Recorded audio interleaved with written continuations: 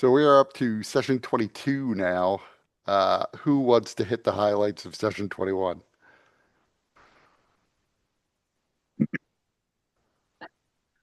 Pebble had a hangover, and we let him sleep it off. That was pretty much the most important thing that happened. Possibly. We got Very important first step. Right. yes. We got money from we got letters of credit from Professor Barath. Professor Barath. We met up with Sabius Vereen, who was dressed as was cosplaying as an old woman. Uh and they described they gave some details about how Louise Troon's social schedule, and that basically there would be an opening where we could go in. Um, we could go in to break into her place. Uh, we learned a little bit about the defenses, namely that there was you know there's a number of defenses, and Kurt, you could say them better off the top of your head. But we learned about them. We considered trying to buy a scroll of dispel magic so that we could avoid the earthbind effect on the porch. We got there like 5 minutes before closing, and the scroll was overpriced, so we passed on it. We ended Well, up going. so yeah, you had actually, what you had found there was a scroll of detect thoughts that was overpriced. Uh, yeah, yeah, it was a tech thoughts, which we also thought could be helpful, maybe, but we decided not to buy it. We went instead anyway, just we went to her apartment anyway, and there was an entourage outside, like a crew, like news reporters, tabloid. Um, you know, I'm blanking on the name of the tabloid, The expositor, the Sharn the expositor. Sharn Well, Expositor. so right, there were reporters there, but the Sharn expositor was just a newspaper that Lee had picked up that turned out to be a tabloid, and so Lee decided to pretend to be a reporter from the Sharn Expositor to blend in to the crowd, which was mostly fans, not mostly reporters, Oh, okay. waiting for her to return. And there was some discussion with, at least one of the fans who sort of stood in for the rest of the crowd, who had his own personal autographed copy of an artist's rendition of her. Yeah, So, and that she returned like well after midnight, around 2 in the morning. Uh, Her security detail tried to usher her in. She did, she did hear the shouts from Lee shouting questions at her. And so he, through one of her security detail, was invited to come inside to speak with her, but he turned her down.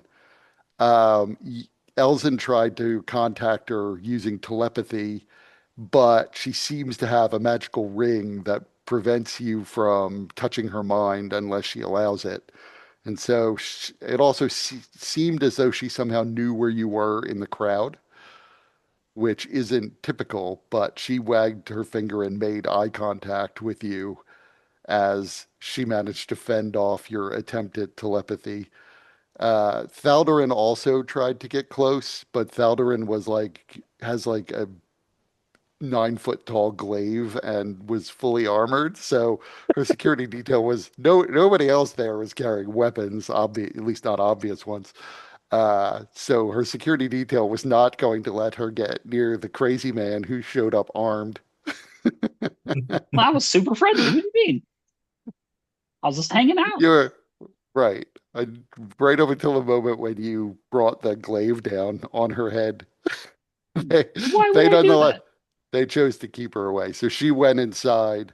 I She went mentioned I through, mentioned what's his name to her.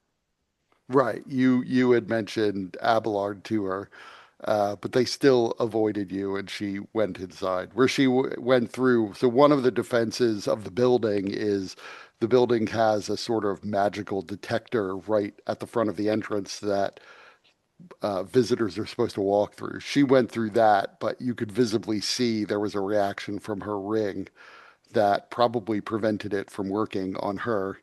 The concierge, who was just sort of waiting inside, seemed to sort of obsequiously greet her, and then she disappeared into the lift. The other defenses you heard about are that there are unspecified wards in the lift itself. One of them that was specified is that you need to have a special token, and the tokens are keyed to the floor on which your apartment is so that you can get to the floor you're going to, but you can't necessarily access every other floor. There must be some way for visitors to get to particular floors, but that probably involves talking to the concierge. Is a stairwell that you haven't seen. You could guess where it is from having seen through the glass of the lobby. There is like a circular central, what looks like a pillar, but it is probably just the wall around a central stairwell that goes up through the building. Um, it probably also has wards, but Sabius Vereen was not necessarily aware of what they were. He said the stairwell is rarely used because most people take the lift. There is a back entrance through which servants come. He didn't mention any wards necessarily on that, but presumably it is also guarded and locked. There are the Earthbind ward on the balconies so that anything that sort of approaches flying will gently be lowered to the ground. There are guards internally. At least some of the residents have guards internally that wait in the lobby and sort of watch to see who is approaching the door. She has three security guards, and she has a personal artificer who lives with her and who maintains her apartment, who probably also has placed wards on things. Vereen also assumed that the balcony is probably protected by an alarm spell in case somebody is able to defeat the Earthbind, because Earthbind is not 100%. There's a saving throw, so something sufficiently strong could power its way through an Earthbind spell. So those are the ones he found out about, he knew of. Uh, that doesn't necessarily mean there aren't other wards. Right. So he also suggested that, your best shot, at least in the immediate future, was to go and try to break in that evening because he could tell she was going to be away for a while. She has several dinners that she could attend in the near future, uh, but you wouldn't have nearly as much of a window of time to get through, to get into and out of her apartment. So you can always go back to him, though. He could go and find out more about her schedule. And as Elzin pointed out at one point, there's not actually any reason why you had to get it done all in one night. It happened to be a good opportunity to do it, but there's no time pressure that you're aware of to get in and out. You could plan this for a month, and presumably it would still be fine.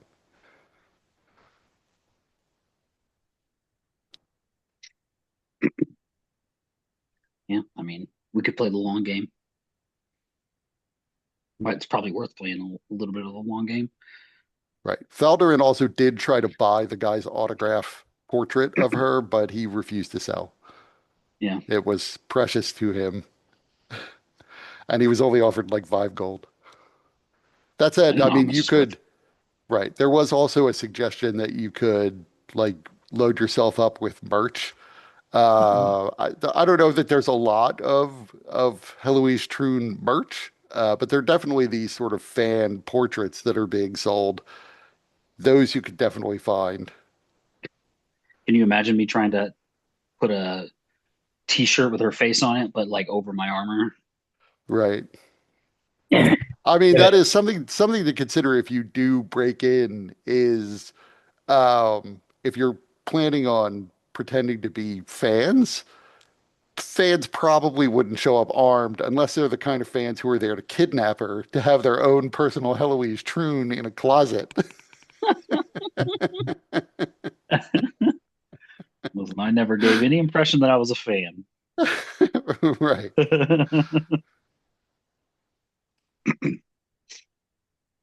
Not like the other people who were there, at least. I And, recognize I, for beauty. and as I said in my email, even if you were to sort of fail, it is not likely that the security guards are going to outright try to murder you unless they, need to act in self-defense, because that's not the typical security guard job, is not to slaughter anyone who breaks in. Um, that is, they are not police. They are security guards. Who will cut you down at the lift. Right. One of her security guards is apparently a Deneth trained former bodyguard of some sort, who was described as being fanatically loyal to her. So, he at least is not unskilled. The other security guards, you got the impression maybe are of lower quality than him, and he was in charge of security for her apartment. And she also has a butler named Laskavordiax, who is very well known for having a great ability to read people. What that means, Vereen didn't mention, but and no one asked. So that might mean magical ability, or it might just mean a certain canniness and insight into people's motivations.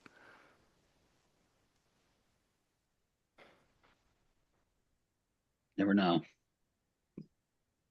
So it is now the morning after. Oh, yeah. And then, of course, Pebble woke up the next morning feeling much better, the hangover having been gone. And so he began bouncing on beds because everybody else got back super late and so wanted to sleep in to get their like 8 hours. Uh, but Pebble, he was completely well rested way earlier than that.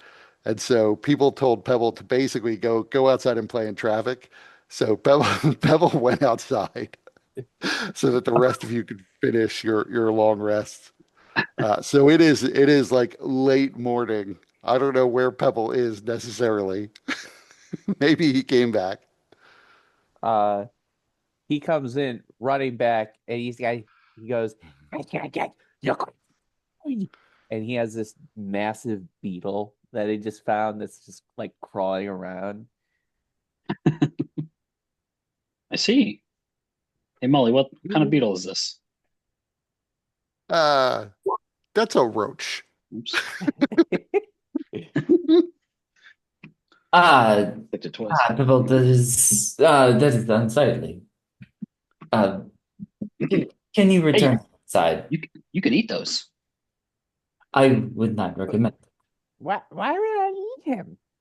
Good protein. He's a friend. Look at him. He's Uh, so cute. did you find that outside? Yeah, Okay, good. Do not leave it in the building. They multiply.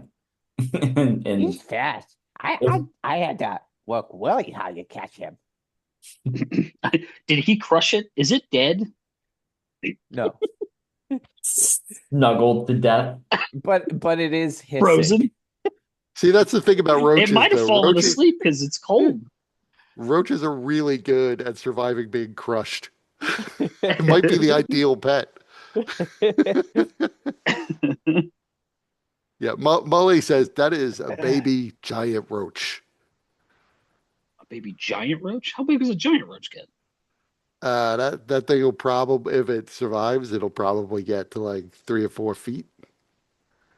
Incredible. Hey, keep that guy around. Hey, Are you 4 feet. serious? That needs to be like almost as big as me. We should get rid of that thing before it before it grows beyond the foot. It'll be fine. I'm gonna name him Did- Biggie. Biggie Ziggy. Just looked at Elzen like, didn't you have bugs in your house? I worked very hard to exterminate everyone I saw, especially the giant roach. They are notoriously difficult oh, once they have found an inn. They breed like crazy. Yeah, I mean it's so big though. Like it can only house so many of these guys around. Whole buildings have been condemned for giant roaches. No, this thing, well, it is not my house, so and we hopefully will not be here very long to so it'll be fine, but Right, come inside. He's my new friend. I did forget that Professor Bareth also promised Elzin that he would get him library access. yeah, in the morning. Right, I have an order in for armor right, refitting. right. I can't remember if I paid for that or not. Yes, you did. One of the gems was cashed out for 700. One of the you got two gems appraised, and one of them, the less expensive one, you got cashed in for 750 gold or 75 dragons. Right. But And of that'll course, be another yeah. 6 days before that's ready. It is late enough in the morning now because you've got to sleep so late that you probably won't be able to get back to Moorgrave University until noon if you take a sky coach.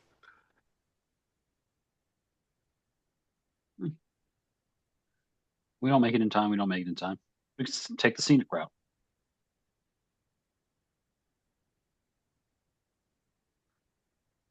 Yeah, I mean, you could rush ahead if you like.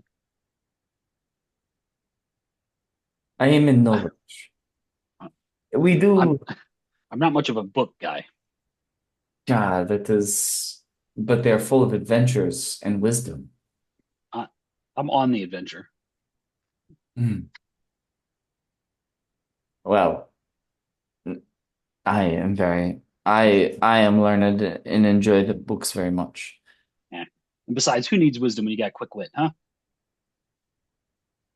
I Quick don't wit, quick talk. feet.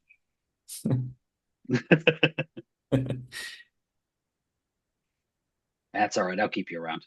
We'll we should probably arrange another meeting with Sabius, Varine, and see if there are any other openings for our Heloise trip. At last night didn't seem like the right opportunity. I don't know. I don't know what it was. He looks over at at Pebble. Uh, yeah, just as Elzen is looking at Pebble, you see Pebble is uh putting the roach into his bag as it hisses, struggling to get out of Pebble's grasp. But then he manages to secure it in the pack, and he says, "Yeah, so what were you guys doing where I was asleep?" We were scouting. There's I I'm blanking on why we wanted to like what was the reason we were trying to You, get yeah, you, inside her apartment. oh, because I could have gone, and this was sort of like the session before. So Professor Bareth had said that he was interested in her connection to Abelard. Ah, And there was the suggestion from Thaldarin that, like, that they were writing letters back and forth, or at least Abelard was writing to her. So Thaldarin suggested there could be more information on what it is she knows in, like, if she has an office or something like that, that makes sense. or personal effects. I There's a couldn't remember if it was from Bareth or from Vereen that um yeah. Yeah, Anyway, no, it was Bareth. Because the letter that we found that I think we gave to whoever it Kukashia. was, right? But it was sent to her and it had a lot of mathematical equations and shit. It wasn't like, "Hey, sweetheart," whatever. It had a lot of information, so seems to know a lot more than either. Uh, she seems to be a lot smarter than anyone is aware of, at least her persona. So maybe she knows what's going on at Black Pit. Or what happened at least. Right, right.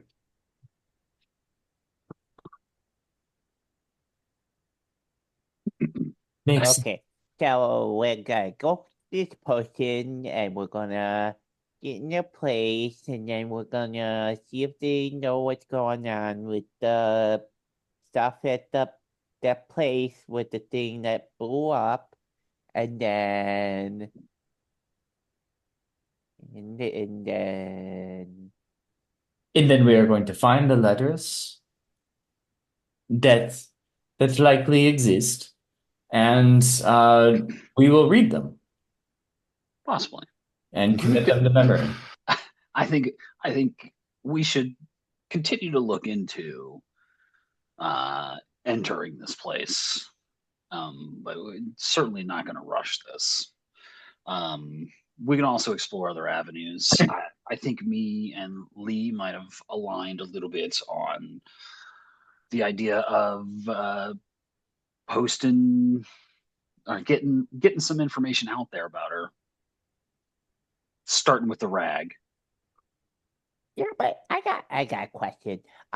Who's Eberron?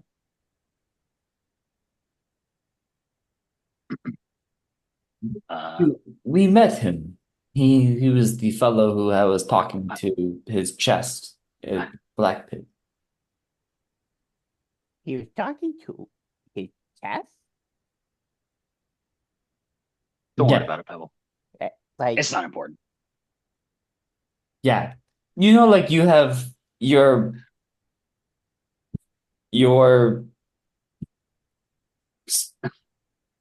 ice Ice? block thing. It's like if you talked to it's like if you named your ice block and talked to it. I would never name my ice. What? That's weird. This is why we believe this Abelard, this Abelard guy is very weird. Oh, okay. It's weird I got it. times. I got it. So what he's talking to his chest, so he's weird, so we need to find out why he's weird. Exactly. Yeah. But Okay. Pebble, we have to be discreet. Do you know what discreet means? Now, It means it's almost like a little game. Okay. You like games, don't you? enough games. This is a game where we don't tell people everything we know. I Even don't if know we what want I them, know. we don't tell them hardly anything, even if we want them to be our friends. But then how I know what to tell and what not to tell? And If you're how not sure, do- hey, double focus. yeah. If you're not sure, He's like, if you're not sure, say nothing. That's part of the okay, game. That's a rule of the okay. game. I'll say nothing. Yeah, perfect. Just only say nothing. Okay. As long if you just say the word nothing, I don't care. That's fine. We know 2 nights from now she has a dinner from 5 to 6, I believe. Yeah, probably worth at least scoping out her process of leaving and re-entering, Mm-hmm. getting see patterns. She certainly, besides all we have learned, she certainly has some tricks up her sleeve as far as who knows what sort of powers or abilities she has that I have can't not been tested. I can't imagine that they are not insignificant. Yes. And Tony, you got interrupted. You were explaining you had a plan to like plant news stories. Oh yeah, well, me and Lee, I think, aligned in that thought about just sort of revealing some information about her that we know. Starting, we could put it in the rag at first. Maybe we can even have a special delivery for her that edition of the paper. I Well, don't know. I don't even know if we need to do that. If we get it in the paper, she'll hear about it. If she's that much in society, I'm sure that she has people or people talk in those circles, and they would say something. You think her people care about the rag?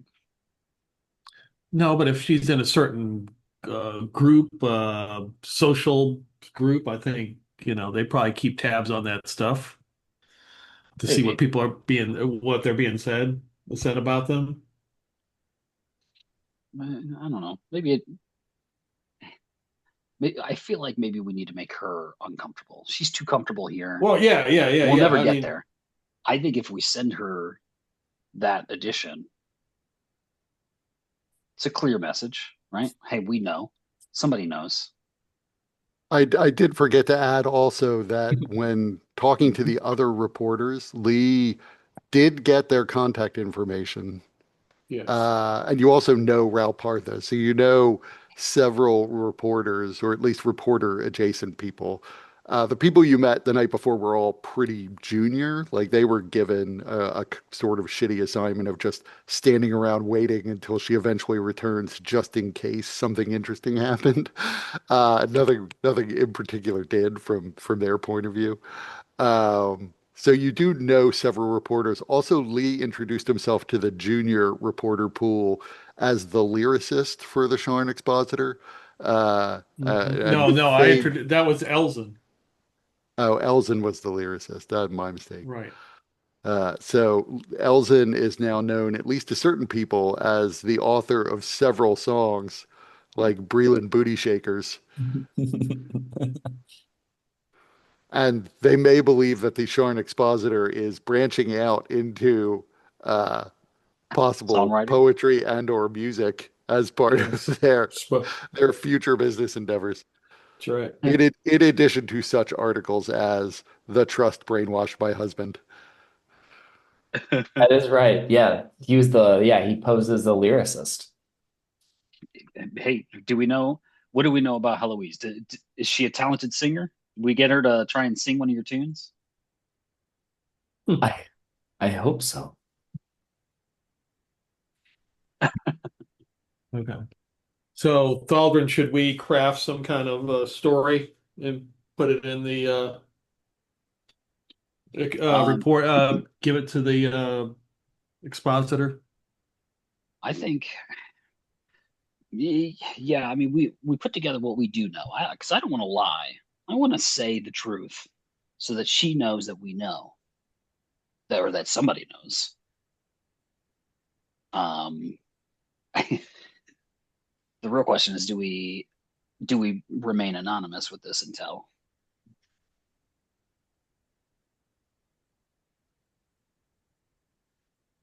I don't think we should give them our real names. Yeah, a I way mean, to reach out. I don't know. nobody knows who you are. Yeah, I So know.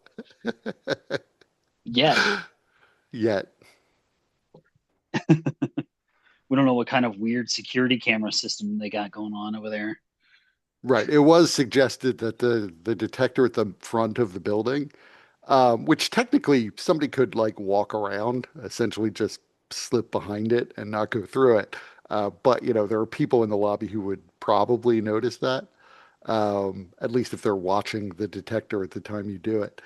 But it was suggested that not only can it detect your thoughts as the concierge asks you why you're there, but that it may also keep a log. Vereen seemed pretty certain that it kept a log of the people who were coming in.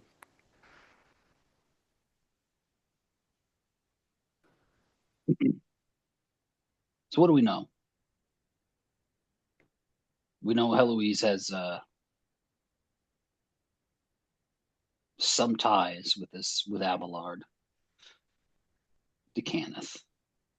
That alone might be a bit juicy Right.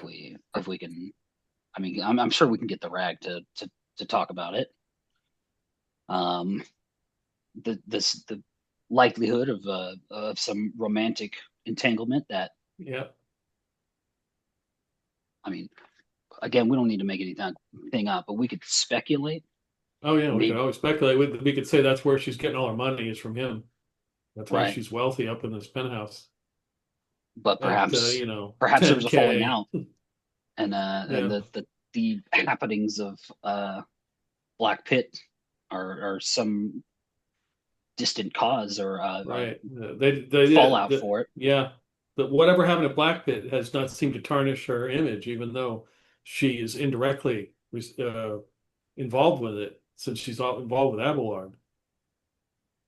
Yeah, Do you think that if she if and where the if awareness of their relationship is raised, that it would make the letters more difficult to find because she's trying to bury evidence. I mean, I think if anything, it might fluster her, and she's more likely to make mistakes or start seeking somebody. We need to get a proper face to face with this woman. Well, I mean, just like Calderon said, we got to put some pressure on her. Yes, I mean, I agree. I was just wouldn't want to make it more difficult if she's going in on the defensive about that specifically. That's fair. If Maybe there's we some socialite, if she has a nemesis or a rival in Sharn, like that would be juicy. And not cast light in the direction that we look to follow. maybe perhaps she might try. She's fair chance that she's already hidden whatever it is. Um, yeah, in some vault she feels is unreachable. But if she attempts to, you know, dispose of something, perhaps we should perhaps ask Sabius what they can learn about their disposal process. Do they have like a fucking pit to some fiery plane that they could just toss stuff? Or I don't recall Sabius Vereen mentioning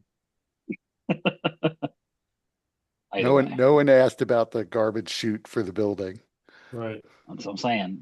If we could just intercept her trash, might be able to catch something there Right. too. Because once she puts it out there, it's free game. Hmm. She just thinks it's trash. Most people don't think about their trash. It just We goes can away. pose as trash men and go collect the garbage.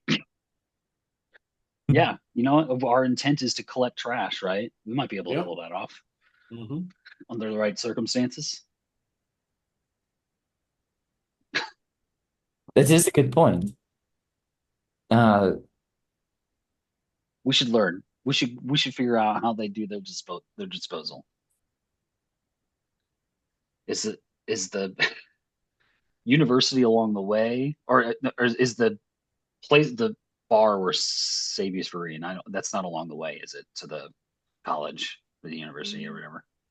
It's not exactly along the way. You're not that far away from the King of Fire where you are now, so it's not exactly a huge detour.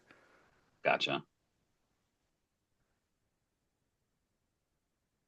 Might be able to You make a are quick stop. here, and the King of Fire is around there, and Morgrave University is way up here.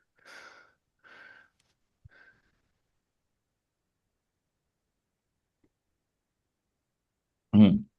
I think I am going to go to Morgrave University and study the vaults. I was also going to see if I could find anything about the construction of the machine or the spell that they use to at the lobby to see if there is a way to you know, turn it off or deactivate it. Hmm.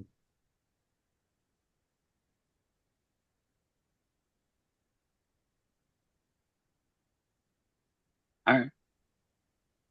Yeah, somebody should definitely go to the library, I think. Probably a good idea. Do you need somebody to come with Does anybody want to read? you? As, I'm as pretty sure Thaldrin and I both look at Pebble. What's Wiki? I feel like Molly on my head is like, fuck no. Yeah. Hey guys, if we're gonna try and go into this person's house, what if we just climb the walls? Very high up. Might be able to climb it, but we also might be forced downwards too. What will we be forced down with? Spell effects, defenses to prevent people from doing that.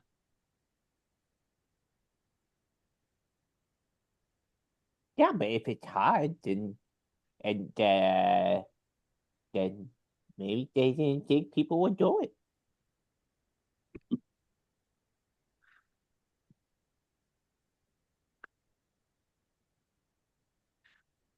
Maybe.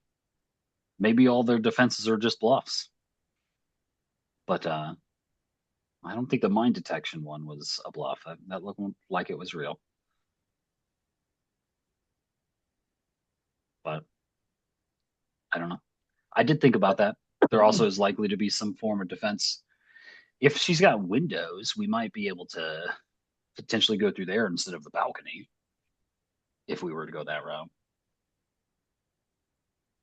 I mean, you've seen the building. You didn't necessarily see in detail what's up at the top of the building. But Elzin and Pebble had actually been inside her apartment before, just in the future, when it was all subdivided out into smaller apartments for people to live in. And the building definitely has a lot of windows. You Right. know, given if there are defenses on it, you have to imagine the windows lock in some way. So there Uh-huh. might be that. But you can also, if you're, since you're probably going to have to revisit Sabius Vereen, you could also ask additional questions. He may know the answers or be able to find them. You know, if there's something that gonna read minds, like read my thoughts, well, I practice at the monastery healing my mind. I used to be a lot like really hyper. Used to be, huh? Are you saying What? that this is an improvement? Ah, ah, it was. I mean, I had fun, but I guess my master really just wanted me to focus on calm because he said that that was the way that I would get stronger and get faster and get better. So I did it. It was really hard, but I'm really good at it now. You, I would bet a lot of money that you could get better at it.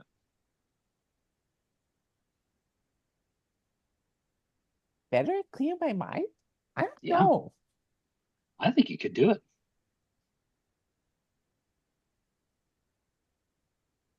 I think I'm pretty much as good as I'm gonna get. I think you could get better. Hey, never know unless you try. Maybe. There is always progress to be made. Yeah, you could be like me. My head's clear all the time. That's it. You just see Alzen standing behind him, just nodding. We did suggest shorting out the machine by sending Pebble through first. Yeah, that was true. Ah, shit, it broke.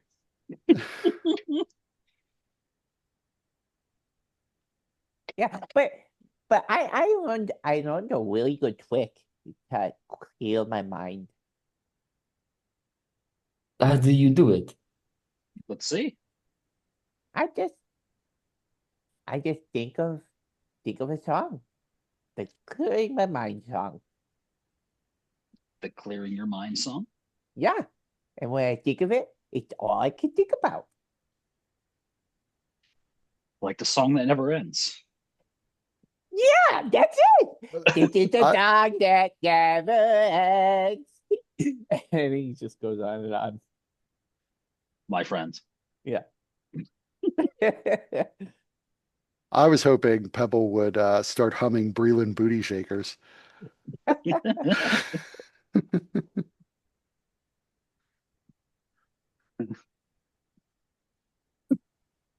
Alzen's going to make preparations to leave. He's gonna call a sky coach. What did it cost us last time to do a sky coach? Was it that I don't remember how many gold the last fair cost. It wouldn't have been gold. I think it would have been like 15 silver per person. Oh, oh, okay. So yeah, he's just gonna if it's going he's going by himself, then he's just gonna call a sky coach. So yeah, it's a little more like a taxi. Like you basically have to go to the edge to mostly to the interior, but between the towers at the very least, and wait to see an unoccupied sky coach. But as you wait, one of them eventually does come flying down. I mean, these are fairly large. Like they could hold six people pretty easily. It generally they most of them tend to look almost like rowboats, just sort of enlarged rowboats with a sort of arcane machinery at the back of them. But you feel the rush of wind coming from underneath it as it pulls up along the side of the tower near the rail, and you get in. And he agrees he'll take you to Morgrave University for the 15 silver. Thank you very much. So he whisks you up there. Going by Sky Coach, it only takes about 15 minutes for you to wait for the coach and to get up there. Aldrin begins to wonder. I wonder if I can get one of those. I mean, there must be a way to get a medallion, whatever system they use. I'm used to New York. You get your own Sky Coach.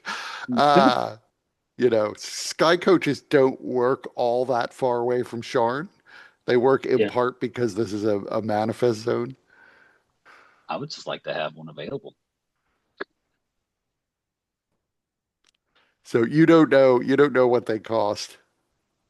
There aren't that many of them. Like there are, I guess, a lot in the grand scheme of things, but relative to the, hundreds of thousands of people who live here, there aren't that many. Hmm.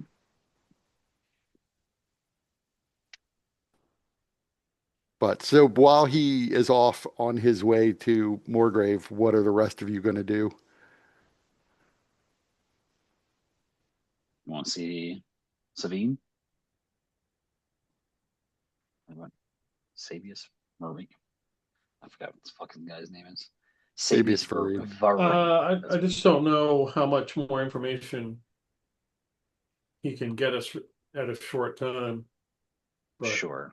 Well, I mean, even on her next, dinner date or whatever, I don't think this. I still don't think it's enough time to get enough information to be actionable. no, no. I just gotta Right. like So fill in the blank spots as we find them. you agreed to share information with him, which is why he started looking into her in the first place. To the Right. extent that you need him, you're going to ask him questions that he's going to need to go out and find out the answers to. Uh, it still might be good to talk to him. That said, you also realize like you don't know what his hours are. The King of Yeah. Fire is a tavern. It's not open probably at like noon, which is around what it is now. What kind of tavern is this? Mm. Not Yeah, open the at noon.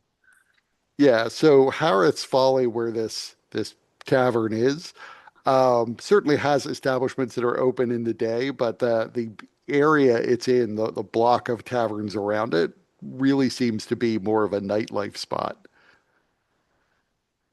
I see. Well, I mean, I can go looking for spears right quick.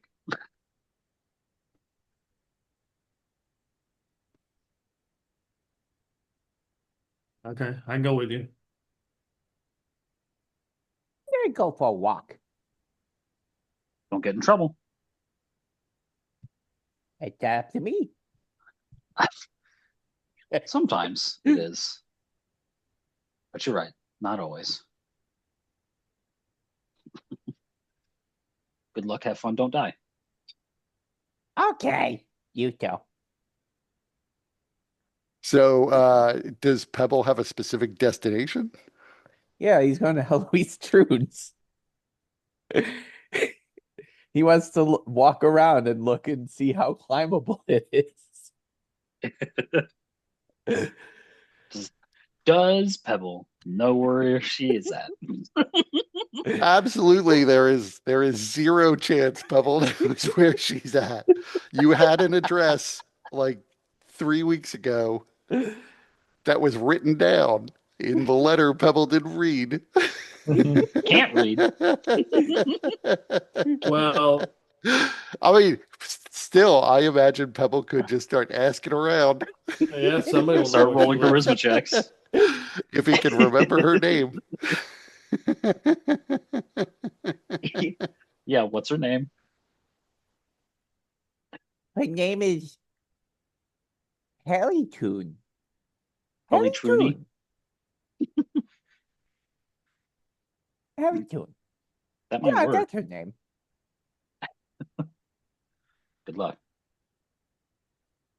I mean, asking for like an ability check on a mispronounced name seems wrong, but roll me percentile dice.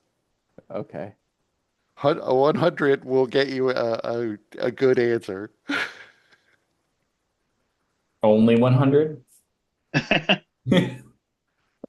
So yeah, Little more than halfway you there. are a lot of people don't know what you're asking about at all. One of them directs you to what looks like a nightclub that has a like Hell's Tune theme, but it appears to be more sort of animated character devils that are drawn on the outside of this club, and it doesn't look hard to climb at all. I would also included in asking for Helly Toon. Uh, I would say, she's with that guy Abibod. Yeah, that doesn't improve your No, I know. results. I just wanted it to be known. See, the guy who directs you to Hell's Tunes says, I think there are bards there. The real question is, on a 54, does somebody direct him to an insane asylum? He is not picked up by the watch as a result of potentially being lost from his family or a danger to himself. I'm now right now I'm picturing Frank being walked into the insane asylum, and It's Always Sunny when he's on all the drugs and he's wearing the hospital gown, wandering the city.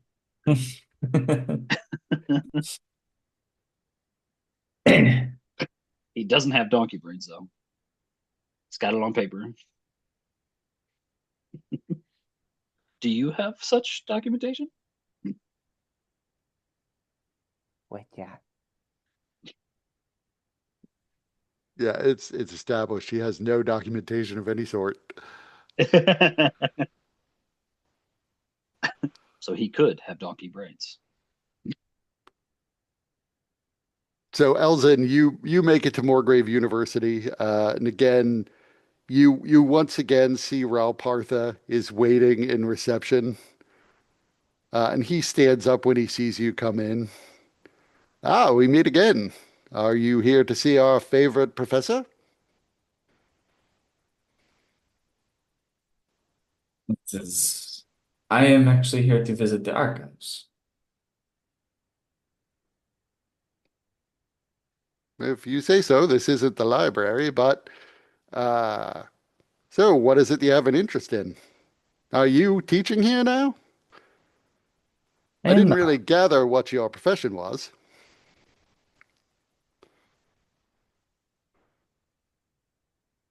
I am an adventurer. Ah, an adventurer with a taste for research, I suppose. What is it that you're going to be looking up? Well, I hope you have a nice day. Very well. Keep your secrets. Tell Professor Bareth I'm down here if he wants to talk. You know he doesn't. He smiles and says, I'm sure that's probably true, but someday I'm going to get the truth. Can't hide the truth forever. He just You can't handle the truth. he just Alvin just moves past him. Um, presumably he can has has a way to, get to Brett's office. Once again, like the first time you go up to the receptionist, and she sends a note up through the pneumatic Ah, tube, yes. and a minute or two later, you get a response, and she tells you you can use the lift to go up. Okay. Yeah, he gets in the lift, keeping So an if eye you, on Rolf. right, it's just Ral, R-A-L. Oh, Ralph. Uh, Ral watches you nonchalantly. You see he occasionally opens up his notebook and looks at it and puts it back down again. But you take the lift up and go to Bareth's office.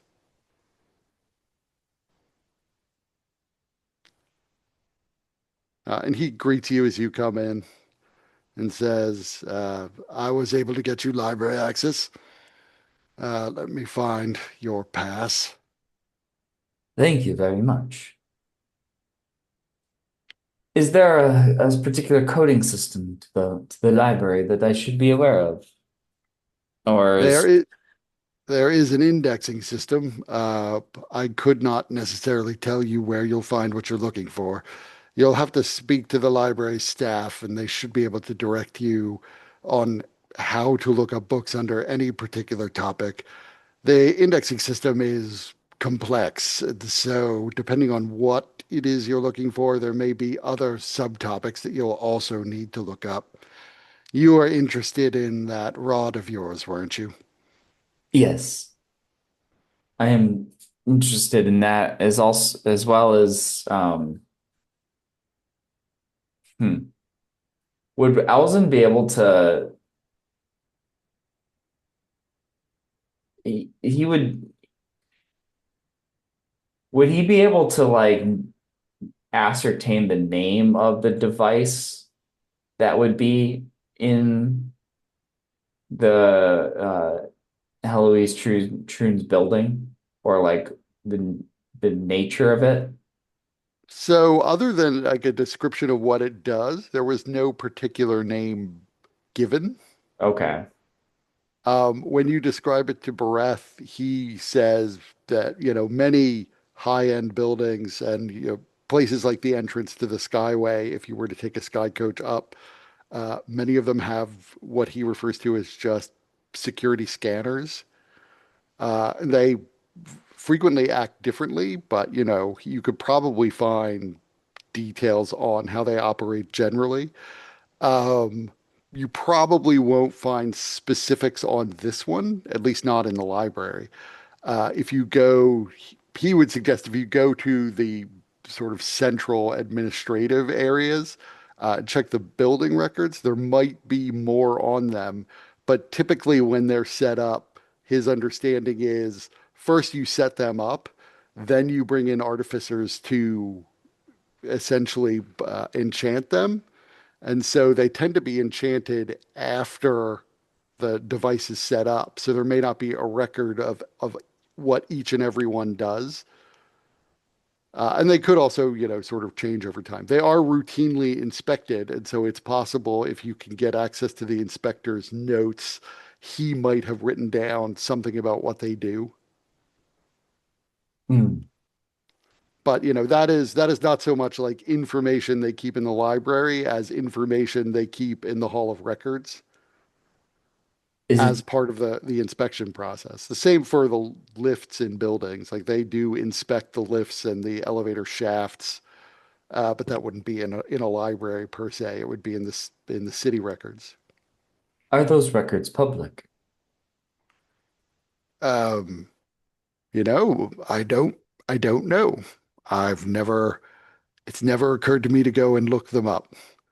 Hmm. My understanding is you can find real estate records, but city inspection records, I'm less sure about. There must be a way to verify whether or not their inspection certificates are up to date. Though I would imagine that more involves asking a clerk to check on a record rather than pawing through the records yourself. Ah, very well. I mean, I am sure there is some way to get access to the records. The clerks probably don't make very much. It is good to know. This was very helpful, Professor. Thank you. I'm blanking on the name you wanted him to fill out your identity papers with. It was, uh, I wrote it down, but I don't have my notes open. yes, it was. And in Tenwater. And in Ten Yeah. Water. So yeah, your library pass does have a sketch of your face on it, a pretty good one. I mean, it's just like a black and white drawing, basically, but well shaded. You're not sure how he was able to recreate your image quite so accurately in a day, but it is in the Got an name of imagist. Andon Tenwater, and right, you do know that imagists exist.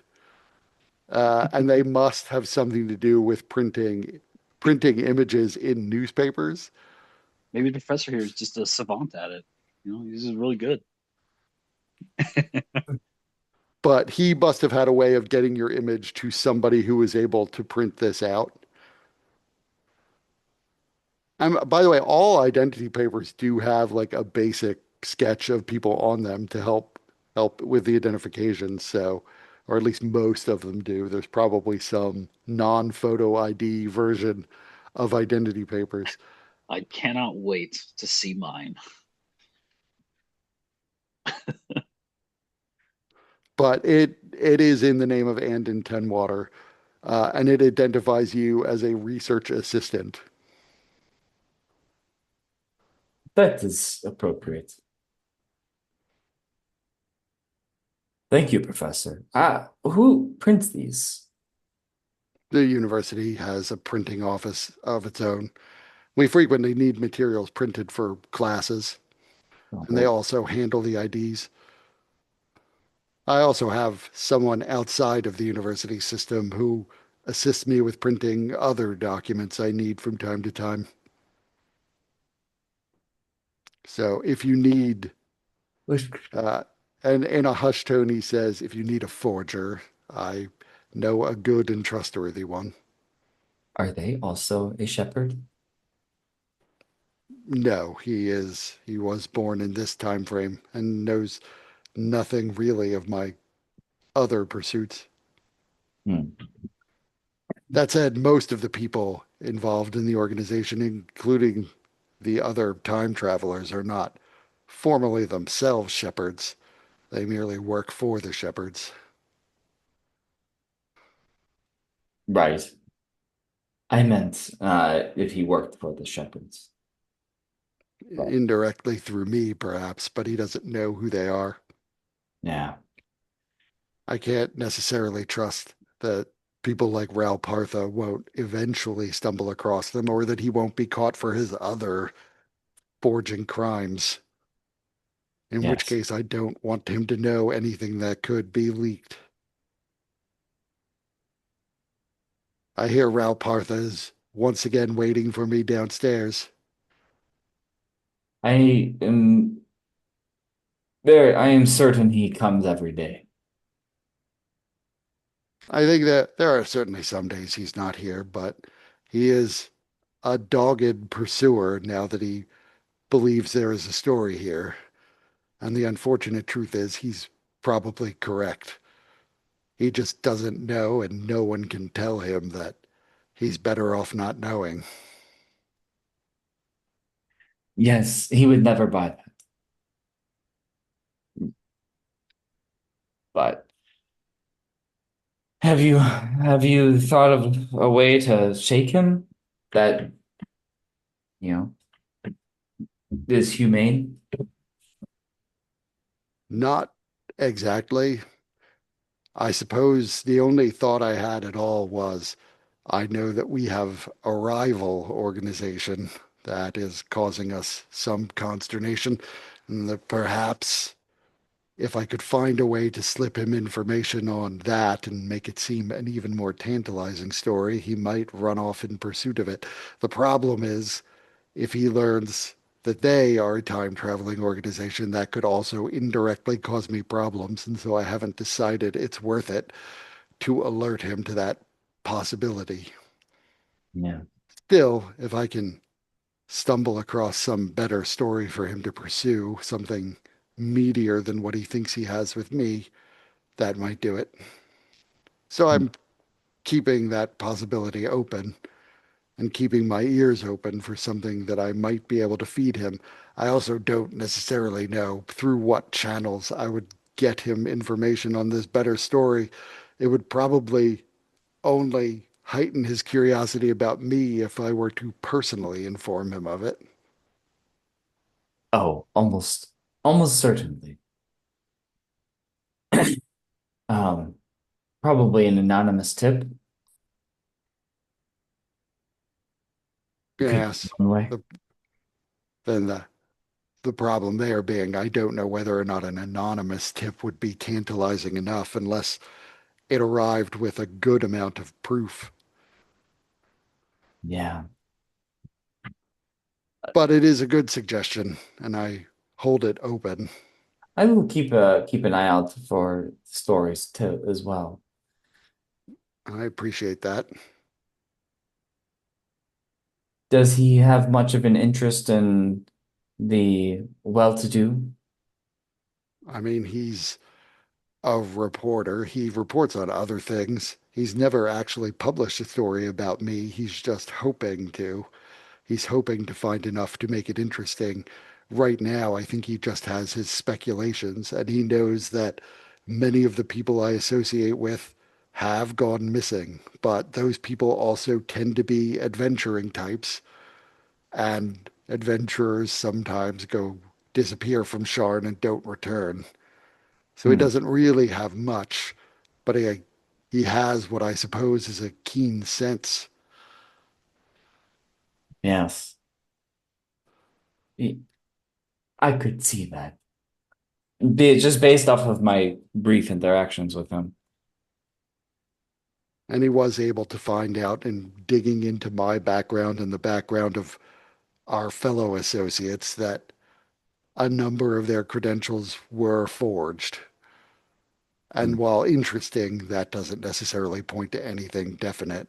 He couldn't even necessarily show that my credentials are forged or that I was involved in forging anyone else's credentials.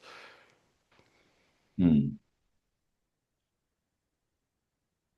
No, I may have an idea to shake him, well, to point him in another direction, but it will depend on a few factors coming together. But it sounds like it would be helpful to you and really to the shepherds in this time period. Any help you could provide would be of interest. But it is unfortunately later in the day than I imagined, and so I'm afraid I have some meetings coming up that I have to attend. I am the head of this department after all. There's a lot of paperwork and back office work to do. I do not envy you. Um, I'm sure we'll be in touch soon. Thank you for the card. So he shows you out. Yeah, Ral Partha is waiting and sees you get off the lift and again gives you a nod and a smile. Good luck with your research.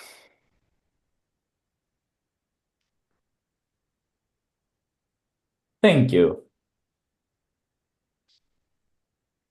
And he So is. I assume you passed along my offer. I'm sorry. I'm not sure what you're talking about. Righto. Good day. And he moves along. So Thordarin, I wouldn't say you have to make a charisma check, but you can also roll me percentile dice. You do not have to get 100 to find somebody selling a magical spear.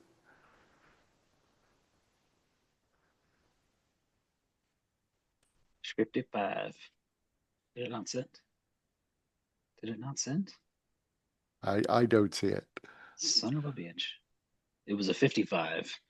Okay, I will take your Goodness. word for it. So you're able to find plenty of weapon sellers. I don't know where would you go? There is a bazaar nearby. But are you looking for something sort of higher end? Like you're in the middle Dura. So this is not necessarily the height of Sharn society. So Right. things would be a little bit less expensive here, but you also wouldn't necessarily find the highest quality of items. Uh, does that exclude uncommon magicals then, or So, right. So you'd be less likely to find uncommon magic items here, but you definitely can find uncommon magic items here. I gotcha. Just not in Um, quite the same supply as you would in on the upper levels, like upper Tavik's Landing. Like there, you probably would in Tavik's Market, which is also Middle Dura. That's on the like exact opposite side of, of the city from where you are, but on the same level. Tavik's Market is a large open air trading space with a lot of shops. um,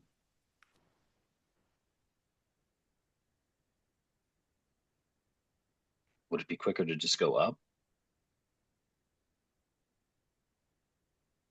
So you could find you definitely it would be quicker for you to go up. Um, you don't know you not having familiarity with this time frame, you don't know whether or not it would be better to go to Tavik's Landing or just go up a level and see what shops there are in the upper Dura. Um, would would Molly perhaps have an idea as to whether or not there's a bazaar type of thing in the Upper So, Dura? um, I mean, there are definitely shopping areas in the upper Dura. Okay. That's Well, not I guess it's necessarily the sort of detail that Mully would know about. His knowledge is more academic than gotcha. practical, but he would be aware from references that there are shopping areas in the Upper Dura. I You guess know, it's his just large. right, your general understanding would be Tavik's Landing is where adventurers might go. And so since you're looking for Hmm, weapons, I there's gotcha. probably a better supply of weapons there. And they do tend to have more magical gear than a lot of other places. How long would it take to walk? It would probably take you about 2 hours to walk around, weaving amongst all of the towers to get over there. Jesus Christ. Like I said, you'd have to go in an arc like around the whole city to get there. Yeah. No good bridge, I guess. Not across the city, no. A lot of bridges between you and there, actually. Right. Got all these other bridges. They don't have the bridges that would be helpful. Poor city planning. Right. Well, I mean, there's also no, so like from like lower Dura generally, there's no bridge that goes from there to North Edge, which is the same plateau that Heloise Troon's t tower is in, except she's on the upper level. So you really do have to go like all the way around the Middle Dura into Middle Tavik's Landing and then over to the Tavik's Market, which is like right at the edge of Tavik's Landing. So it's you are in the absolute worst spot to get to that section of the city. We need to find a place over there. All right. Well, how about a coach then? So you can find a sky coach. And then I can ask the guy, hey, how do I get into this business? Um, well, first you have to apply for a medallion and then find someone who's looking to sell the medallion and a sky coach, or commission the building of a new sky coach, which is unduly expensive. But you can get it these days. Actually, the prices of medallions have gone down, so you can probably get into the sky coach business for. And I am guessing I bought in several years ago, uh, perhaps 50,000 gold. 50,000, huh? Probably a good idea to find a sponsor for something like that, right? Most people, yeah, if you just want to drive the Sky Coach, yes, you could get hired as a Sky Coach driver. Okay, Someone else would own the Sky Coach and the medallion. gotcha. Just to get it going. What do you mean to get going? To Like get my feet wet. if you were a driver, they would require you to drive and collect fares. Right. I understand. Maybe one day. How much to get to Tavix? You see, he does like a little mental math and says that will be 25 silver. All righty.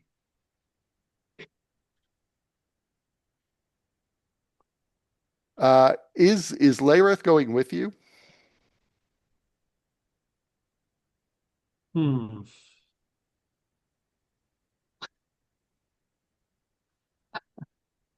It probably is a good idea we didn't send Layerith with Pebble, right? It's probably a good idea. Yeah. He could probably stay back at the room and hang out. That's fine. I mean, he works for you, so whatever you want him Yeah. to do. But so then it's just 25 silver and dirty looks from the cabbie as Lee flies alongside because it feels like he's losing out on a fare unfairly. Bill.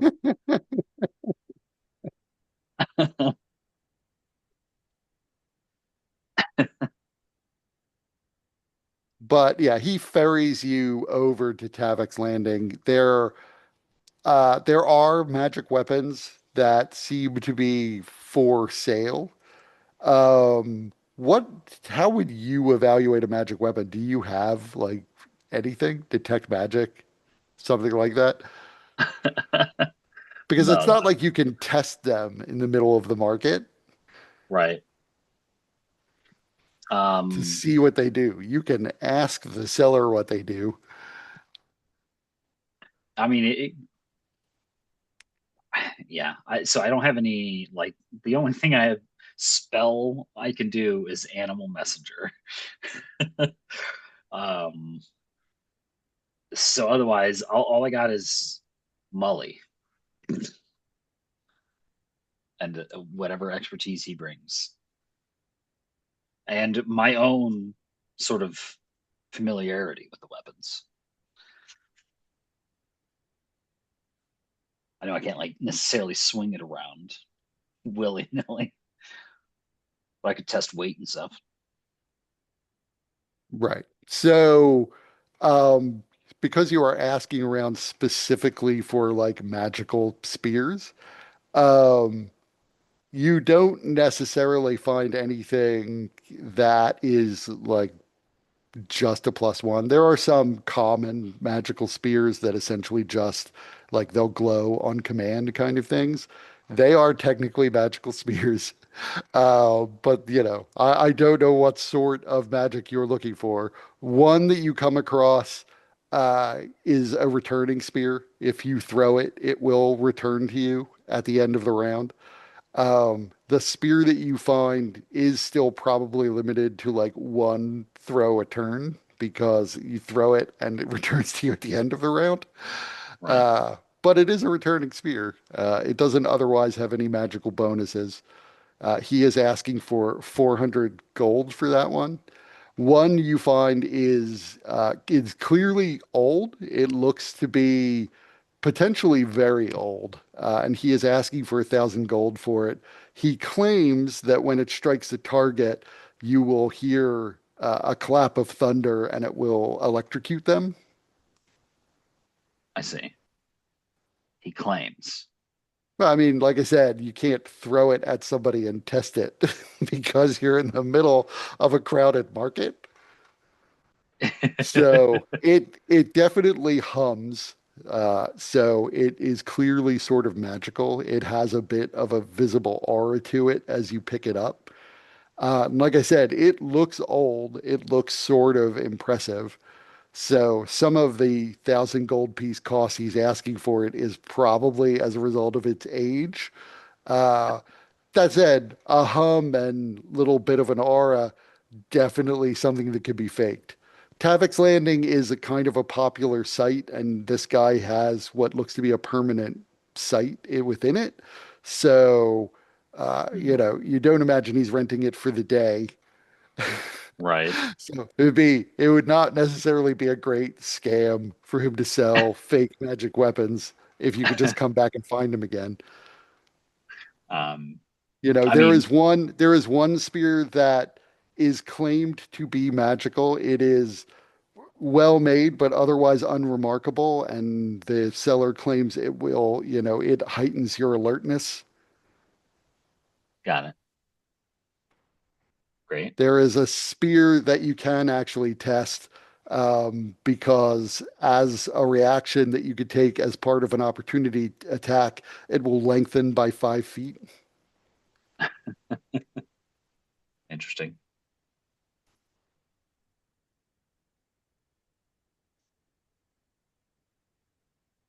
As part of the attack, it lengthens.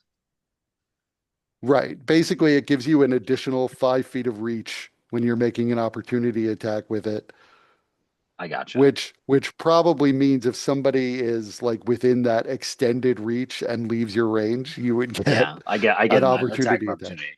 Yeah. Yeah. Reach for But opportunity, it though, would be specifically. so I mean he would explain that what that means is your enemy might not realize they're even apt to be hit with an opportunity attack as they back off because they think they're out of your reach. Right. That's pretty neat. I like many of these. There's Um, a Windrunner spear. That's at least what it's advertised as. It does seem to have runes on it, and it feels slightly cold to the touch when you pick it up, like unusually cold to the touch. Okay. I don't know I don't know what that spear does. Uh, when you ask the seller, he explains that if you throw the spear, your movement becomes quicker for a short period of time afterwards. I see.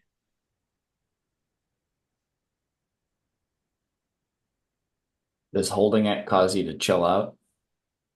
At least your hand gets slightly cold. My fighting style is already rather. I could do a lot of that anyways.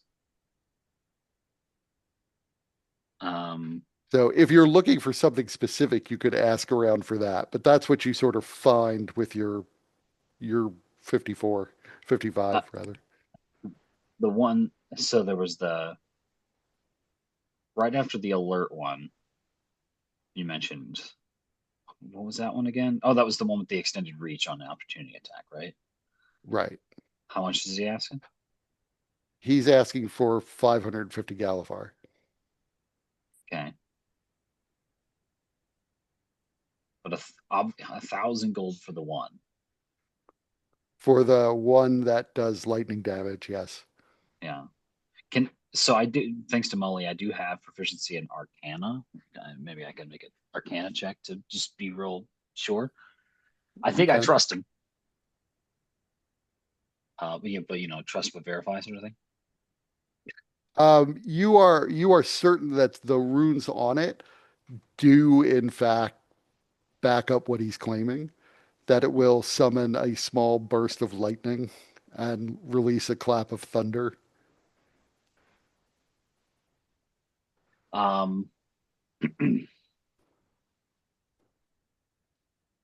I I think I like this. It is an antique. Does that mean it's likely to break?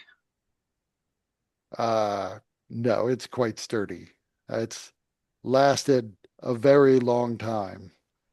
See, you can tell from the runes that this is a Dakani spear. Molly, is he right, Molly? Yeah, with the 23, you're quite certain it is from the ancient Goblin Empire. Um, 1,000, you said.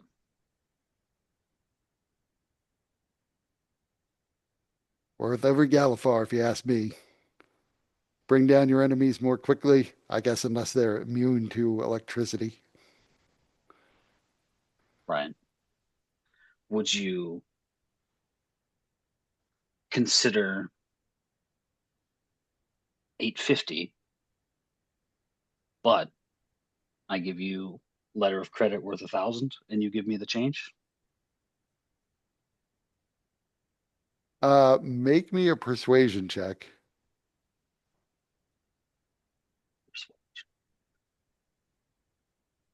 Oh my God. Action point. Fucking kidding me?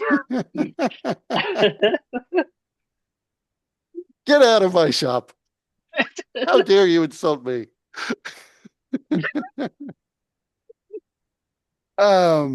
I would need to see the letter of credit, but I might be open to that. um,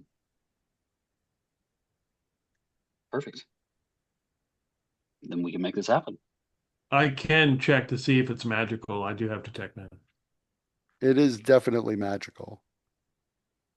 Like he doesn't exclusively deal in magical weapons, but a lot of his stock seems as though it's magical.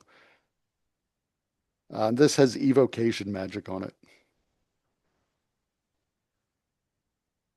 He looks over the letter of credit and says, "Well, it's in bearer form.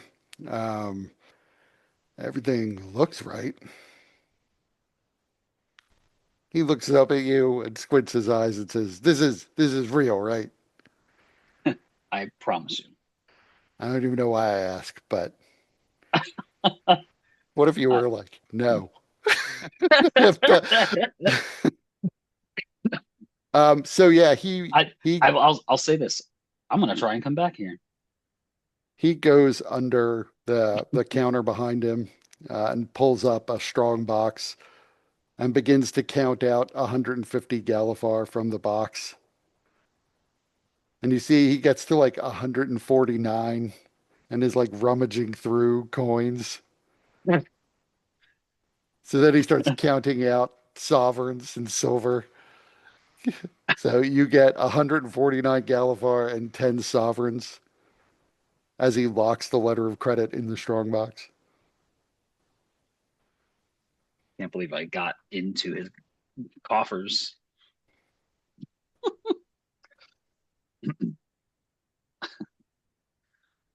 Sorry to clear your pocket there. I mean, it was a good sale. I've had this spear for a while. Not everyone wants to pay that much for a spear, but I knew I'd eventually get my price. So your business is appreciated. Um, can I grab it? Yeah, you could take the spear. Sort of. Is there?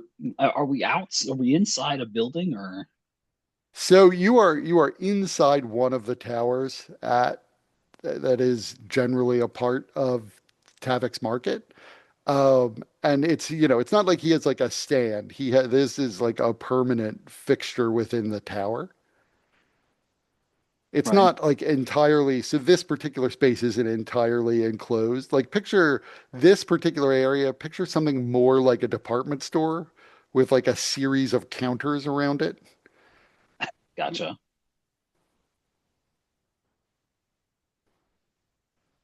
I'm just like looking to see if there's a space for me to manipulate this. You could definitely find like so there are also people milling about, but you could definitely wait until there's like a clearing in the group. By the way, the spear itself is called Stormcaller. Got it. But yeah, you could definitely find enough space to sort of swing it around a bit. So anybody who happens to be relatively nearby might give you a look and back away. But Um, a bit like swinging a golf club in a department store. You could do it. I'll make sure there's nobody around. Right, right. I get that you would wait until it's safe. Some couple of fancy maneuvers. So yeah, you definitely like feel the hum and feel a bit of a static charge as you swing the spear around.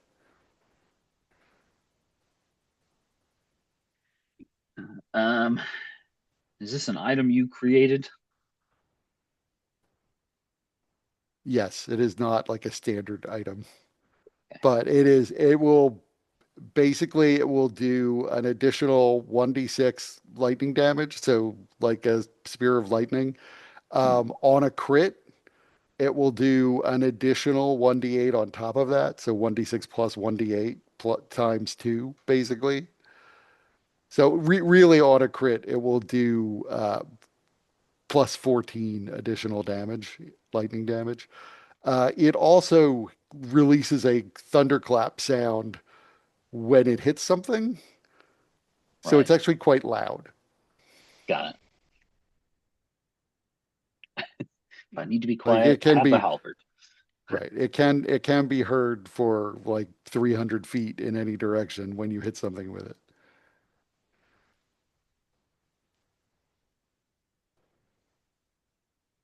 Can't wait to try it out.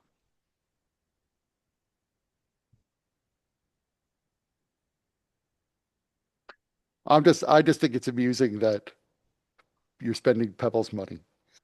No, I'm not. Oh, you're spending. Yeah, that's right. Your letter of credit is what you used. Yeah. No, I So got both. a whole pouch in my inventory here that's just says Pebbles money and there's 50 platinum in it. But you have 150 Galifar left over. Yep. Yeah, I tell the guy next time I need something, I'll come back here. Again, appreciate your business. Anything you need, just let me know. If I don't have it, I'll bet you I can find it if it Appreciate you. exists. Ah, that's fair. All right. Is it late enough yet, or will it be late enough if we walked back Late enough for what? to get to see some, so whatever the fuck got Vereen, Sabius Vereen, because we're waiting for it to be Right. So it later. probably, yeah, you probably are waiting for like sometime after dark to go back over. He probably doesn't sit in that room 24 hours a day either, but so by the time, so it didn't take you that long to get here because you took a sky coach. So it Yeah. only took you like 30 minutes to get over here. So even if you walk back, it'll still be like afternoon.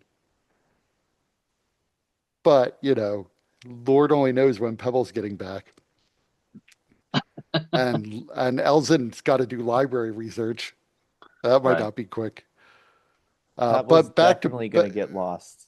yeah, back to Pebble. As you're wandering around, uh, above you, you hear a scream, more of a shout, as you see some halfling on a flying lizard is kind of spiraling down and yelling at you, "Get out of the way! Get out of the way!" And he jumps out of the way.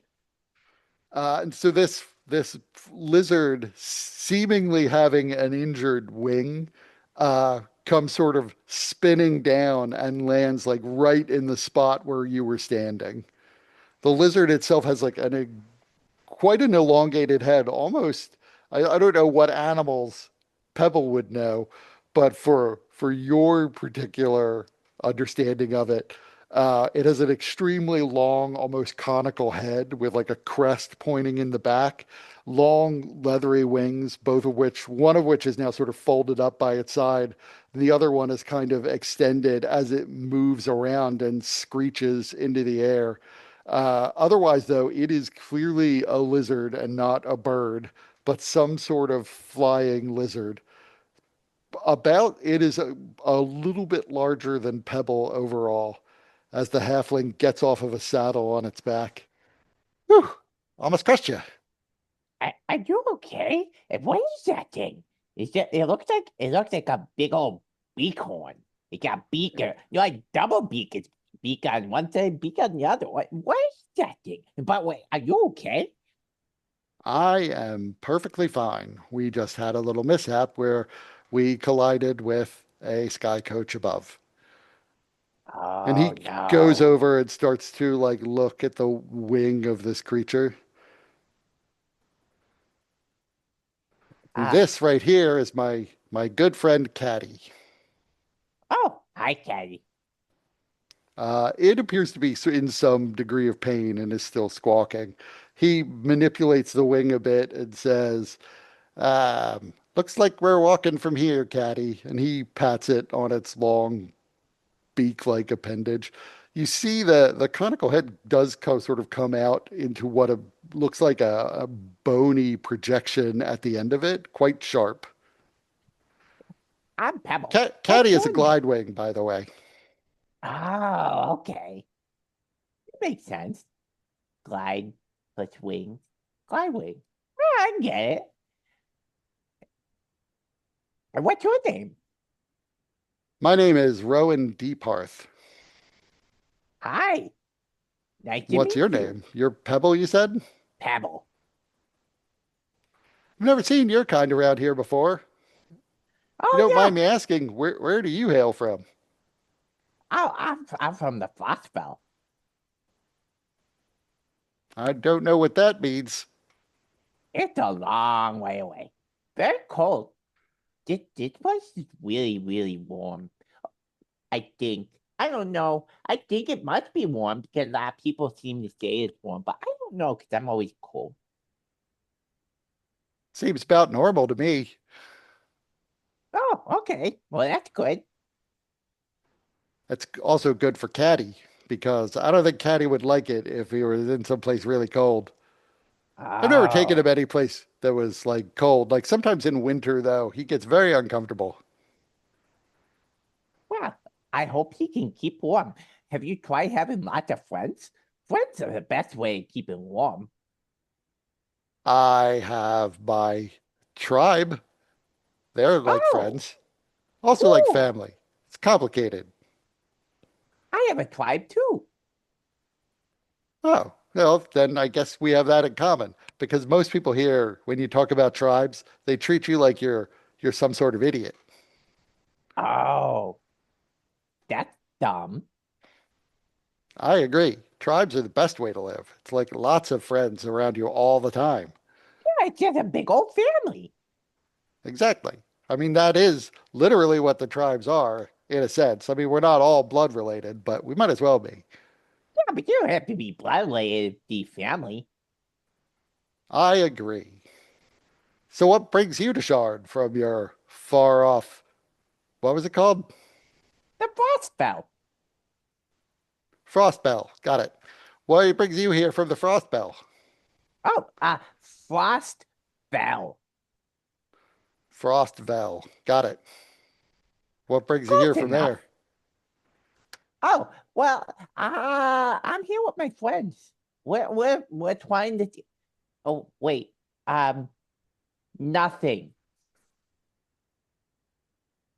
So, just visiting then? I'm sorry. One of my friends said I just when I don't know somebody, I don't know what I know, and I don't know what they know, and I don't know what I should know, and they should know and tell and stuff. That I just say nothing. But I don't want to do that because it seems a little mean. I don't want to be mean. How, how are you going to make new friends if you can't talk to them? Exactly. Yeah, you should maybe tell your other friend that he needs to talk to more people to make more friends. Man, I'm so glad that you fell here. I mean, I'm not glad that your glide wing candy Caddy, candy. I am sad that he got hurt, but man, I'm glad to meet you. I'm glad to meet you too, Pebble. A new friend is always a blessing, or at least that's what Yeah. my grandma says. Oh, me too. I mean, that's just what we say, but yeah. But you asked a question, so I'm gonna answer the question because I'm not gonna say nothing. So I'm here with my friends to find somebody called Helly Coon, who is with this guy Eberron, and they had something to do with this place that had a big old explosion, and everything was like red, and it was really scary, and we ran away from it, and we're supposed to find a way of stopping it from happening more. I didn't understand any of that really. Yeah, I don't get it either. I just really follow what my friends tell me, and sometimes I hit things. Who did you say you were looking for? Harry Coon? Hellytune. That doesn't ring any bells. Sounds sounds like a tiefling name. Are you looking for a tiefling? I don't know what that is. Tiefling is one of those devil people, or Devil people? descended from devils at least. Oh, okay. Colorful skin, horns, looks I pretty much don't like a devil. I don't think this person has colorful skin. Um, I don't really know what this person looks like. That's going to make it hard to help you out there, Pebble. Yeah, I don't know what this person looks like either. And I yeah. don't know them by name. I've been trying to find a place because I need to see if I can climb it. And you said you're looking for somebody named Abby the Bard. Abby Bud. Abby Bunn. Abby Abby yeah. He racks his brain. Nope, that's also not ringing any bells for me. Hey, what are you doing today? Well, I was supposed to be training for a race, but now that Caddy unfortunately got hurt, I think we're gonna have to take a couple weeks to rest, buddy. And he pats his pterodon on the head. Well, if you're not doing anything now, maybe you can come with me and meet my friends. That sounds like a great idea. Awesome. So you see his glide wing props itself up, walking on its wings, which are its front legs, and its back legs as it starts to scuttle along. It is moving a little slowly, limping a bit, and he is trying his best to help it. But it is somewhat larger than he is. So where are we headed exactly? Where are your friends? Uh, huh. I don't think I remember the name of the place. There was a person with uh what did they look like? Uh they had like really big red hair. They had they had a big glass eye.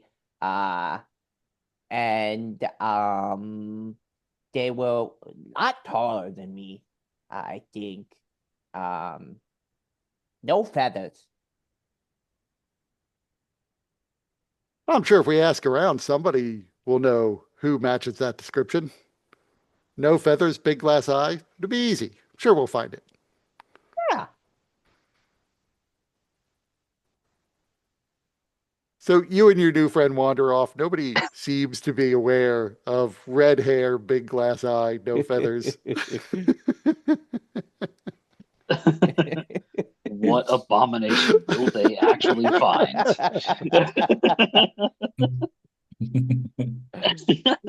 But while Pebble doesn't know the place, I mean, he knows the general direction that he came from. So, there would be that. But he's definitely getting lost along the way too. So you wander off with your newfound friend. Elzin, you make your way over to the library. Elzen, shows his pass. So they let you in. You notice on the way into the library, there is another smaller security device that you have to walk through. There is nobody waiting on the other side to ask you questions, but you see the archway built around the door. He starts examining the device curiously. So it appears to be not much more than a stone archway. There are a series of glyphs and runes along the interior and exterior surfaces of it. Of the archway. Yes. Is there like a device that's separate from it, or is the archway the device? So the archway is most of the device. On the sort of far end, the interior side of it, near the ground, there is a small box made of. So the entire archway itself seems to be made of metal. The box seems to be made of the same metal, but it is clearly, in a sense, separate from the rest of it. Like it's molded from a separate piece, and appears to be bolted on. Okay. Hmm. Do any of the glyphs look familiar? Like are they a legible language or like So make me they you know enough magic to know that these are magical glyphs. But make me an Arcana check.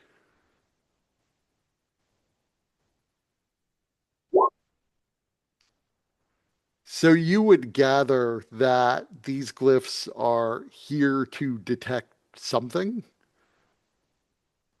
You're not exactly sure what they're designed to detect, but it is some sort of divination magic. interesting. Well, he'll walk through. As you walk through, you see the runes glow as you pass by. So there is a faint blue glow from the runes around the interior of this archway. But then nothing happens as you pass through. They slowly the light fades. Nobody in the library reacts. And looks around and just keeps going. I So guess you would look at the metal box now that he's on the other side. it's about it's not exactly square, but it's about 1 foot high, 1 foot long, and 6 inches deep. Does it It's resting on the thin edge, so it's essentially pointed inwards. It's a little bit of a square box. does it It the- it looks as if the top of it is hinged on the inside so that you could lift up the top of it. he does. He lifts up. He's looking to see if there are what the link is between these two things, or if it's discernible. So the top of the box does not budge when you try to move it. There's clearly a hinge, but it's not opening, and there's no visible lock. Hmm. So give me an investigation check.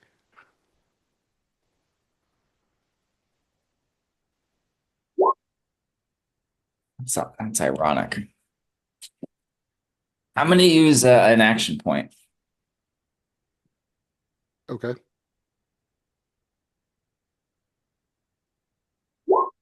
There we go.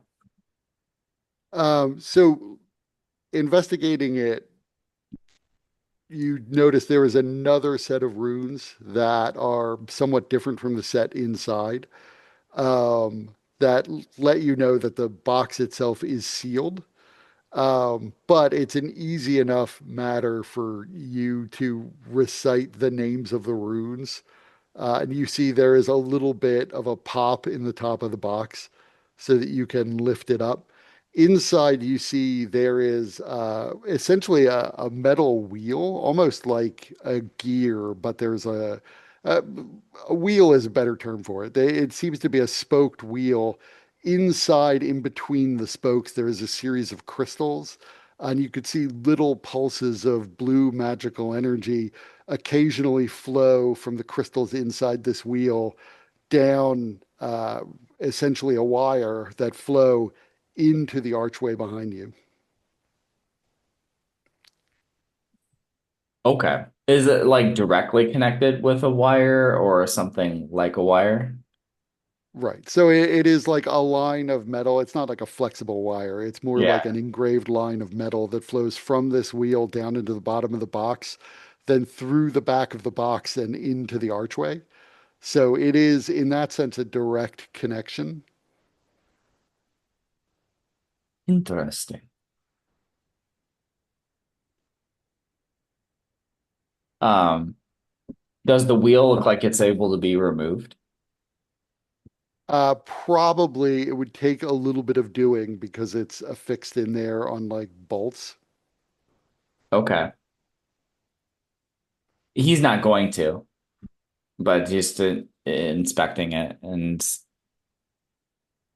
after a little bit, he would put it down and put Yeah, the. I mean, you weren't, it's also bolted down and Oh, bolted to okay. this thing. So you couldn't like lift the box up. The lid lifted up, but it's also attached to the box and on a Yeah. hinge. And he'd close the lid, and then move on. Yeah, I mean, as you do this, were you trying to be stealthy? No, it was more like someone who got like nerd sniped, and it was just like generally interested in how it worked. So you would notice that you draw a few gazes, but nobody seems all that interested in the fact that you're inspecting this box. So apparently doing this was not very shocking to people, but it was unusual enough for them to like pause momentarily to try to figure out what you were doing. Nah. Yeah, I'm sure they get plenty of curious academics here. Yeah, clearly you would guess they thought what you were doing was unusual, um, but you more get the vibe that they thought, "Huh, that's weird," and then Mhm. they just went back to what they were doing. So Okay. it's not objectionable to them that you were doing it. They just think it's unusual that you wanted to see inside the box. With that, Elzen will move on to the stacks. So what are you researching first? He would flag down, you know, somebody uh who works there, a librarian. Because now that you're inside, you see you had been inside what remains of the library in the future, but there's not that much of it, and it wasn't in this same building. It had been moved since then. Um, what you see here is, in a sense, like you've seen a lot of astonishing things since you've come back in time, but this is particularly notable because there looks like there could be maybe a million books in this library. Hard to count on the fly, but maybe more books than exist in all of Shosharn and perhaps all of the world in the future are all stored in this pristine library. Wow. And you can see there are definitely multiple levels, but like the ceilings in the building that you're in right now are about 40 feet high, and they have bookcases that go almost up to the ceiling. You watch as there is a series of ladders that move along the bookcases and that automatically lift people up to the levels they're going to and then lower them back down again. How to search through this many books is not necessarily evident to you at first glance. You do see there are a series of cabinets along either side of you as you come in, but there even the cabinets, which are essentially like a card catalog for your understanding of it, there are at least 30 different rows of card catalogs.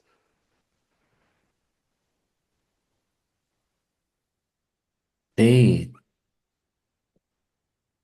we really lost too many great treasures with the bite to have existed and not enjoyed this. Well, I am glad for the shepherds for this opportunity.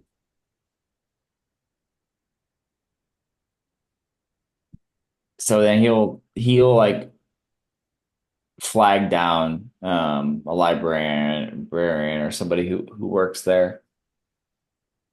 So you come across somebody who appears to work there, putting books back in the stacks. Hello, who do I talk to uh get help with looking for a potential some books?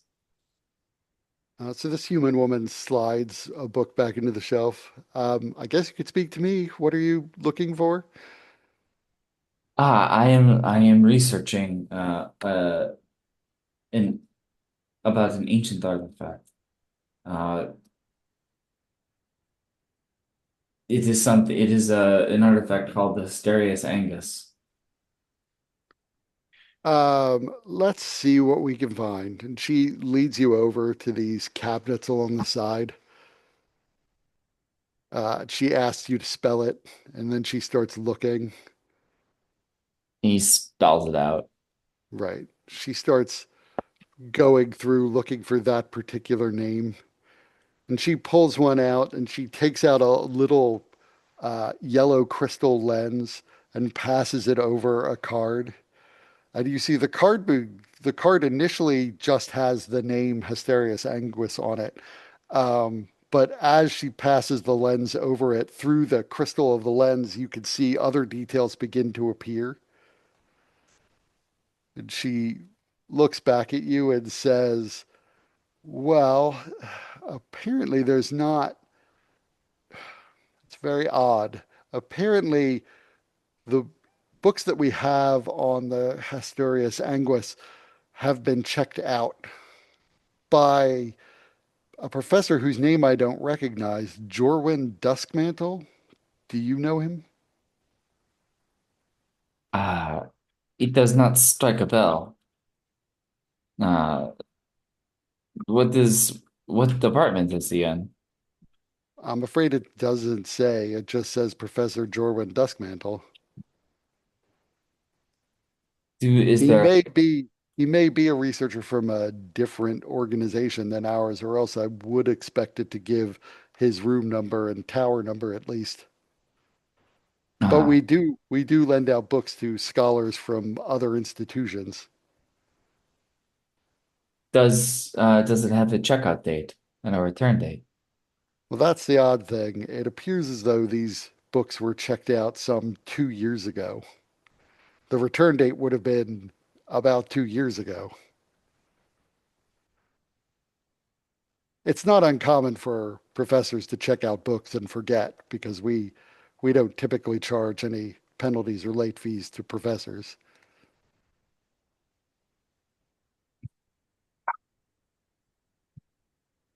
Ah, well, I guess I'll need to find this Jorwin Duskmantle. There is a cross reference here to the poet Talonweir. You might be able to find some of Talonweir's poetry if someone else hasn't checked those books out. Sure, I let's don't just I don't know what the why there is a cross reference to Talonweir, I'm afraid. I've never heard of Hastorius Anguis before. let's see what we can dig up on Talonware, if it is all right with you. So she goes into a different card catalog and repeats a similar process. She is able to direct you to sources on Talonweir. You find like a short biographical description. Talonweir was an orc poet who lived about 9,000 years ago, supposedly one of the gatekeepers. You find among the things you find on Talonweir are there are books of lore that supposedly give a biography of Talonweir. They seem mostly sort of legendary and not necessarily entirely factual, but they identify Talonweir as one of the gatekeepers and somebody who fought in the Dalkir War, as well as a poet. And you do find entire books of poetry, much of it fragmentary from Talonweir.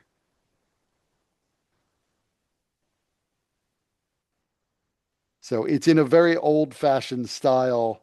A lot of it details the, horrors of war and the horrors of the Dalkir and Zoriat. Some of them claim to, be from the perspective of someone in Zoriat, which is, possible if unlikely that Talonweir visited Zoriat.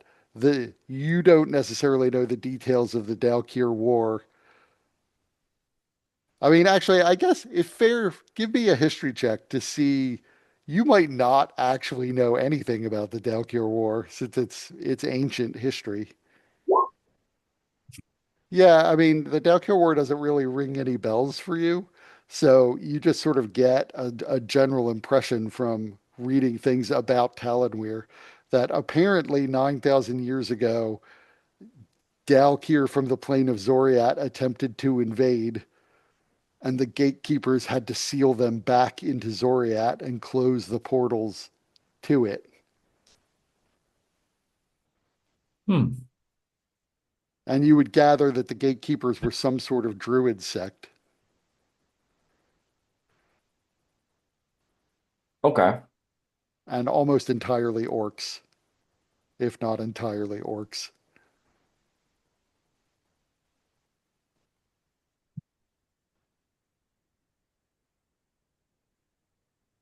So you don't find anything necessarily in this that relates to Hastorius Anguis, except that there are occasional references to that dark crystal rod, that twin coil in my hand that pop up in Talonweir's poetry, particularly when Talonweir is giving sort of first-hand accounts of battling the Dalkir.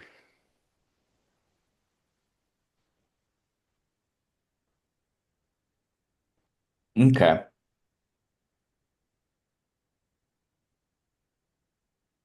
Hmm. Is it possible to check this out for further study? Um, so yeah, I mean, she wouldn't have been by your side as you read. This is probably took a couple hours to go Oh, through this. But yes, you can check things out. so yeah, he'll check out the book. Um, yeah, he'll check it out I mean, for she further. would have suggested you probably can also look up things on Jorwin Duskmantle. If he's a professor, he's probably written things. Oh, So, so looking that up, you find Jorwin Duskmantle is apparently not so much a scholar as he is a poet. Although he does have academic papers on the history of Talonweir, the biography of Talonweir, to the best of our knowledge of them in this day and age.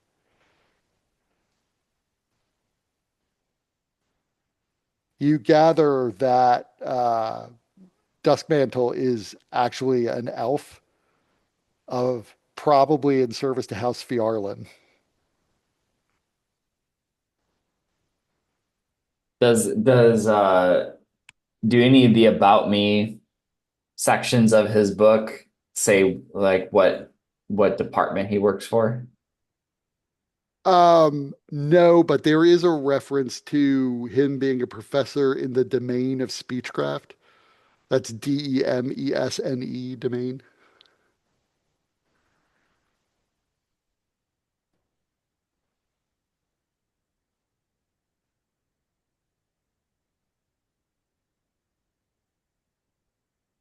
Okay.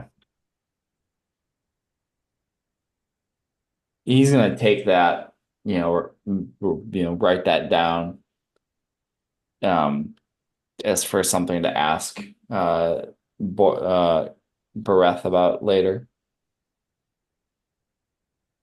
Yeah, I mean, being in a library, I'll just say you look it up, and you discover that House Fjarlin doesn't run universities per se. That would be sort of the wrong description of it, but they do have educational academies.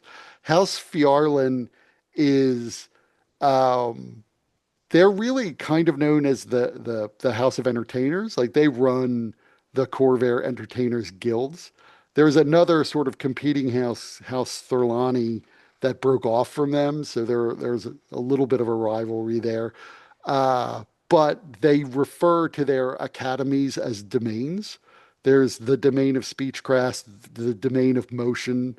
In different cities around Corvair, they have different academies that teach entertainers the skills of things like speechcraft and dance and acting and artistic skills generally. Hmm. So, but you learn that the domain of speechcraft is in Sharn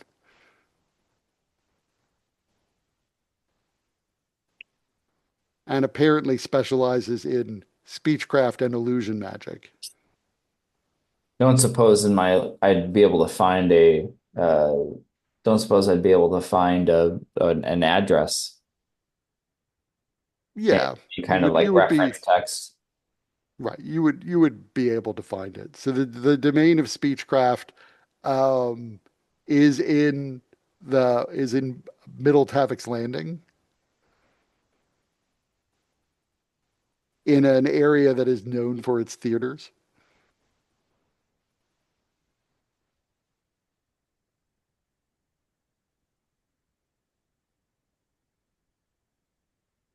So you roughly know how to get there.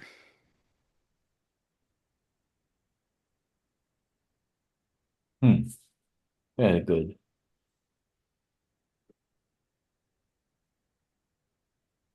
Uh, with that, I think Alzen would would probably, it sounds like he got everything he wanted, but he would check back with the others.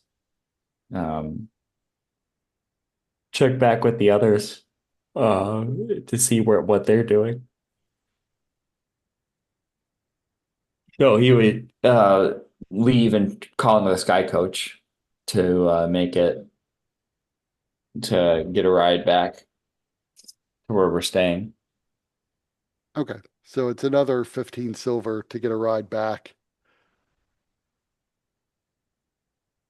to the Watchman's Rest.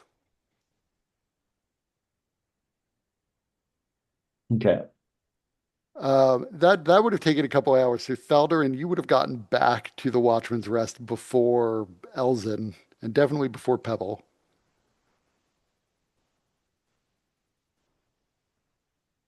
Poor lost Pebble. He'll make it someday. Someday. You're muted, Tony. Yeah, I realized. Do we know the range on these crystals? Yeah, you can communicate over essentially any distance you like. Pebble has one, right? Yep. Hey, Pebble, where'd you go? What? What? What's that? Wait. Dalton?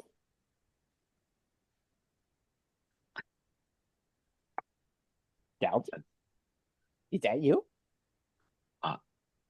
Yeah, Where are you? I don't see you. I. That's because you can't see me. I'm not where you are. I'm trying to figure out where that is. What? Oh, wait, Yep. wait. At this point, I like to think, Pebble, you look around and you are like in the cogs at this point. How you got here, nobody knows, but you and your new friend and his pterodactyl are wandering around the cogs.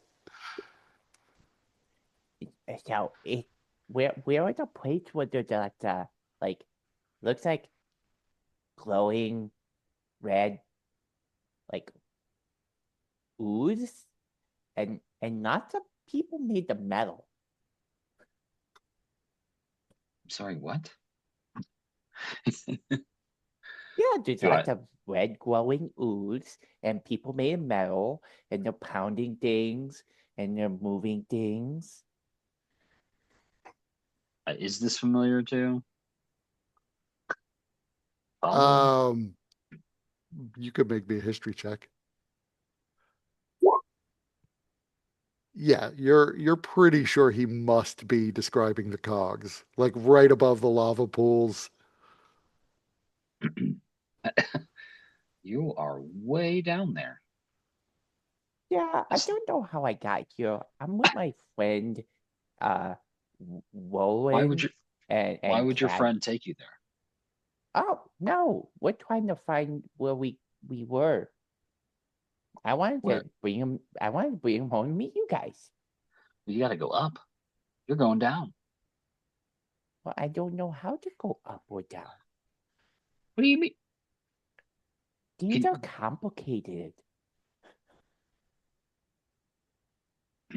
I just like look to Lee. He's in the cogs.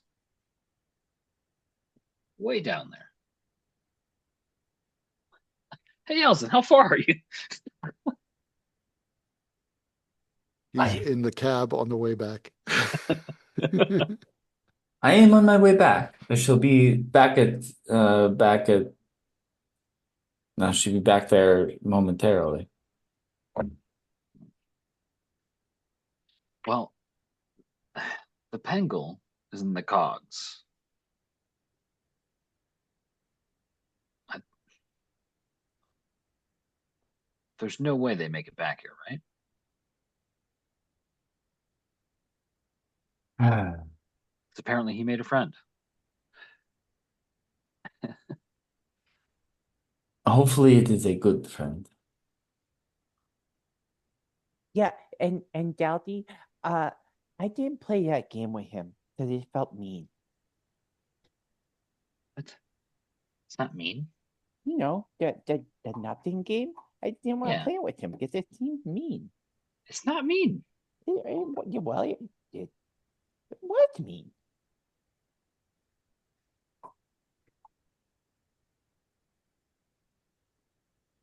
So yeah, I told them all about how we got here, where we're coming from, and and the stuff with the place that exploded, and the place and the thing with the the person, the heli tune, and Abby Dabby.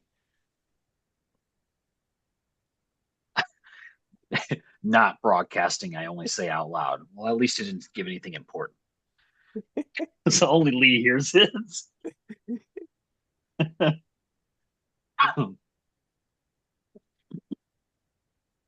um,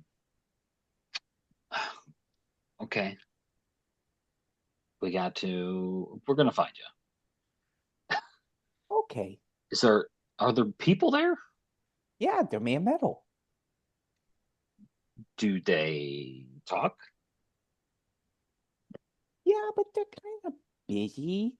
They don't really like to to talk. I tried to talk to a couple of them, and they just kind of looked at me with their dead eyes and just kept moving. I see. Well, is there anything around there that looks interesting? Stuff. The most interesting. Probably the biggest thing, right? What's the biggest thing there? Trying to get a landmark from them. What? I guess we have these things. I forgot you. Did you say if we could like sense direction of No, our teammates with us not by really. chance? Dang.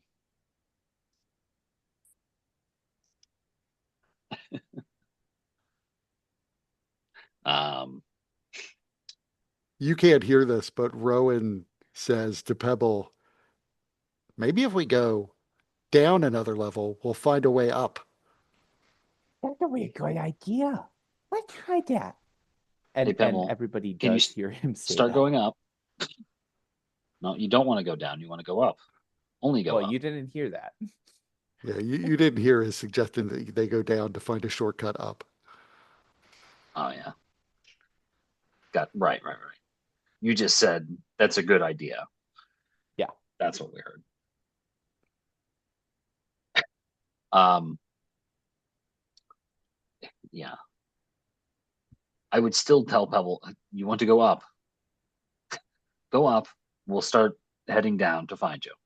Yeah, Go. we're gonna find a way to go up, going down. What? We're No. gonna go up, going down. No, that's not how that works. If you go down, how are you going to go up? Well, my Because new you're going friend down. said my new friend said that's what we would do. Well, And I trust him.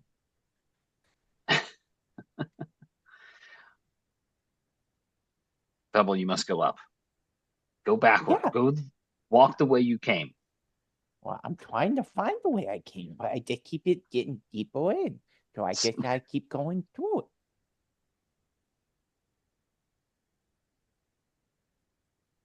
Just stop walking, turn around, and start walking again. You don't see it, but he literally stops, does a 360, and then keeps going. Rowan follows you, turning 360 degrees, and then pauses and like slowly walks his glide wing in a circle and then follows you.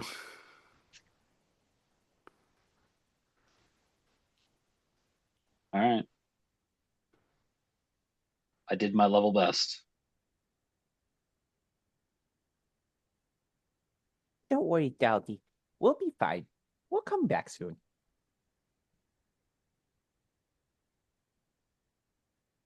And then you get to meet my new friend. And his friend Caddy.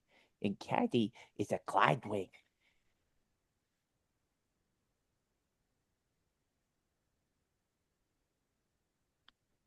Why would the Yep. glide wing want to go down? You want to go up? Is this like an but open channel? Like if we'll it's say just like yes for this purpose. Al's just kind of like shaking Yeah, his. but actually, Pebble, you could tell Caddy really likes the heat. Like this is good for Caddy. Caddy's basically somewhat cold-blooded, so Oh, oh, good. Caddy really likes it down here, so it's good. He's okay. He got hurt, by the way. He fell, and it was really bad. And actually, that's how we met because uh, they almost fell into me, but I jumped out of the way and managed to get away. And then we met. We started talking, and we realized we had so much in common. You don't say. Yeah.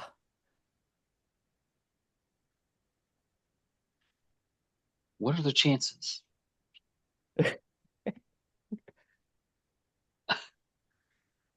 Well, Who the could ever chances have of been? Pebble fucking something up is basically 100%.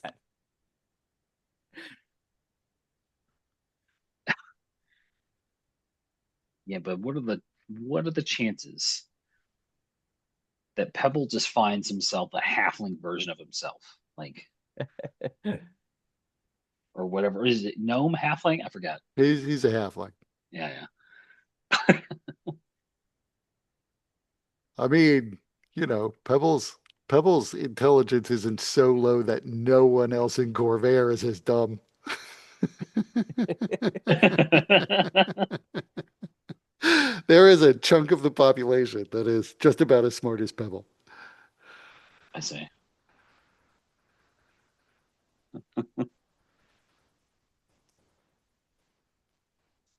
So, Elzin, you arrive back at the Watchman's Rest or nearby and get out of the cab.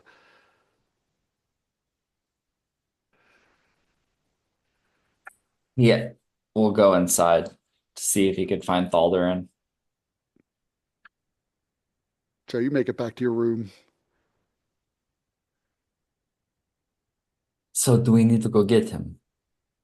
I heard the whole conversation, unfortunately. He said he was going to make it back. Hmm. I am sure he will then. I mean, he's a tough son of a gun, so it's going to be difficult to kill him if somebody does try. That is At some point, uh, Rowan would turn to Pebble and say, "Don't feel bad. I sometimes talk to myself too." Oh, I wasn't talking to myself. I mean, I was talking to myself, but I was also talking to my friends. See, I got this thing in my neck, and it kind of hurts sometimes, and it's really weird, but it allows me to talk to them whenever I want. But it's scary because I don't always know that I'm talking to them. Sometimes it's like, whoa, who am I hearing? Why is there voices in my head? But it's them.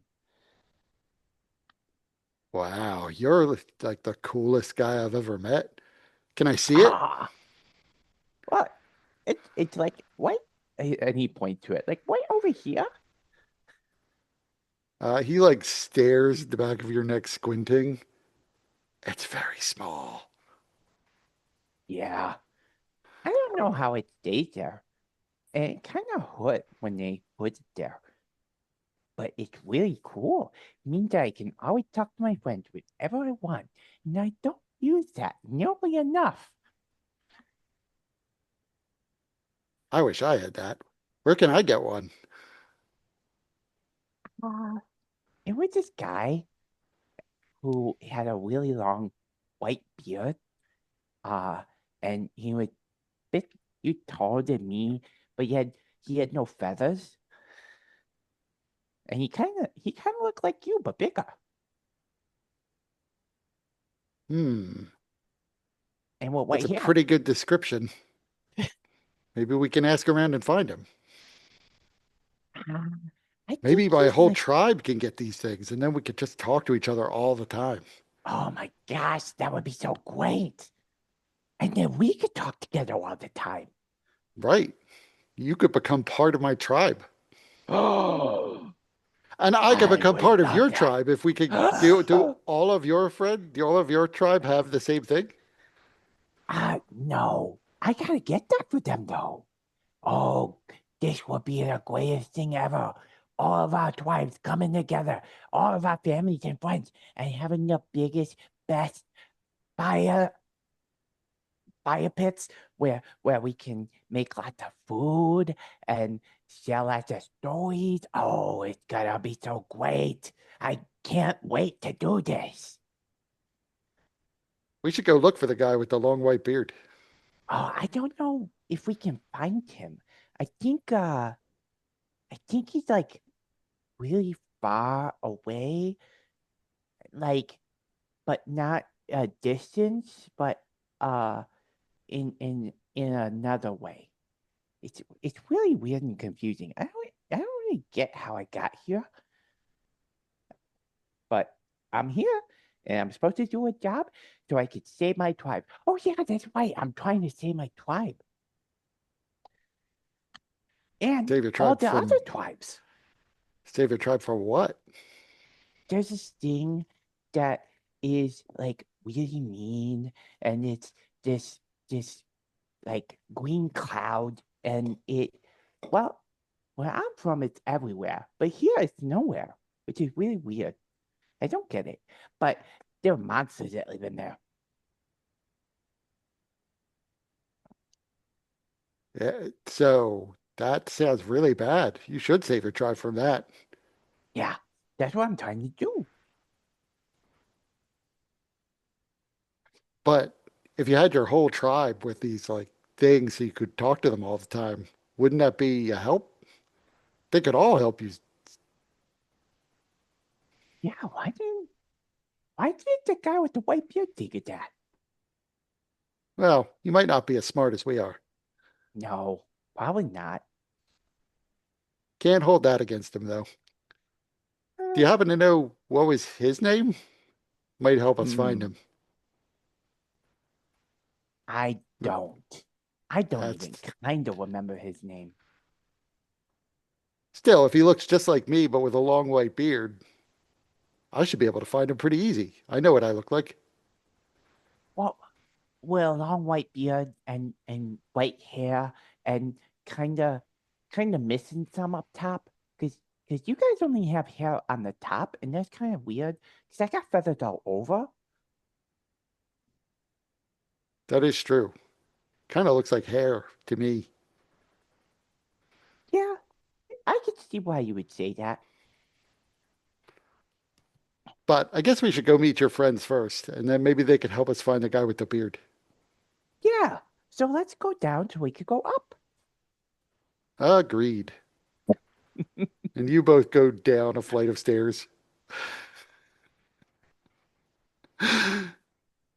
So what are you guys doing at the Watchman's Rest?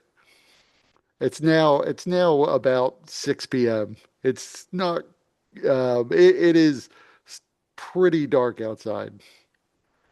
Not exactly like night yet, but it's late dusk.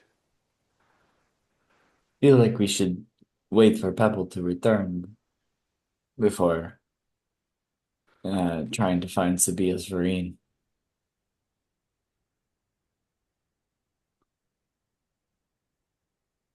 You're muted, Tony. Yeah, and just go whenever we suspect he's likely to be there. He or she or whatever they are. So Mike, roll me a d6. Okay, coming. By the way, sorry guys, I'm trying to clean up a little and making some dinner. No problem. All right, D6. So about 2 hours later, Pebble finds his way back.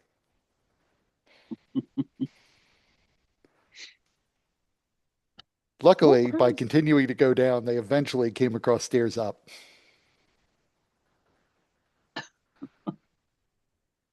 Hey guys, how's it going? Meet my friend Rowan and Caddy.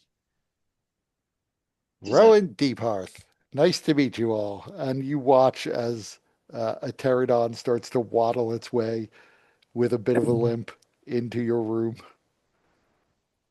Meanwhile, coming up the steps, you see Tick. Get that Glidewing out of here! They shit on everything. I was Uh, about to say, I'm like, I don't think this is allowed in here. You should probably take your Glidewing outside. But the Glidewing is my friend. I don't want to leave him outside. He's injured. did you walk all the way here from the lower cogs? Oh no. We walked all the way here from the middle Dura, then down to the lower cogs, and then back up to here.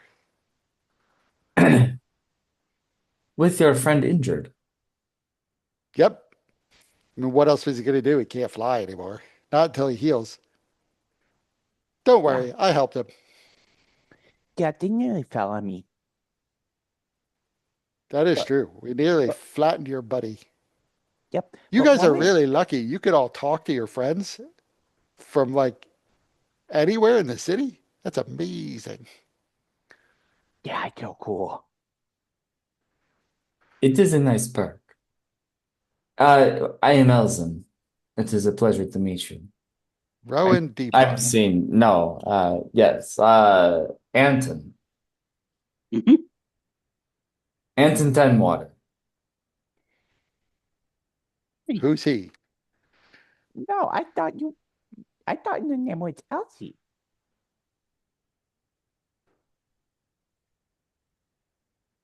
I'm Anton Tenwater. Can I keep Okay. calling you Elsie?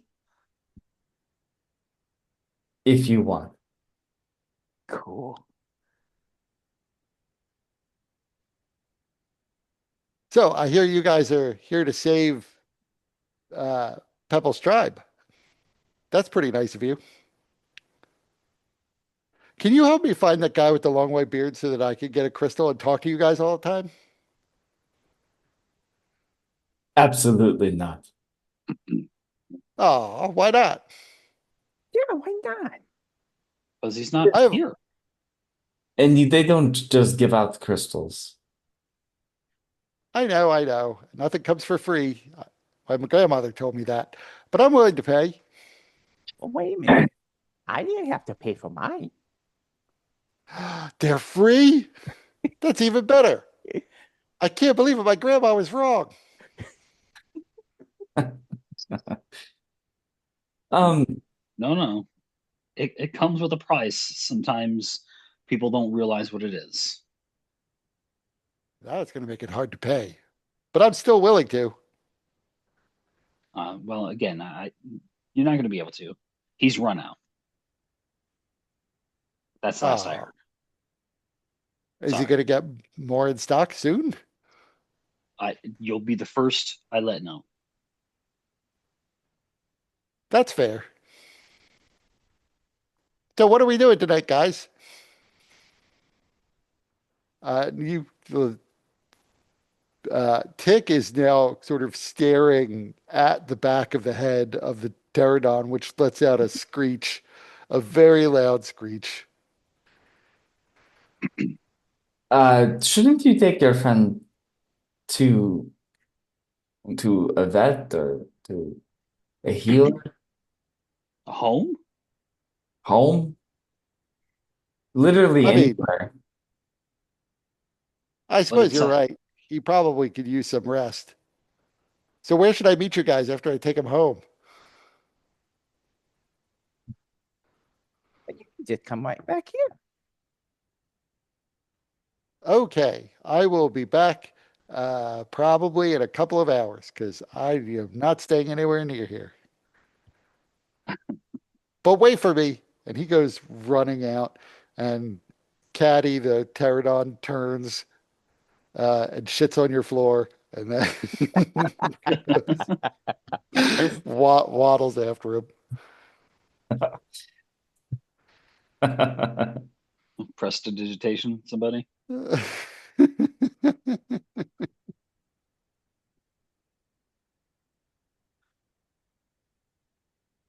Let's see. Maybe I have it. Man, Rowan is the coolest. Oh, oh, I do have it. Yeah, Elzen casts prestidigitation. It cleans it up. Well, wait a minute. Prestidigitation only works in a 5-foot cube, right? So is it How much did it larger pull? than a 5-foot cube? Yeah, I would say it would be. It's still a medium creature.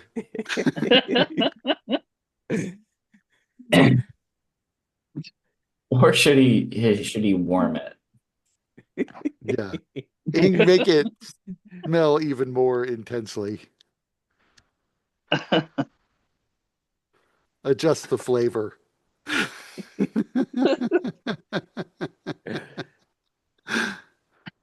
But no, he'll clear it up.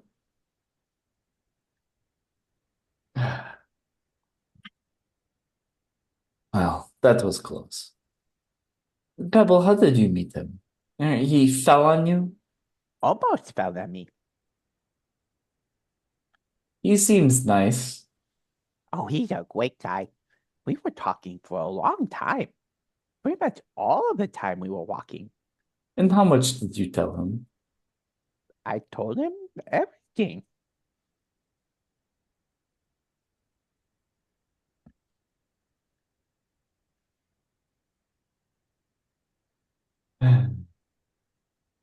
Well, at least he's coming back here.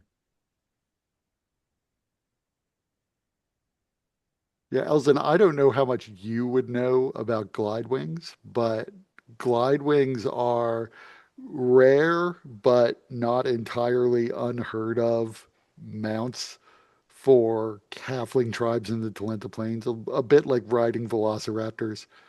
Some some particularly skilled riders will be given a glide wing to raise and bond with.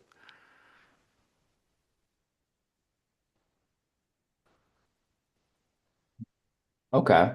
Elzen's thinking maybe he should get a glide wing. I mean, usually it is kind of a ritualized thing. It's not something you could generally buy, even, and it's probably not something you could buy even in Sharn.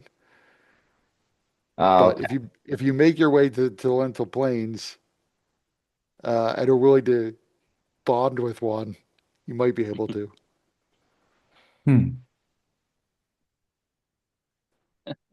Bucket list. Do you know where your friend is from? Uh, I mean, yeah. he would have, in all time talking, he would have told you about where he's from in the Talenta Plains. Hmm.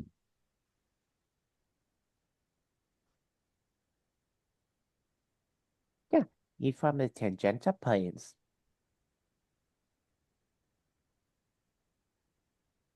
Genta, huh? Well, isn't that something? Yeah. He's a pretty cool guy. So, what you guys been doing?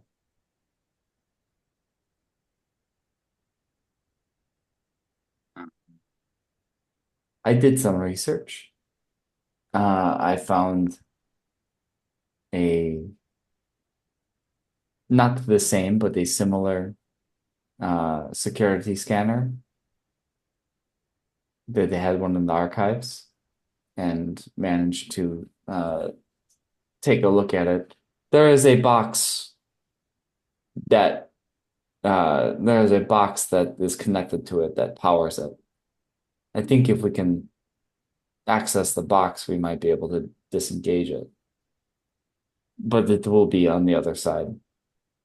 Um, but that was something. And I there's a fellow I have an address for a fellow that I must visit named Jorwin Duskmantle. Oh, who's that?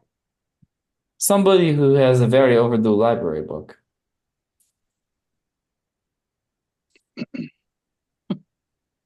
I Is mean, that bad? It is. It is Oh, 2 years overdue. that sounds like a long time. But apparently he has a demence an academy here in Sharn. So Domain. Yeah. Yeah. Oh, well, that's something. I, I mean, I suppose I can reference Mully to see if this guy has any like writings. Make me a history check.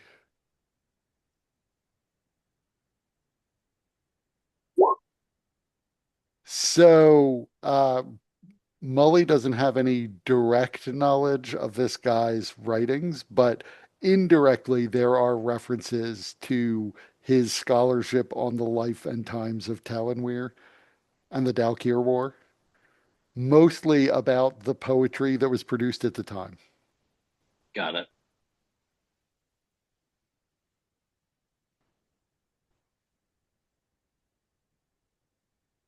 I suppose this tracks with what you found so far. So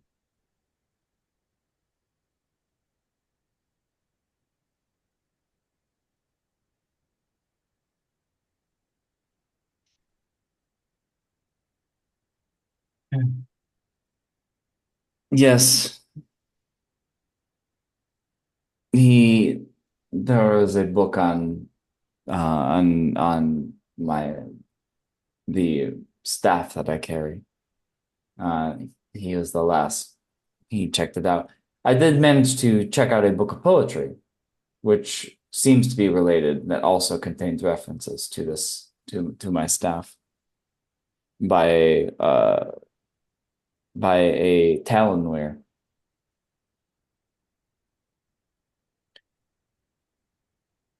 I, I don't suppose there was like any reference to a year for these writings. All of the writings Mully would be aware of were from plus or like basically within the past 2 decades and a couple that are a couple years from now. Okay. Well, perhaps you might give him the insight he needs to write his next paper. That is true. Poets take inspiration from anywhere. Well, I mean, this professor guy that borrowed the books. Yes, he is a poet. Oh, he's also a poet. Yes, he I is a see. professor that specializes in poetry and speechcraft. I see. Interesting. Yeah. Power in words, I suppose. I never got that.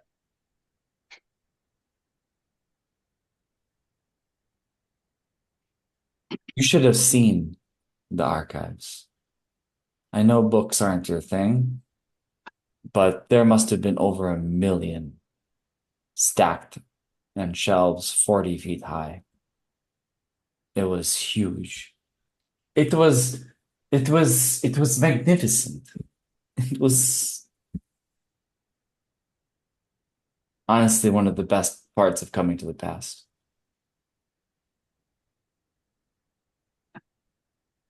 Hey, you know what?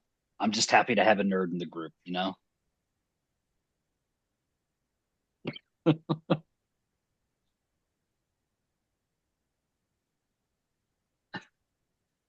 Somebody's got to do it.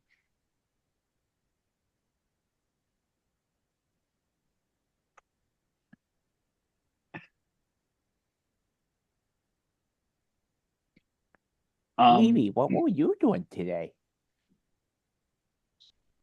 well, I got this. No, not you. Lily. Lily. Oh, okay. I misheard.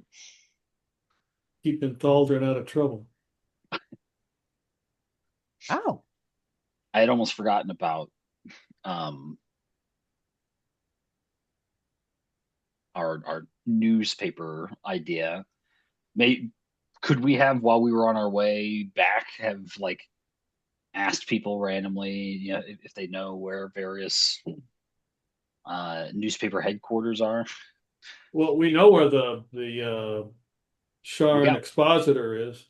right. Yeah, we have that one. You Yeah. have that one, and you know where the Sharn Inquisitive is headquartered And which because one's some the of rag? the Expositor. expositor. The expositor. Okay. All right. All right. All right. We do have that. Where is that from here? So the Sharn Expositor is in the Central Plateau lower level. I see. Expositor. Sorry, you said that's the rag, Yeah. Yeah, and then the Sharn exquisitor, Inqu Inquisitive, inquisitor, inquisitor. Inquisitive.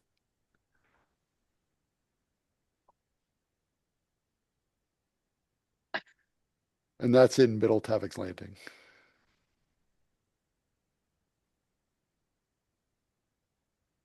Havix Landing. Is that where we were? Yeah. So Middle Tavik's Landing, so you were in Tavik's Market, but Middle Tavik's Landing is like an entire crescent on the southern end of the city. It's like the southeastern crescent part of the city. Oh, okay, gotcha. I see. I see. Like the Middle Dura is sort of the same, except it's like the southwestern part. So they're larger sections than like the Central Plateau, or the Memphis Plateau, which are relatively all in one spot. Gotcha. Okay. I would we have wanted to see that place on our way back? Which one? Well, I mean, I suppose we probably would have kind of walked by the Sharn Inquisitive. Yeah, I Right. mean, yeah, we could just walk by and look at it. Yeah.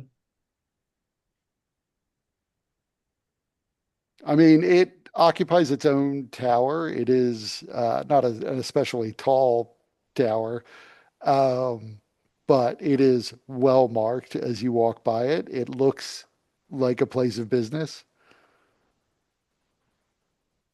as everyone coming in and going out appears to be there on some sort of business. It's definitely not a touristy kind of area that you're in.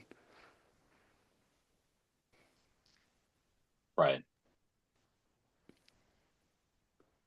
Do you think they'd believe us if we just went in there and start telling them things? Uh, I am disinclined to do that.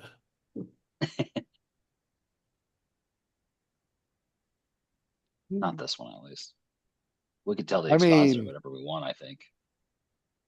do you think they would accept leads from a known competitor, like the reporter for the Shard Expositor?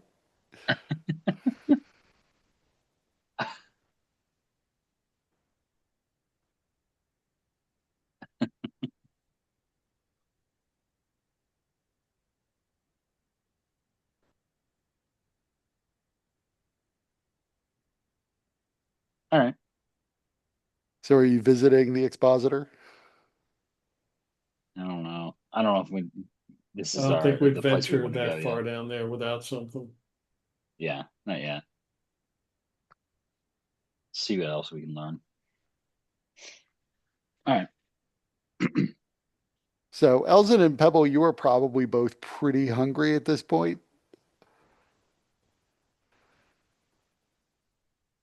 Yeah, Pebble's pretty much always hungry. So Yeah, you stop downstairs and get a meal.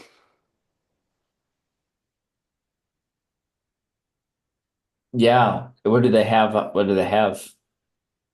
So they have a fairly extensive menu of mostly of stews, meats. You know, there are side vegetables as well. Yeah, he'd get Elsa would get something quick or order something that could be made quickly. Like a Tick, br- Tick does bring out a plate of fish that she specially ordered because she knew Pebble was here? Oh, thank you. You're so kind.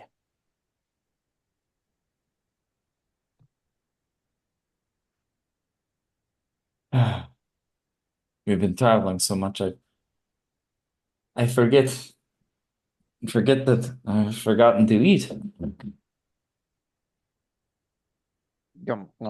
Yeah, I didn't forget to eat. I just didn't have a chance to eat. There was nobody places to eat on the way. Nom nom nom nom nom. So, Pebble, how is the cogs? That the cogs are they're impassable in our time. Oh, the place with the orange glowy goo and the mailman? Yeah, it was okay. It was really dirty and it smelled really bad and it kind of made me choke a little. But yeah, it was okay. It was really dark too. Very dark. No sky. Hmm. That sounds inviting. Yeah. And then when me and Rowan went down to go up at one point, I think I saw a skeleton moving. They're undead down there. The what? There are undead down there? Undead? If it's dead, it's dead. There are skeletons that walk down there. There are? Do I want to just imagine that? I mean, I doubt you are imagining it. Though I can never be too sure. Well, that's pretty scary.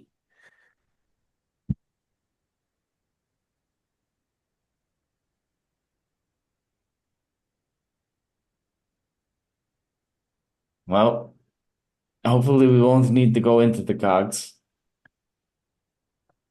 Yeah, it did seem like a very friendly place. Now, just be excited, for you're the first, you're the only one of us that has ever seen it, or will hopefully ever see it. Will we? Huh. I didn't know that.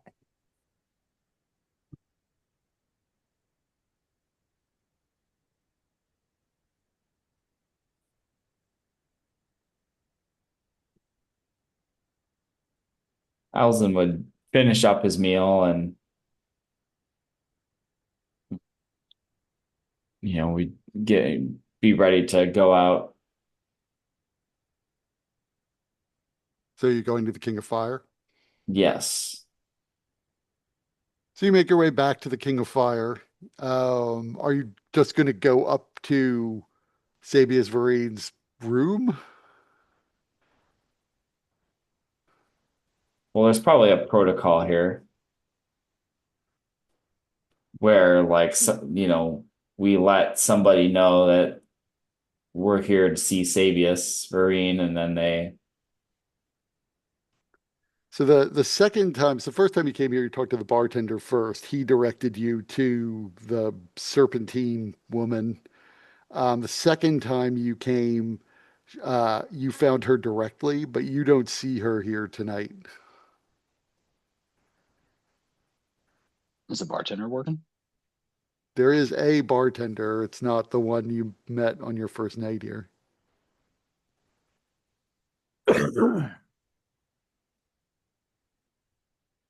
Um,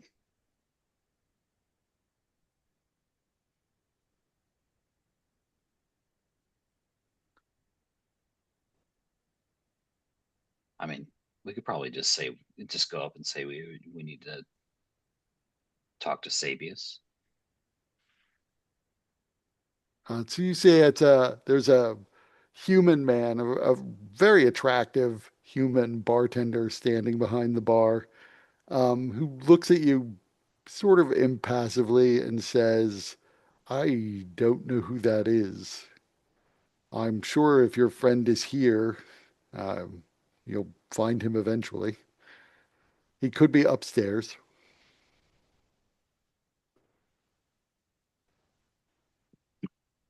Can I get you a drink? Uh, Possibly when I'm coming back. I'll just start heading upstairs. So you go up to the second level. Still, you don't see any sign of the Serpentine woman, whose name you never got. There's a second bar up here. There is music playing. It's not quite as lively as it was previously. It's definitely not, this is definitely not more dance oriented music. It's more just ambiance. The downstairs this night, right now, at this time at least, is a good deal more crowded than the upstairs, but there's still, 15 people up here drinking, mostly at tables. I don't have my money with me. Allison's like, he he'll buy a drink. So the bartender this evening is an elven woman, relatively young. She pours you a drink and says, that'll be 5 silver. Allison hands it over. We are here to meet with Sabius. Make me an insight check.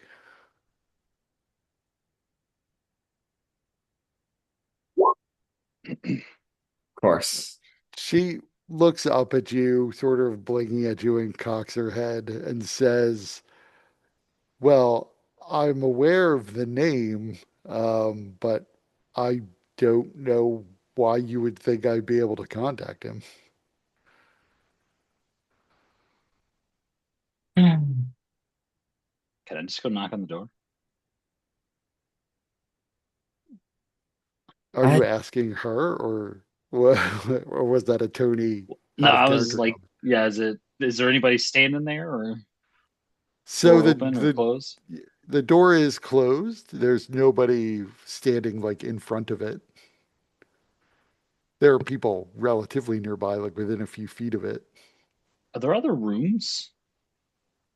This is mostly one big room. There is an archway in like at one side of it, that sort of separates out a smaller area instead of tables, but you could see the archway is pretty wide and you can see through it into the next room. I see.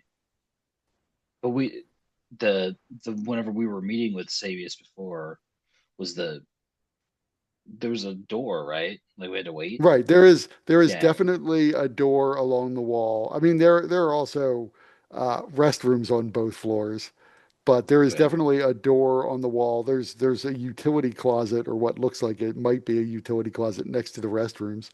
Okay. Um, Sabius's room, looks like it could be a separate room or a back office. The door is pretty nondescript, so it Right. doesn't look like it would lead into a separate bar area per se. Maybe another utility closet even. I'm just gonna start walking over there. So you walk up to the door. Knock. There is no response.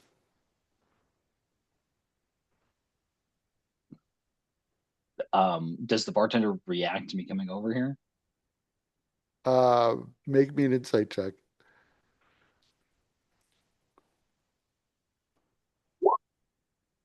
Ugh, God damn it. She leans across the bar to Elzin and says, why is your friend knocking on the door to the storage closet?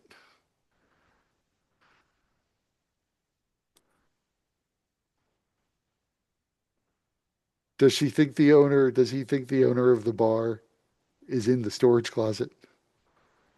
She he just laughs. he just might.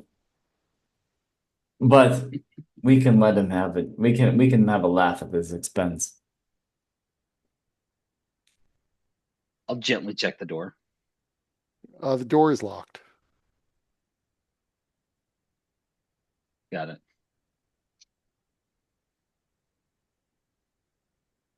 Head back to the group. Oh well.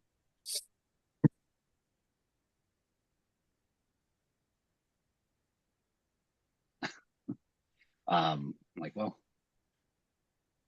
guess there's nothing we can do here for now. I just looked at the lady. Let them know we came. Uh, I guess if doesn't necessarily talk to me, but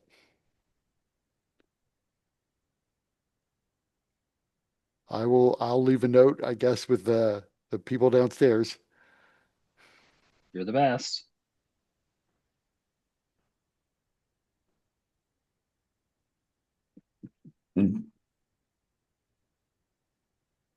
I guess. I mean, like kind of going off on our, kind of separating a bit. Did they pick up and move somewhere else? I mean, you would have noticed that she did refer to him as the owner of the bar when she said, does he think he's in the closet?" Ah, I did catch that.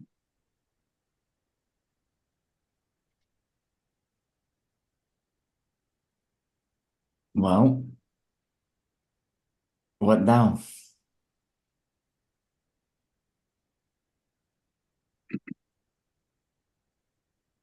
Um,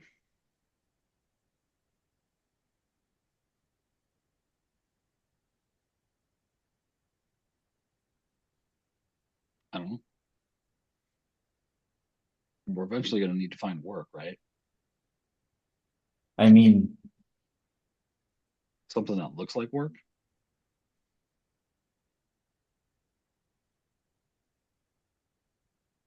do we just wait until Vareen contacts us? And I mean, if we are reliant on him to provide some intel about Troon, then we're kind of in the holding pattern until we can run him down. Why don't we just check out this person ourselves? Let's go over there and see if we can climb the place. Well, we would not want to be there when she's there. Why not? Now, I am sure she would not be a fan of uninvited guests. But we wouldn't be an invited guest. We'd just be there seeing what the place looks like and see if we can climb it. Ah,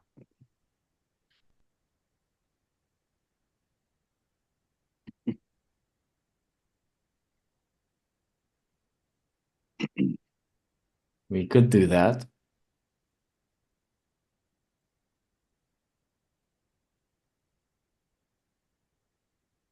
a little tricky. I How mean, how far since is the building from where we're it, at? it is pretty far. It's depending on how you try to get there, not quite as far as getting to Tavik's Landing, just because, but in order to really get there, you kind of have to cross into the central plateau, which doesn't have like a direct bridge connection with the spot of the city you're in now. And then there is a bridge from the central plateau to North Edge. So you'd have to get there. I mean, actually, I just realized that Oak Towers is actually on this map. Oh, I see it. So it is this building in the background is Oak Towers. But that is like way in the back in North Edge, which is Hmm. the smallest of the plateaus.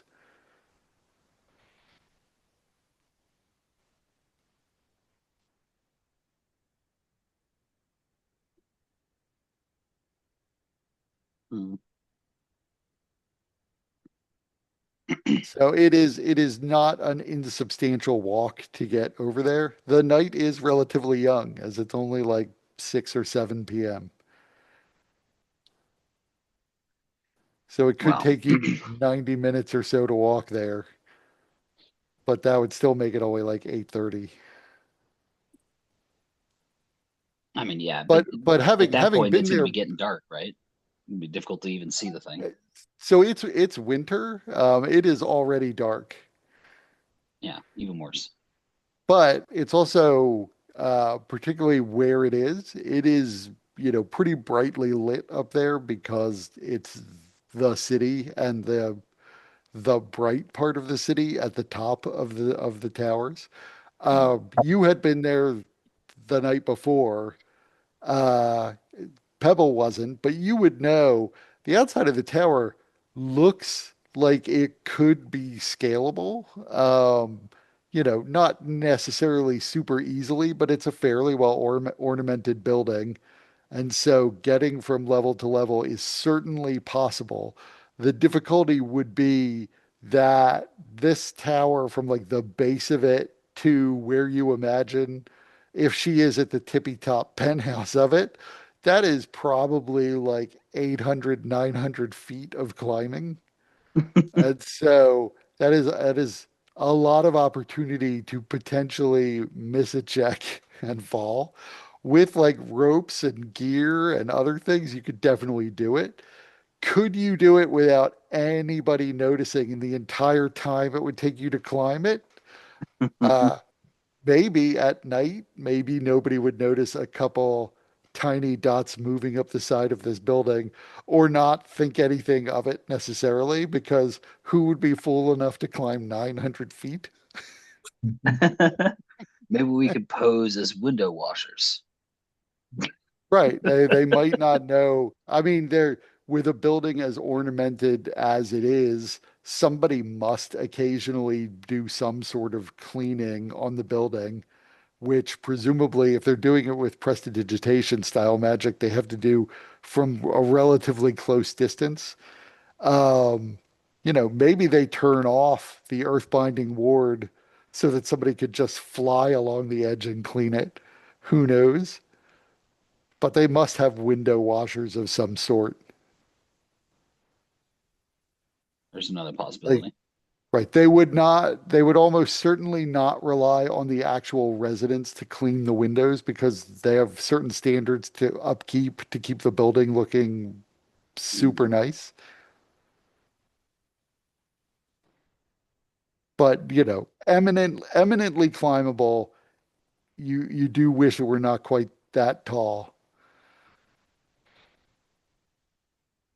I mean, you had discussed previously the possibility of if you flew high enough, you'd be outside the area of the ward and you could like lower a rope.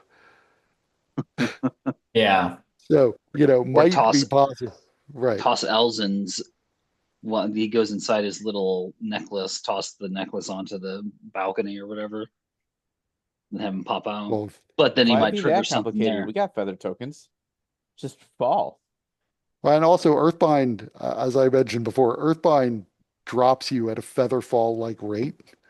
Yeah. So it's not like a fatal plummeting from the sky, because again, that is bad for business if they have to scrape you off the sidewalk outside. Every bird that approaches the building splats onto the ground. So no, it gently lowers you. They're killing the birds. Yeah, that would be funny if there's like an Eberron Trump who hates Earthbind and the higher towers using it the way Trump hates windmills.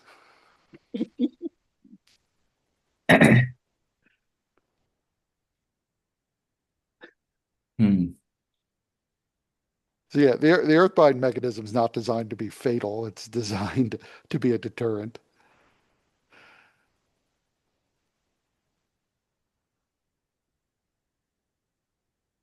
Hmm. And I think it was also mentioned that it, the really nice security ones are going to be higher up. We might be able to climb up uh, to a different sort of lesser. floor and go in that direction, and then we're Right. inside, and then we have to try and work our way up from there. But Right. The lower apartments are probably less warded than hers. Like there are probably people who don't have personal artificers setting up wards. Their windows are still probably locked, but you never know. Somebody might forget to latch the window, particularly that high up. right, maybe somebody had. Well, it's winter time, I suppose. Maybe they don't have the windows open, but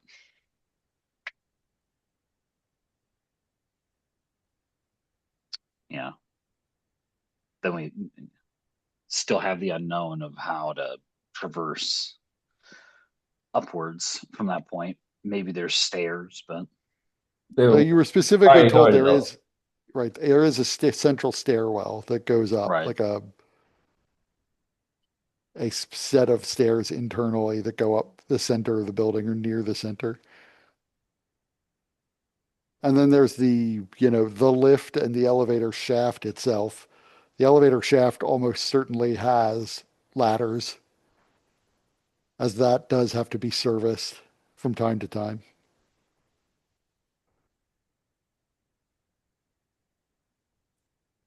You don't necessarily know if there's like a service lift as opposed to the residential lift. well, we can either wait for Sabius to see if we can get an opening on the social calendar, or see if we can find another opportunity where she won't be in the apartment. How Or much how much would a fifth level spell scroll cost? So I it imagine probably will, a lot. right, it will vary. Fifth level spell scrolls are pretty high level magic, and so rarer than a lot of other things. Like you probably need to find a specialty vendor. You might need to find somebody to specifically pen a scroll for you, depending on what you're looking for. I mean, this might be one of the only times I ever see a use for the spell pass wall. Just literally create a hole in the wall to get in. yeah, good spell. We need a wizard. we, who's like ninth level.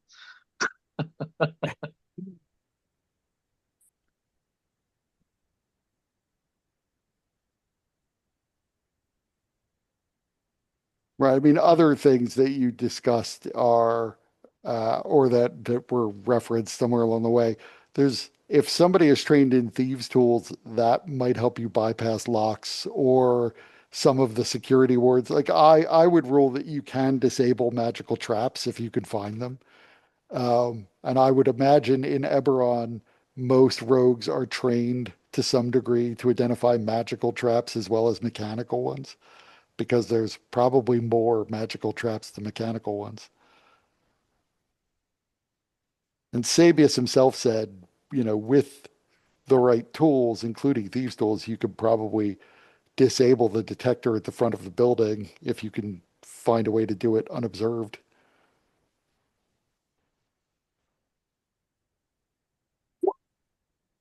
You know, I'm wondering, try to connect with the Boromar clan and see if we can rent a portable hole.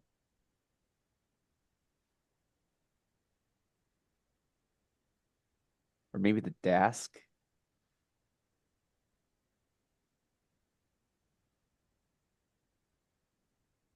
Of course, none of this would come from Pebble. Right.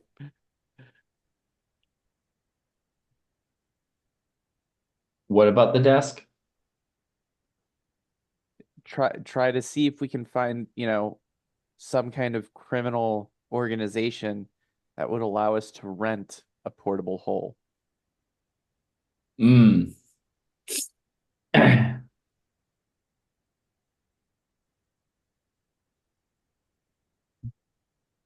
Mm.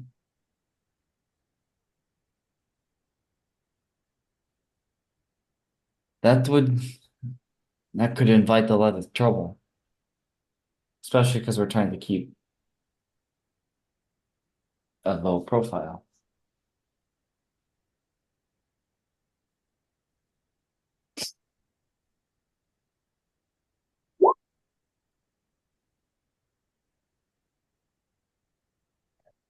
Hmm.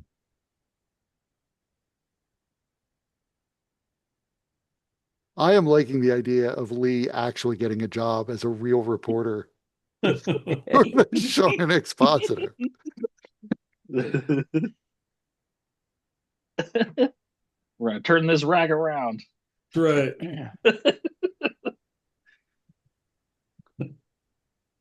Not the story arc I thought, but hey, I'll take it.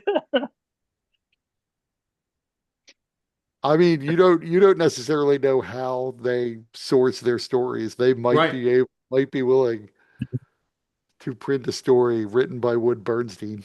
Yeah, I mean, what is it? You make zero shots of the ones you don't That's take. yeah. Miss 100% of the shots that you don't Yeah, take. that's right. An opportunity has arisen. Yes. Be the first D&D campaign to end in a libel lawsuit.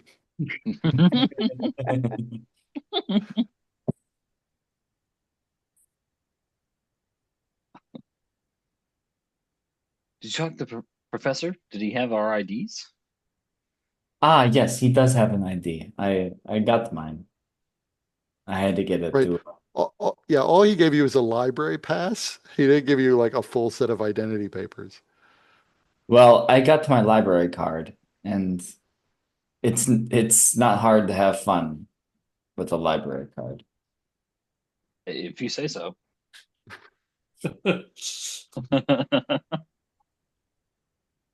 But I didn't ask about the other papers, but he had some meetings that he had to get to. But I'm sure by tomorrow we'll have them.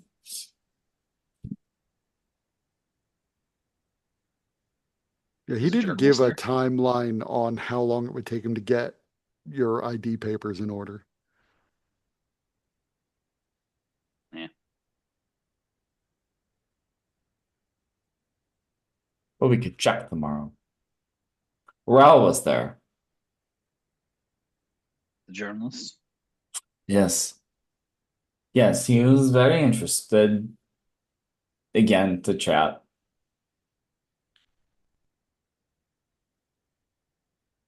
I don't know, man. I feel like we can turn him to be useful for us. Well, I do have an idea. So if we get a if we're able to break into the to Heloise and we're able to recover some correspondence between her and Abelard, and we can make a copy of it,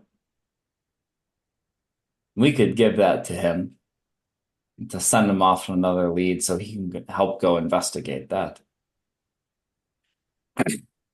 about this connection combined with Wood Bernstein's piece.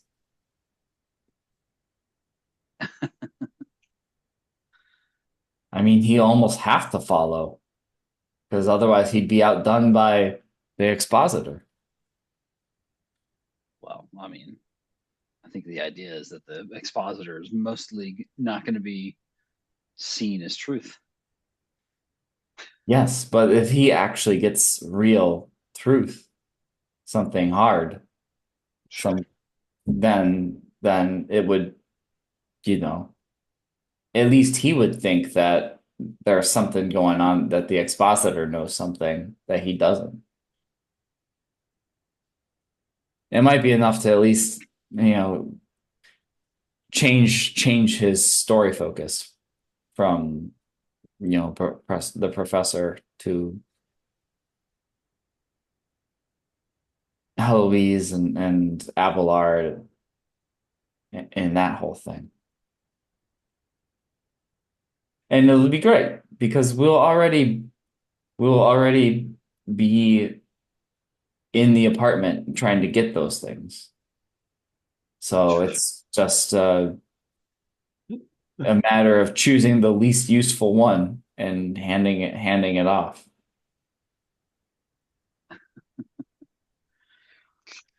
Well, last time we handed off the wrong paper, but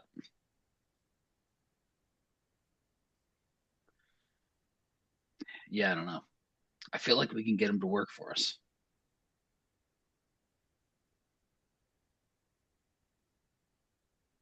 I mean, that would be like working for us, just not directly. I, I don't know how much access he can get to that, but he suspects something with the professor, right? Yes. And then by extension, I suppose us. I'm sure he'd love to ask us questions too. I mean, he did. It's sort of like He nodding over to Pebble. he did when I left, when I got there. He was the only lead he has, really. I think we could feed him information, and maybe he could get stuff for us too. Hmm.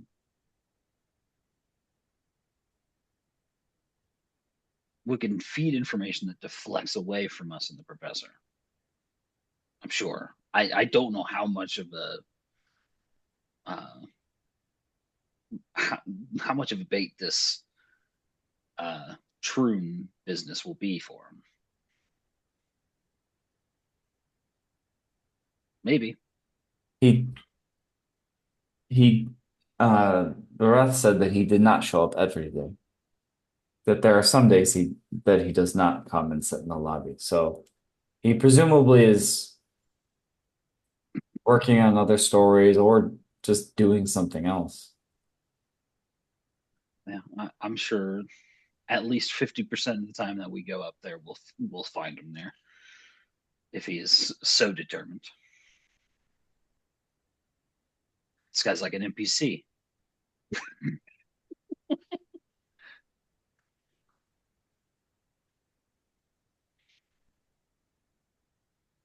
So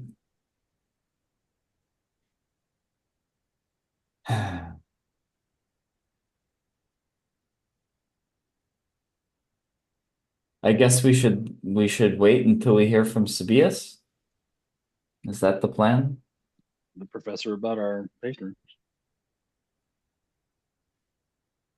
Yeah, you don't know if Sabius Vereen is going to contact you. He gave you the Yeah. information about her being away.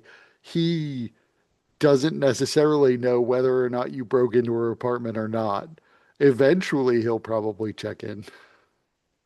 Well, I mean that's why we left the note.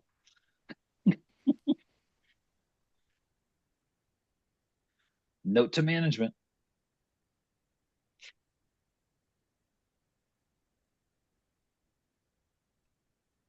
If or if we don't want to wait, then we can just take our chance and she might be home.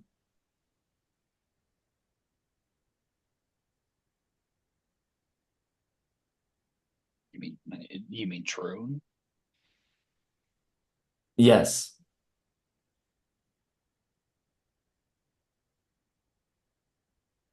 Doesn't matter if she's home or not.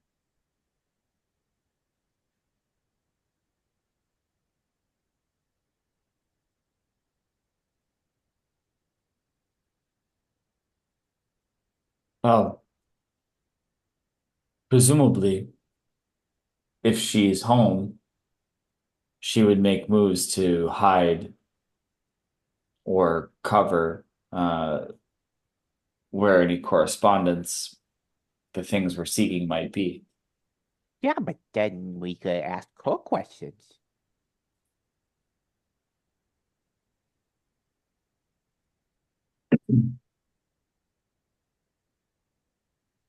I mean, I know we've been talking about breaking into this person's house, but why don't we just try talking to them? Maybe they'll give us what we're asking for.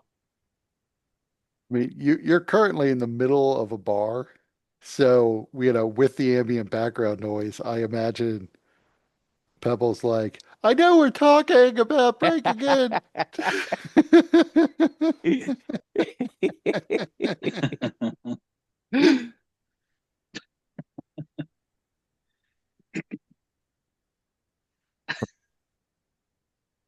Perhaps it would be better to discuss this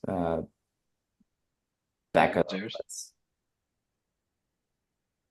We're I eventually going to mean, need to find another place to stay too. I guess.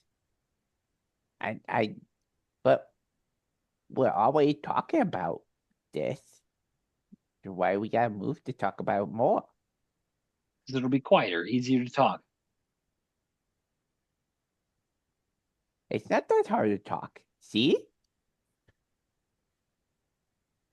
I can't hear you. I'm going upstairs. It's not that hard to talk. See? I can't hear you. I can't hear you. I can hear you. And I what we can't can hear you. And then he uses the gem thing and he says, and now you can hear me here too.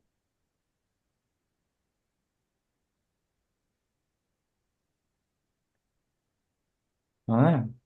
Yeah, the crystals come through clearly, even though you're whispering through them. That's a good point.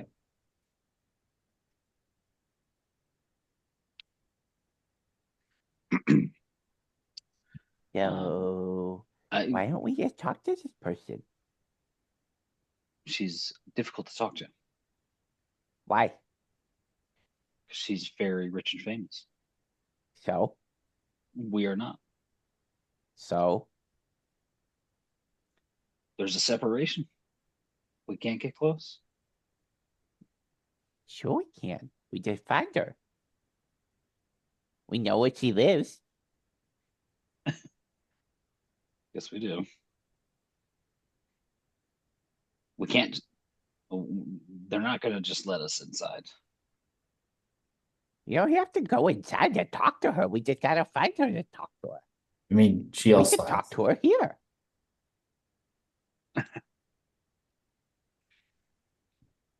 I really think you guys are overthinking this.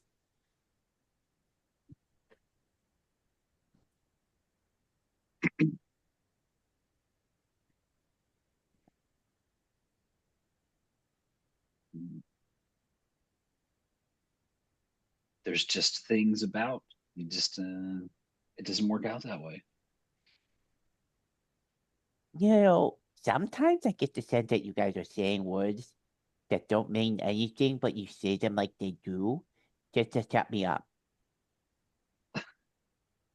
I would never. Where's your little roach friend? Oh, he's right here. Why don't you go play with him? But we're talking. You know what? I'll bring him out to talk with us. That's a good idea.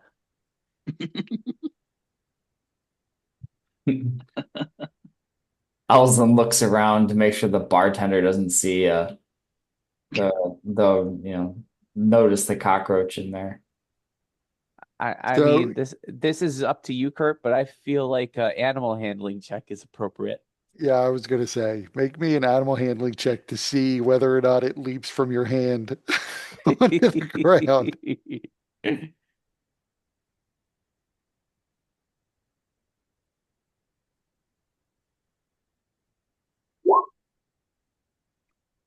Uh, you know what? Let's have it make a roll, since that is not necessarily dispositive.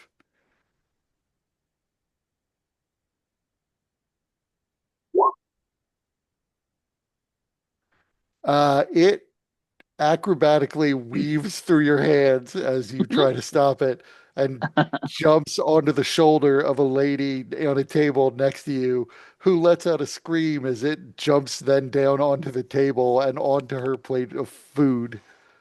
You see people start scuttling away from the table as the roach begins to feast, and people begin to scatter. Uh, No, Bicky.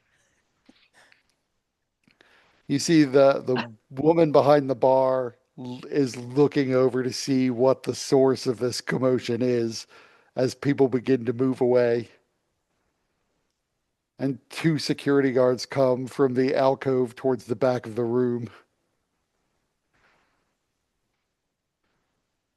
Pebble Pebble causing will riots wherever he goes. Hey, this is not on Pebble. This is on Balderin for saying, "Hey, why don't you do this?" And of thinking, yeah, of course Pebble is going to do this. But So Pebble will you see try to catch Biggie. one of the security guards you see draws out a fairly thin but still effective looking mace now that he sees the baby giant roach on the plate. No. He is Peb- clearly trying to squash the bug.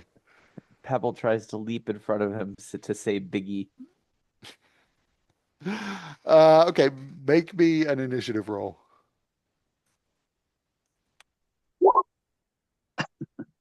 Ooh, tied. You probably have the better dexterity though, so you 18. can leap in front of him. Yeah, that would be better than his.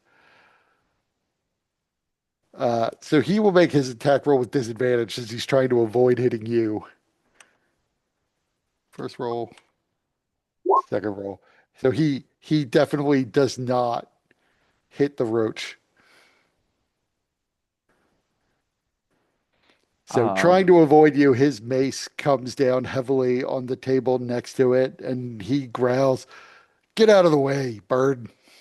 No, that's my friend. and he turns and tries to catch Biggie. So make me an acrobatics check. Ooh, he might. Oh, Biggie is slightly more agile and dives out of the way onto the floor and begins to skitter away. Surprisingly fast, them roaches. No, Bicky, come back. We were having such good times. He will continue to try to catch him if there's a possibility of that. Yeah, there's still a possibility of it. Everybody make me a perception check.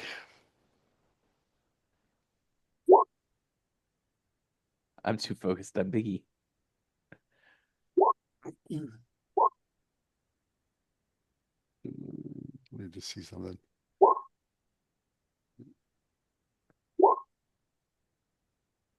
So actually, all of you still managed to notice that in the commotion, there is a pickpocket who is attempting to steal something from the belt pouch of one of the patrons there.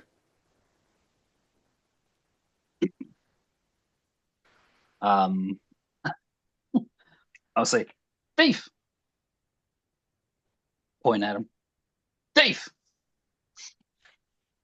Yeah, you recognize this as the pickpocket you identified last time, or at least potential pickpocket, who was picking someone else's pocket at the time. Right. And the guard wheels on him and sees him trying to lift the purse and grabs him by the wrist and starts to drag him towards the stairwell. Pebble, as this is going on and you're somewhat distracted, make me another animal handling check at disadvantage. Uh-oh. Oh, you catch him before he disappears under into a crack in the wall. Bad Bicky.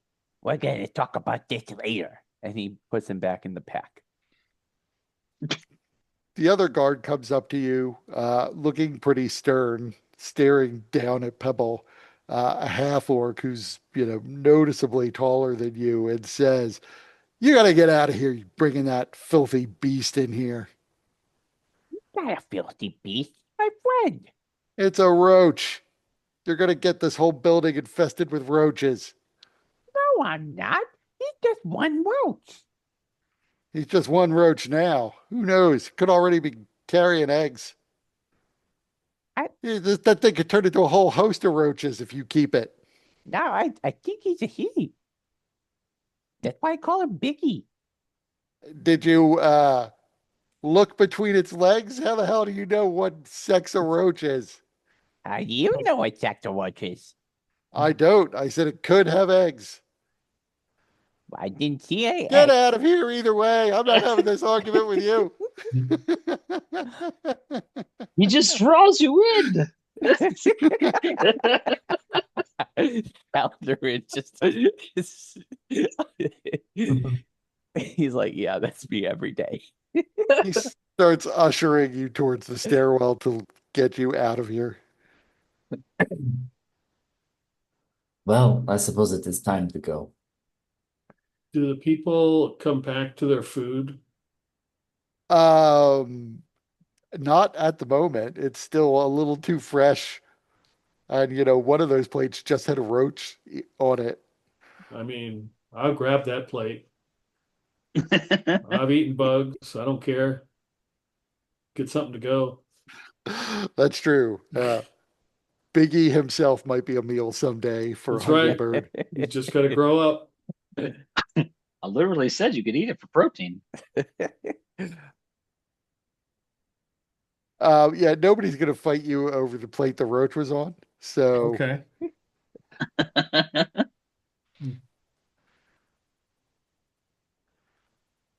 but the security guard ushers you out. As you're leaving, you see that the other security guard who had been upstairs and then a different security guard you didn't notice before are both beating the shit out of the pickpocket outside the bar.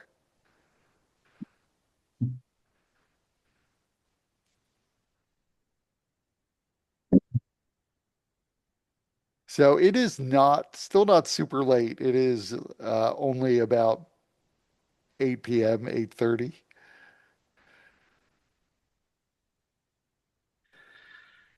Um, You're muted, Hawk. So what are we gonna do now?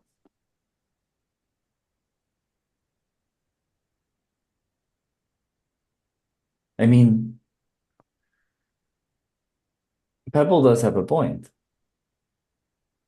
We could just try to talk to her, not amongst the crowd.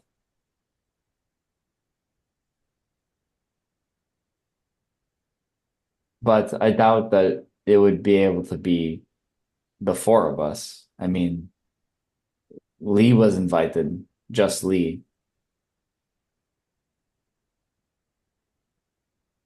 Maybe she has a thing for birds.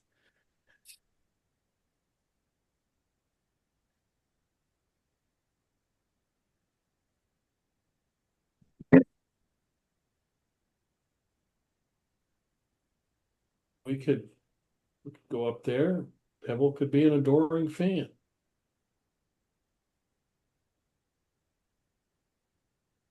sure. Pebble likes to make friends. I do. I love to make friends.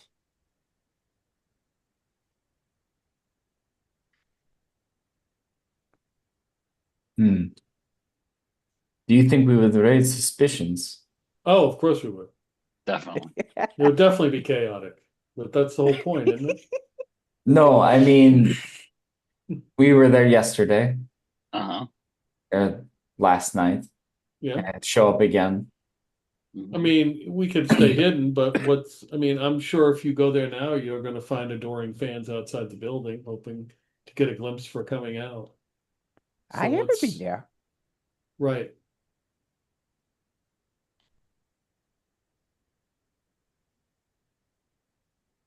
Yeah, I mean, if nothing, you your adoring fan friend that you made looking to Lee. You know where he's at? Where we can find him? That guy might have some intel about her fucking schedule if he's such a fan. No, I don't know where he lives. Yeah, you didn't get his name even. I know we do. Just Pebble just needs to go in and say he's a fan, and then Pebble, you need to show him your new friend.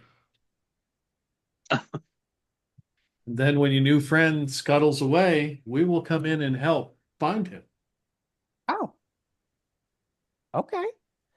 But I'm gonna have a talking to with Biggie so he doesn't just scuttle away. Right. Well, I mean, having Biggie run around in a what in a place we were just at is one thing, but having him run around in a place like that apartment building, now that's a problem.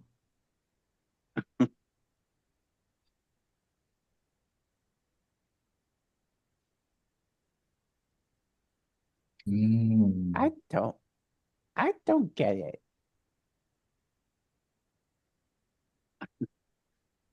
Just like playing hide and seek.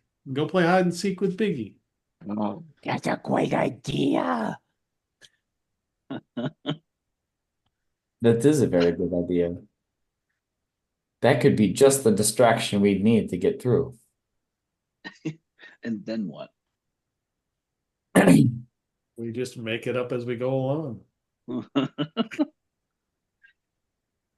You know what?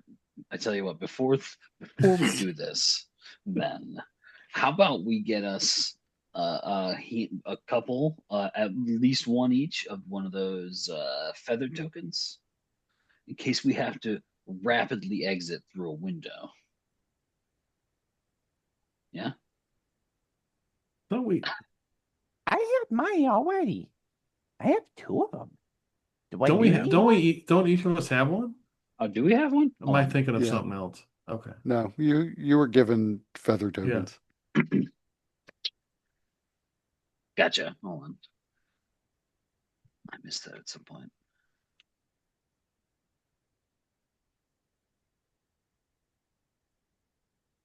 Well, perfect.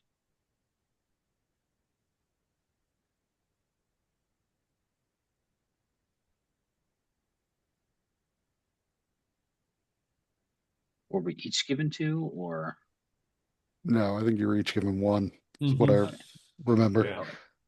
You might have had some from independently from Shoshone. I think I picked one up that was malfunctioning and I fixed it.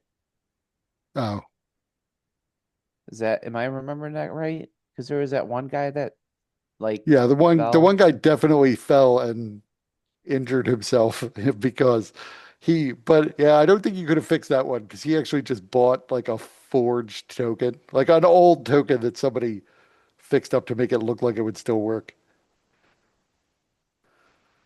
Yeah. I don't remember, but I have two listed on my sheet.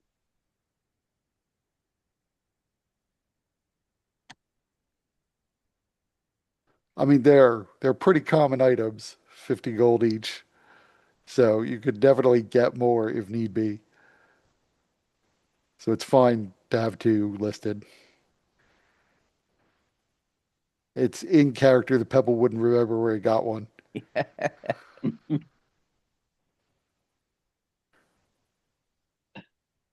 So you're heading back to Oak Towers.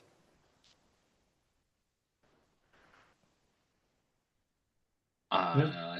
I suppose so. Why not? Yeah. So you make your way back there. It is, like I said, sort of a roundabout trip to get to the Central Plateau and then back into North Edge. But at around roughly 10 p.m. at night, you see the building rising up again with its marble facade with stripes of green passing through it. Pebble, this is your first time seeing it, but this is the first time you realize that this is a much cleaner version of the same building that Elzin took you to before, where he housed your family, way up at the top. And you look up, and it is, hundreds of feet up is where your family was being housed. You don't necessarily know where Heloise Troon's apartment is. Wow, that's a really big place.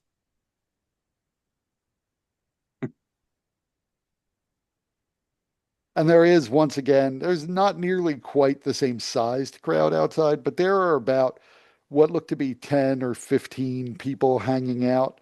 And you see what look to be the same collection of junior reporters kind of leaning up against the side of the building, looking bored. Everybody looks a little bored. Like there's not quite the same sense of excitement and energy as you saw the night before. There are no ropes set up, although some building security are keeping a path in front of the main doorway clear.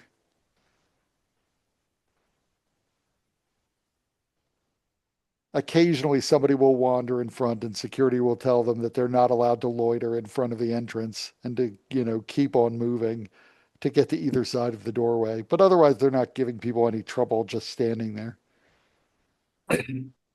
Any adoring fans? There are some people there you imagine are just waiting just in case they might catch a glimpse of her. Like I said, it's all pretty low energy. Yeah. I think Thalden would probably hang back a little bit.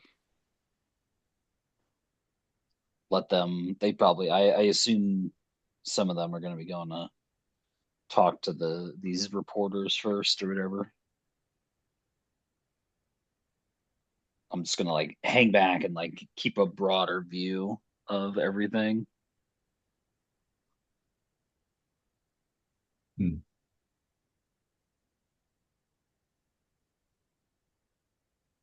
One of the reporters looks out and sees Lee and raises a hand. The only reporter there who appears to be smoking a cigar takes the cigar out of his mouth and goes, "Wood," and motions for you to come over. Yeah, I come over there. So you're back, you and Yeah, your lyricist friend. yes, of course. And I he was, leans forward and says to Elzin, "Sorry, Fred, I've forgotten your name. What did you say it was?" It is Anden and in Tendwater. "Good to make your acquaintance again." Puts the cigar back into his mouth. And you are I am Tamar Brightbane. Tamar Brightbane. It just rolls off the tongue. Has are you here covering the Troon case? True case? No, I'm just here in case she comes out of her apartment at all or anything else interesting happens, Hmm. which we don't expect tonight because near as we can tell, it's just another night in for her. hmm. She has people come over, but we don't necessarily know who's here to see her or anybody else. And, maybe she'll go out and meet with friends, in which case we'll report it back and people sort of laugh. Yeah, they won't care. At least not at any of our papers. Maybe the expositor will make something of it, but where we are, oh my God, she left her building just isn't gonna move any needles or get anybody to write a story. So you ever see anybody with an eye patch come in here? An eye patch? Yeah. It doesn't ring any bells. I'm sure there must have been someone Hmm.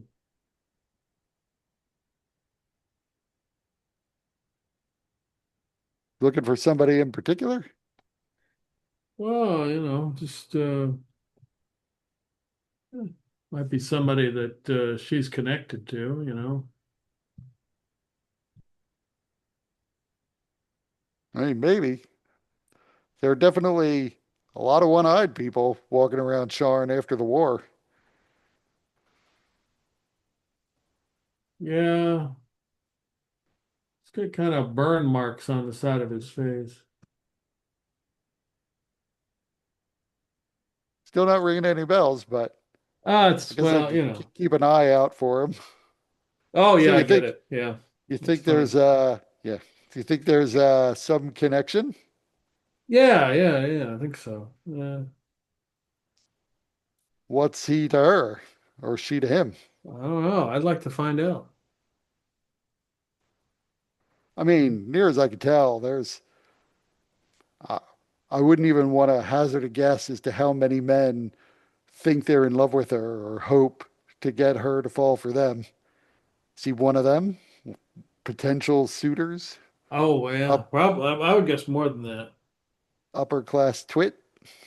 No, I wouldn't say that. Well, he could be funding this whole thing here.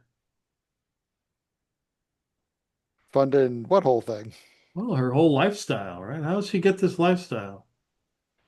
Oh, well, that's one of the open questions. How did she somehow smuggle or teleport all of her wealth out of Sire? No one really knows. No one's even entirely sure what her family did to get this much wealth. You know, Exactly. she could well have grabbed an enormous letter of credit on her way out the door for all we know, but why it would have been waiting for her.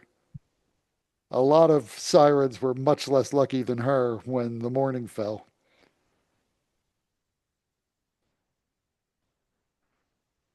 Hmm. It's also, and this is scurrilous rumor, of course, possible that she just manipulates all of her many potential suitors into giving her cash. Oh, that makes sense. That's it. It must be a lot of cash to stay in a building like this. Who knows what sorts of sugar daddy she has squirreled away here in the city and elsewhere. She travels quite a bit. She could have a wealthy man in every city for all we know. Might be a story there. Oh, there's definitely a story there. I mean, if true, there's a story there.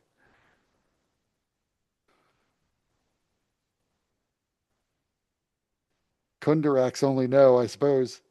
If we could get access to their records, I'm sure we could figure out more about her wealth.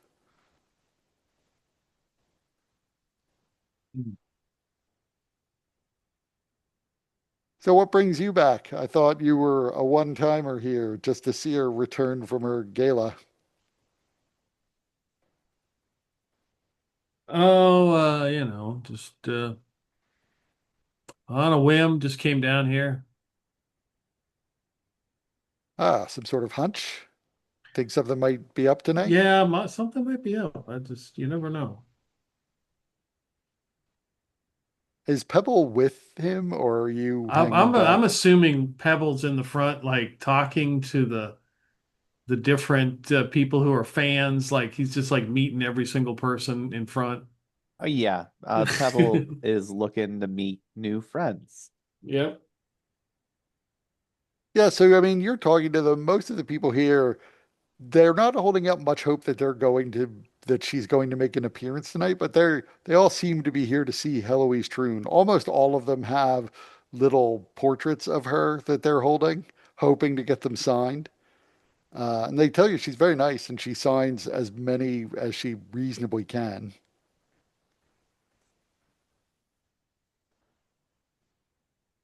They ask to see yours to see if it's a newer version than theirs.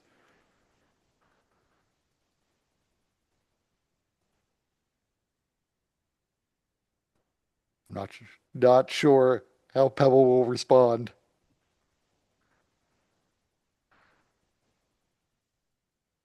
Oh wait, that was towards Pebble. Yeah. Yeah, What was it? They think they you're a were fan. asking. Yeah, they Oh, assume that you are also here to catch sight of her and get an autograph, so they asked to see your portrait of her.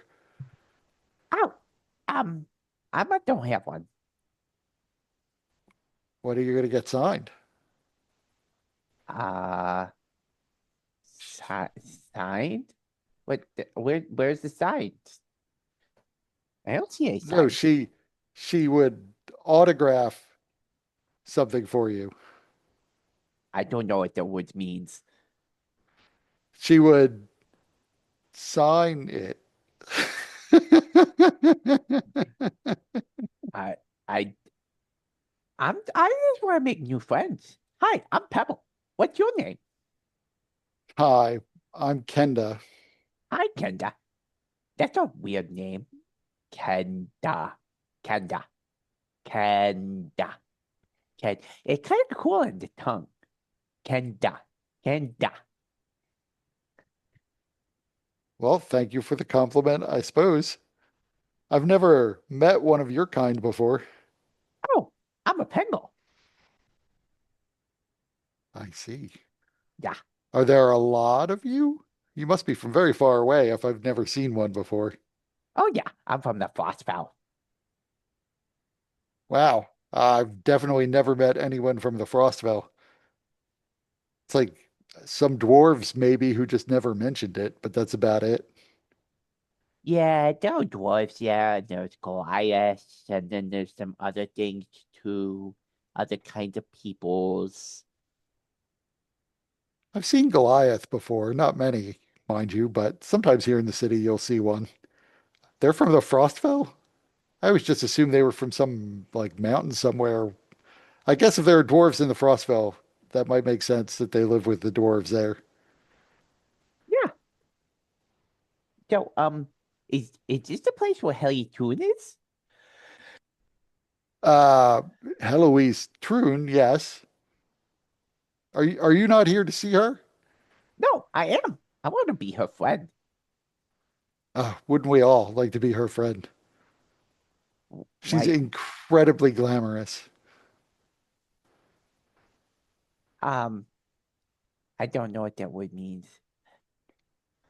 Um, she's rich and beautiful and exciting. Oh, that's neat. And she like reaches into a case on the side and she unrolls her her personal drawing of Heloise Troon. And you see there are actually two separate sheets of paper there. I'll tell you what, you take this one, and she hands you one of the pictures of Heloise Troon. If she comes out, just hand it to her and she'll use a magical pen. You know what a pen is? Um, it's that thing that we draw with, right? Right. And she will draw something that represents her name, Heloise Troon, on this. And then you'll always have her personal symbol that represents her name on her actual picture so that you'll always remember the day that's called signing that she signed this for you. Oh, well, but you seem like you really want that. So if she does that for me, I'll just give it to you. Well, but I have two of these pictures of her. So I'll get her to sign one for me, and then you can get her to sign one for you. And then you'll always remember the day she signed it. And then you'll always remember that I gave it to you. So you already made one new friend. Okay, that sounds like a great idea. So, do we can we go in and see her or how like what's gonna happen? Oh, they won't let us just go in. This building is for the people who live in the building and the people they invite in, whereas we're just people who like her, from a distance. We don't get to get too close unless she lets us. Well, that doesn't make sense. That doesn't sound like a very good friend. It doesn't, but so we're not really, I wouldn't say I am her friend. I'm I am very fascinated by her. I enjoy talking about her and learning about what she does from day to day and learning about all the parties she goes to. But I've never spoken to her myself. So I can't really say she's my friend. There are some people here who would say that she's their friend, but some of the people here take it a little too far because they've never talked to her either. And that's why it's because those people sometimes get a little inappropriate. She doesn't necessarily just like freely interact with everybody because You ever know how sometimes you don't like to be touched by people you don't know? No.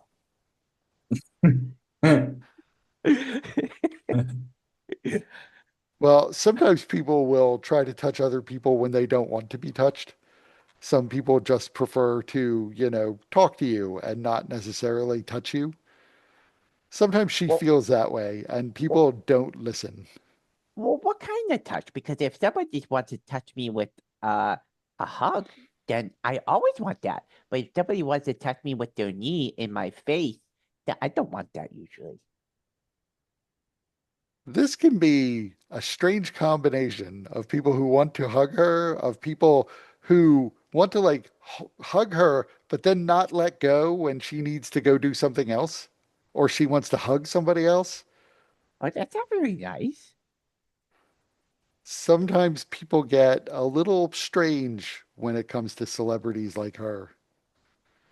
I don't know what that word is. Celebrity? It's somebody, I remember the word glamorous. It's somebody who's glamorous. Oh, okay. I don't remember that word. So it's people like Heloise Troon. They hug Okay. her even when she asks them to let go, they won't. And It's so she doesn't let us in because there's too many people who refuse to let go when asked. So are all these people your friends too? No, I don't know any of the people here tonight. Wait a minute. You're here waiting for this person that you want to be your friend around all these other people who could be your friend, but you're not trying to be their friend? Nope. I don't get it. Well, I don't know any of these people or who they are or what they're like. They might not be nice people. Well, let's see. And then he taps the person next to him on the shoulder or the leg, whichever is most in reach, and says, Hi, I'm Pebble. What's your name? Hi, I'm Rhaegar. Hi, Wega. Are you nice? I think I'm very nice. That's cool. This is Kenda. He's very nice too. And he looks over at Kenda and nods to her and says, I think I've seen you here before once or twice. Are you here to get an autograph? And Kenda responds, yes. And Rhaegar says, I'm here because, well, secretly, Heloise Troon is in love with me. I just need to make her remember. Wait a minute. How would she forget if she loved you? I don't know exactly what spell it is that is keeping us apart, but I am going to make her understand that she's meant to be with me. She's been photographed with other men, and if they were here, I would kill them because she's mine.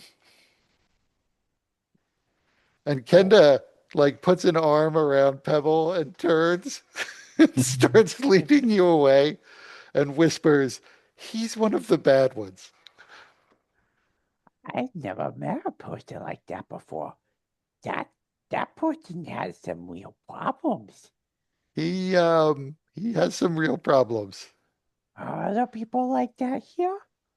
There might be. Oh no. He's one of the ones that makes it so that Heloise is maybe not so eager to make friends with everybody here in the crowd and a little bit scared. Oh no. Then that's why she has to be so careful. Because of Exactly. those people that don't want to be her friend, but say that they do. But they don't know what friends are.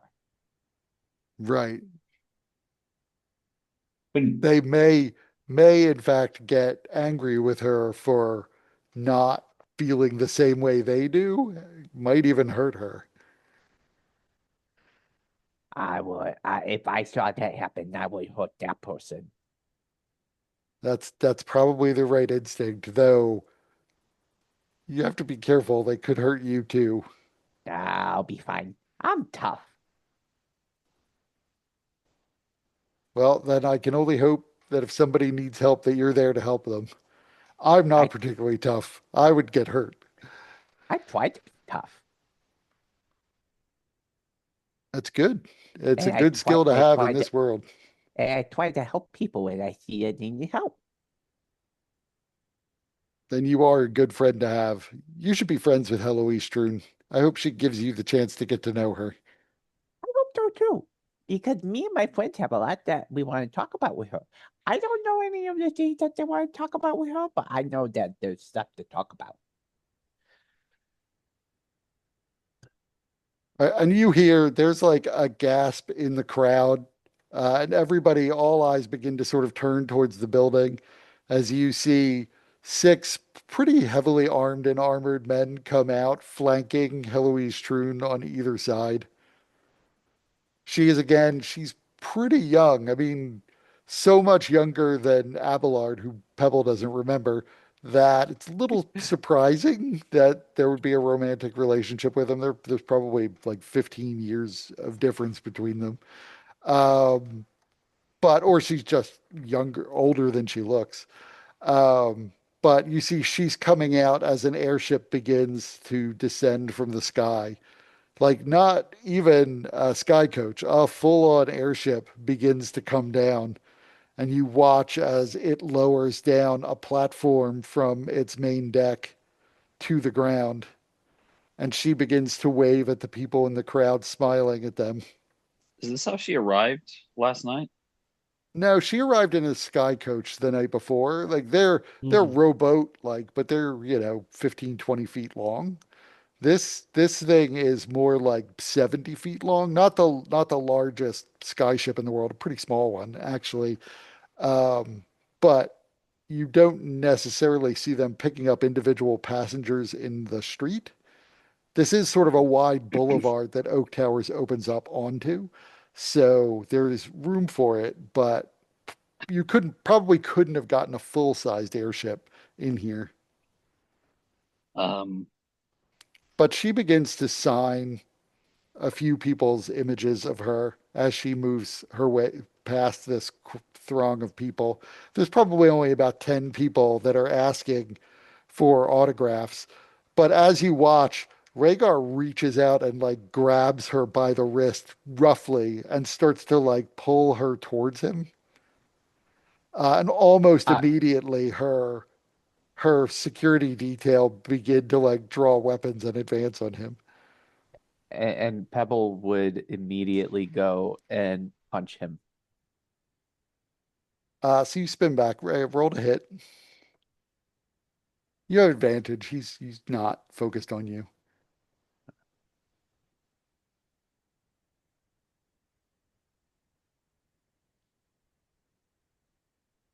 I'm on the wrong page. So yeah, you easily land a blow, and he releases it and drops to his knee, gripping his side. And Pebble yells, No, that's not right. She doesn't want anything to do with you. And Heloise is being pulled away by her security guard, but you see she's fixing her eyes on you and mouths the words "thank you" as they start to lead her over to the platform of the airship. Two of her security guards stay behind and are now hovering over this guy, holding him down. One of them takes manacles off of or out of a pouch at his belt and begins to put it around the man's wrists. when Heloise Troon says that, Pebble goes, "You're welcome."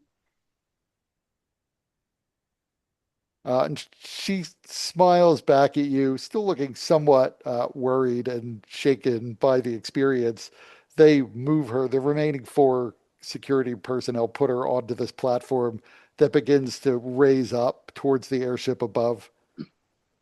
All of the junior reporters they're no longer leaning against the wall. The one guy has dropped his cigar, and they're all headed towards Pebble.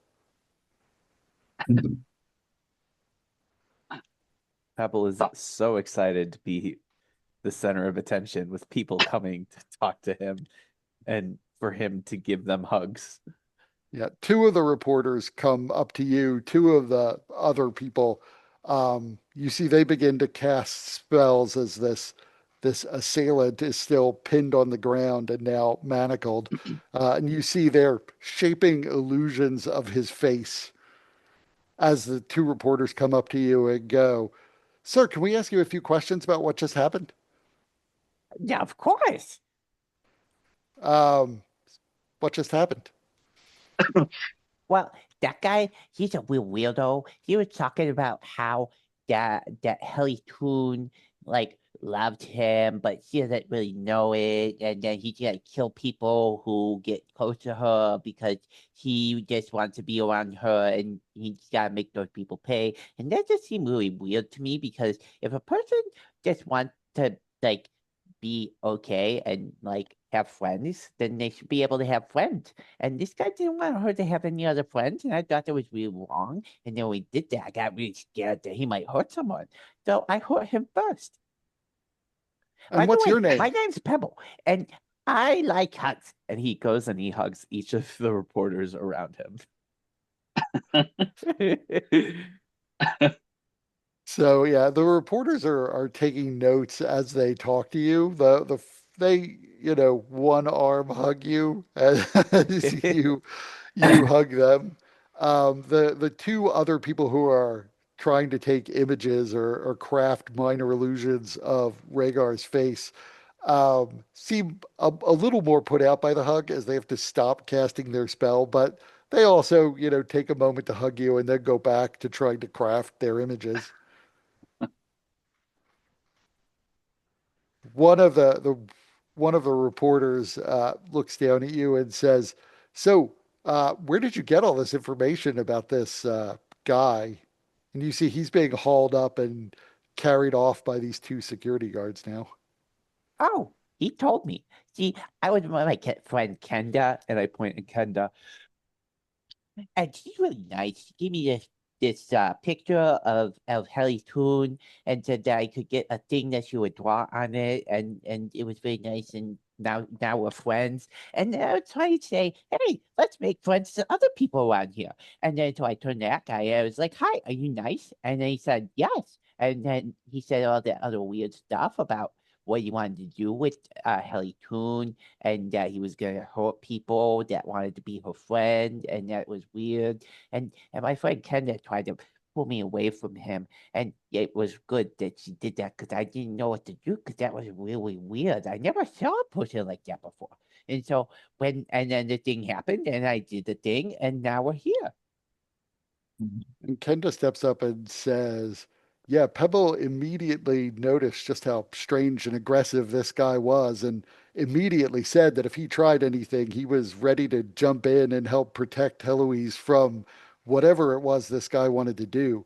He seemed to think that Heloise was in love with him, but for some reason she couldn't remember, and he said something about the other men she's been known to date." I guess he's been here before a couple times because he said he recognized me, and I don't come here very often, just when I have the night off, which isn't very often at all. But yeah, Pebble was just he was ready to step up and defend her if this guy tried anything. And well, I guess he got his chance. He's very brave. I mean, I would have been petrified to try to intervene in that. And the reporters looked pretty impressed by that. Where are you from? What can you tell us about yourself, Pebble? Oh, I'm from the Frost Belt. The Frostfell. And what brings you to Sharn? Um, Well, there's this thing that I'm here with my friends to do, and we were at the place with the big explosion, and then we came here, and then there were other things that happened, and there was a lady that was trying to shoot at me, and it stood at my belly, and she missed all the things that she shot at me, and then we talked to her, and then she didn't really like me, but I gave her my crown, and then I think we're friends now, and then, oh yeah, and I met the girl with the red hair and the big glass eye, and oh, and my friend Rowan and Caddy, the glide wing. Yeah, they almost hit me, and because they were falling, but he warned me, so I was able to jump out of the way. So yeah.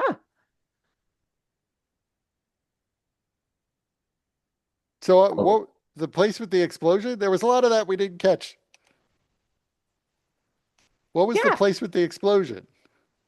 Owls and whispers, nothing. Like whispers. Uh, So Is this so through the crystal. I was gonna whisper to Elsman, "Go get him." does does the explosion have something to do with Heloise Trude? Have you foiled other plots against Heloise Trude? um, I feel the need to make some kind of check to see whether or not how he responds to Elson. Oh, Um, I'm You I'm should thinking you I'll should do. also, this is not going to come up now, but you should also note the 19 that I rolled Okay. just because something of this may come up later and I wanted to see if a connection would be made. But Okay. go ahead, you can make whatever roll you like. I'm I, I'm just gonna go general wisdom. Okay. I think he gets it. And then so he hears Elson. He's like, Oh, nothing. So the explosion you wasn't related to Heloise Trude? Nothing. I don't know if any of you ever saw Blackadder, but now no. you're, you know, there is for anyone who did, there's like a whole courtroom scene where Blackadder's stupidest friend has to get up and testify because he's going to be murdered. And he's like, deny everything, Baldric. And so they're like, is your name Private Baldric? No, but you're a friend of Captain Blackadder. No.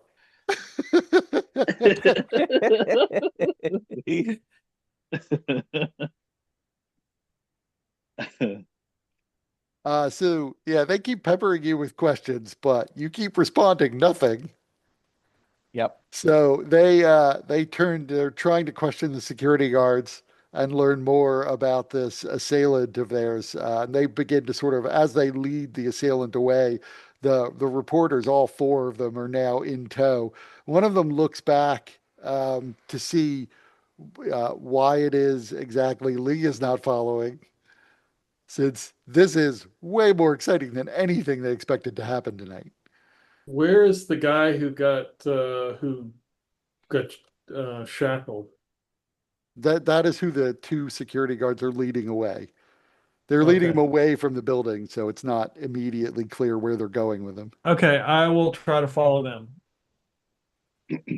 Okay, so that is, yeah, that is what they would expect of a reporter. So the five of you are now walking off into the night. You know, this is a, like I said, this is a boulevard and pretty brightly lit. Like there are permanent street lamps that are brighter even than your normal like ever burning torch level of permanent light. It is almost daylight bright on these streets, at least at street level, as they walk up the boulevard, leading this guy away. And what is everyone else doing while Lee is following them? what of the airship? The airship has now begun to pull away into the sky. It wasn't, Uh, it didn't look like Abelard's airship, did it? No, so that wasn't Abelard's airship per se. It may have been de Kunderak's airship. It wasn't clear who owned it. It wasn't like the one Um, we saw, though. no, this is definitely a different airship. Okay. because I think Faldorin would have wanted to have stepped forward whenever she was coming out, and hoping that like at some point they could like make eye contact. Um, so yeah, rewinding to that point, give me a charisma check.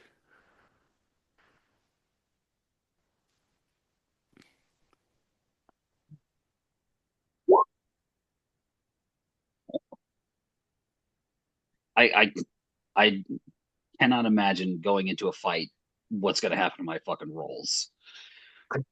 So, yeah, I mean, when she comes out of the building, like almost immediately, because you were like in the background, still her eyes seem to have found you in the background,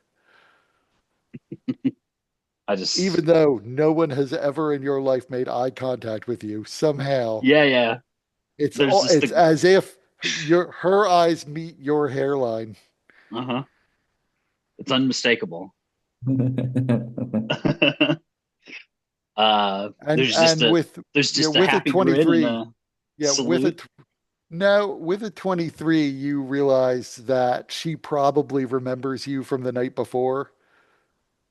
That's what I And hope. so, you're relatively distinctive in your armor with weapons and having yelled about Abelard.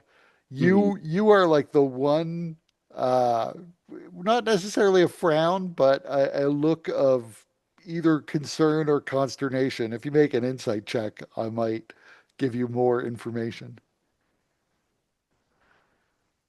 Uh, I am attempting to be as friendly looking as possible.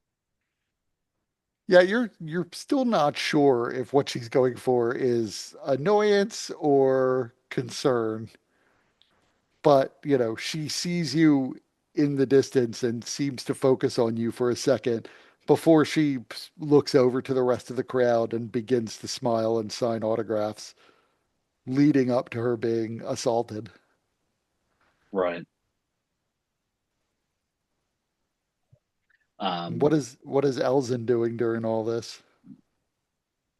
He's looking, he's with all this going on, he's going to be checking the front door, see if it's pulling guards away.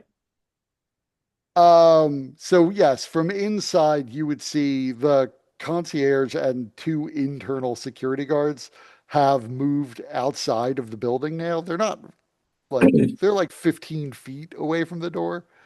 But she was assaulted like 30 feet away from the door.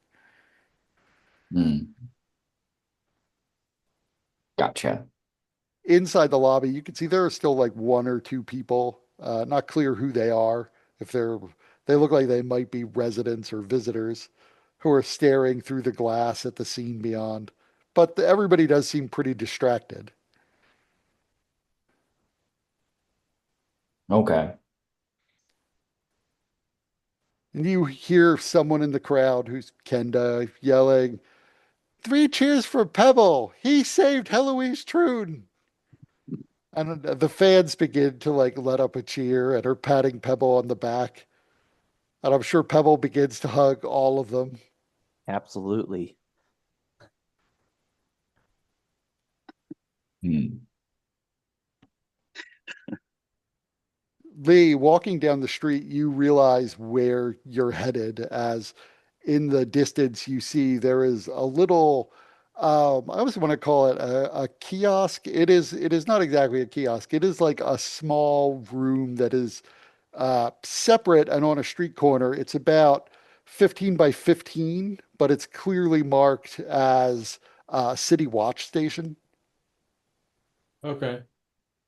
And while you can't necessarily see anyone inside, there is a light on inside shining through the windows of this place. Again, the whole area is pretty brightly lit, but they are taking this guy to the city watch.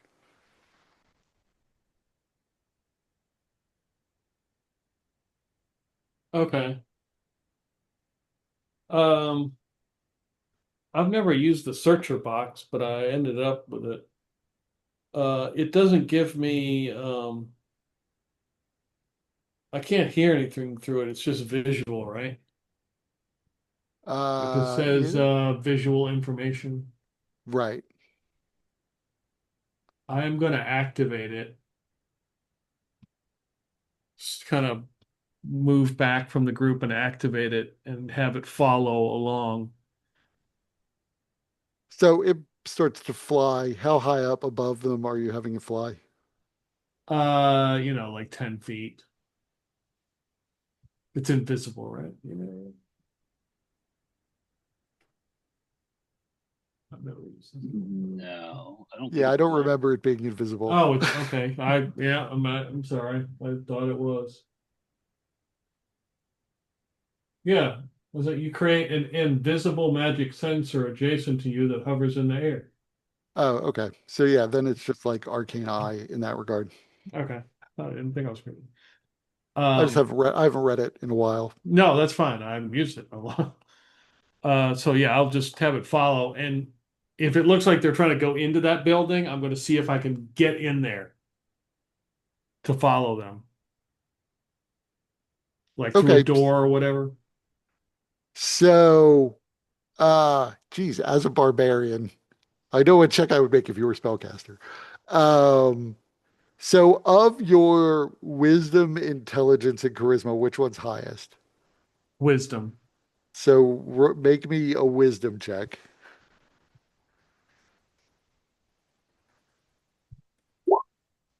Eh, So you are, it gets close, but you are just able to get the sensor into the room as the door closes, Okay. as these two guards take him inside. The other reporters all remain outside, Okay. but you're in the room. There are two city watch guards. It appears as though the two security guards are explaining what happened to the city watch guards. The Okay. city watch guards are scribbling something down on parchment.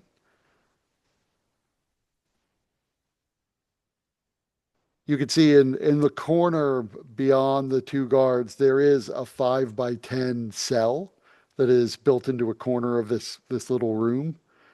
Okay. And they've temporarily put the guy in the cell where he sits on a bench, still manacled, hands behind his back. He seems to be yelling something, and you can vaguely hear him yelling from outside the building. Okay. You can make me a perception check at disadvantage to see if you can make out what he's saying. I got perception.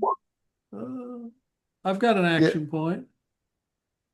well, you may not want to. I mean, I don't know what else you're using it for because we'll wrap up in a couple minutes. So I guess go ahead. Okay. A lot of 12s, huh? 12 and 8, 12 and 8. Okay. Sure. But you hear the other reporter saying, "What was that? What did he say?" And one of the reporters says, "I think he said you'll never keep us apart." Whoa, wow.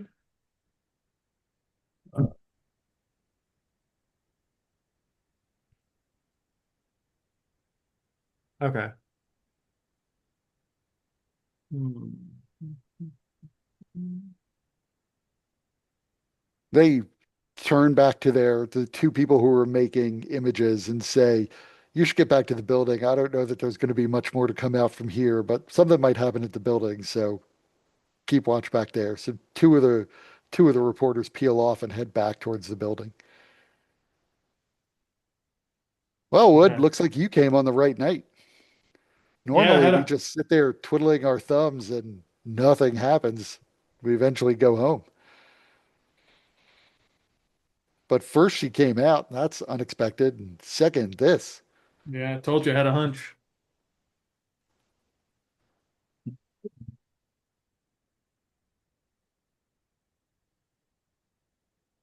I'm Plus going she has to this unusual little defender.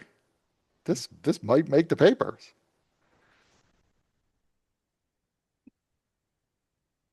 It's all the group needs for Pebble to do the opposite of keeping a low profile. well, I knew that wasn't going to happen. Uh, yeah, I'm going to keep that searcher box in there just to see what they do to him. So there appears to be a lot of conversation going on, is all you notice happening. Yeah. One of the two guards does come over and touches a plate on the side of the wall, and says something. You're not necessarily sure what, but you do see as he touches a plate, light on the top of this little kiosk on the side of the road begins to light up and flash red. Okay. And I don't know how long are you going to wait there. Let's see. This thing lasts what? 10 minutes, but I can extend it. I'd at least spend 30 minutes there. Okay, so Lee is waiting at the City Watch tower or whatever it is, house station is the right word.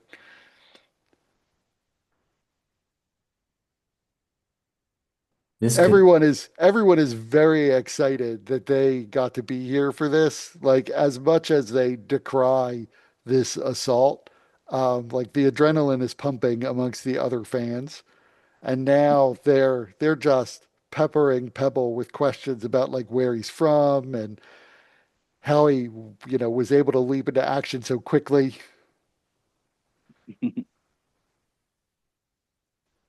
Muted. You're You're muted. muted. Oh, because of my training. What what training is that? Where were you trained? Are you like professional security? Oh, I trained with my master at the monastery Which back home monastery? in the Frostfell.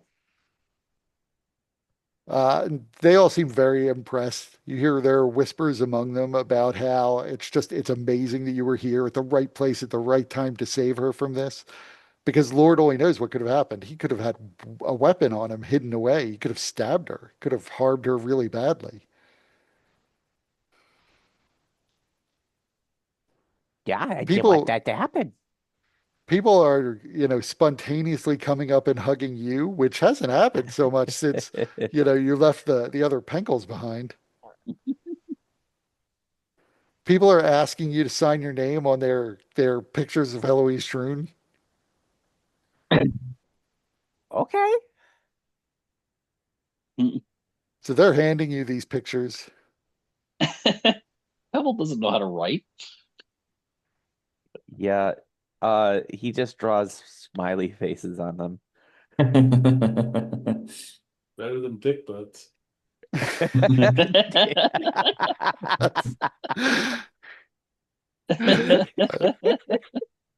Now I imagine it's like the bullies in the Frostfell. They teach Pebble like, no, that's your name, that's your signature, the dick butt.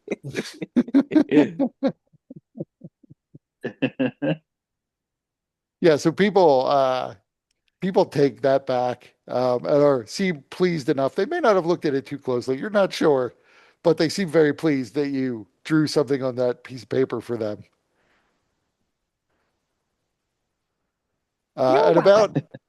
you know, uh, about when you're getting ready to leave, you see about four other members of the City Watch come up to the building, and they lead this guy away. There's a brief conversation inside with the guards there. And at that point, the two security guards, feeling confident that this has been handled, return back to the building.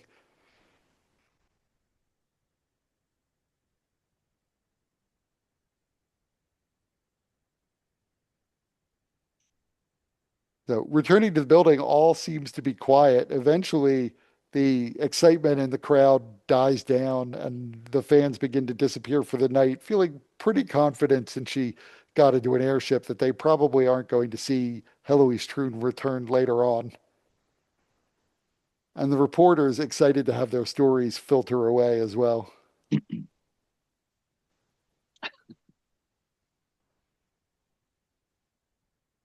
Well, this is our chance. I'm saying she might be away for a while. We might have ourselves a couple of days. Well, we should strike while the iron is hot. Is there uh are there any other doors at the at the base of the building? Not that you have seen. You were told that there's a service entrance for employees, but you haven't seen it. Hmm.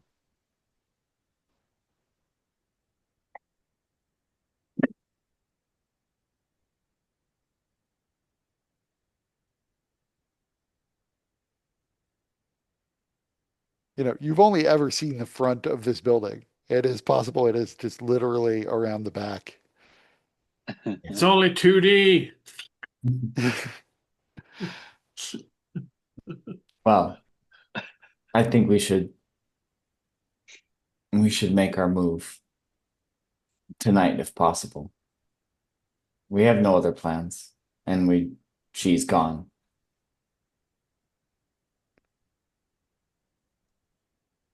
Uh, I suppose. Um, I expected to be a little more dressed for espionage. I thought we were just scouting.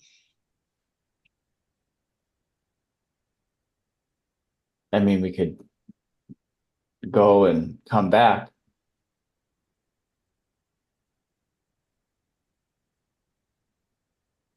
if that makes you feel better. Are any of the guards still around? So there appear to be two security guards in the lobby. From as far as you can tell, they are outfitted somewhat differently than Heloise Troon's security. So they are probably building security and not her security.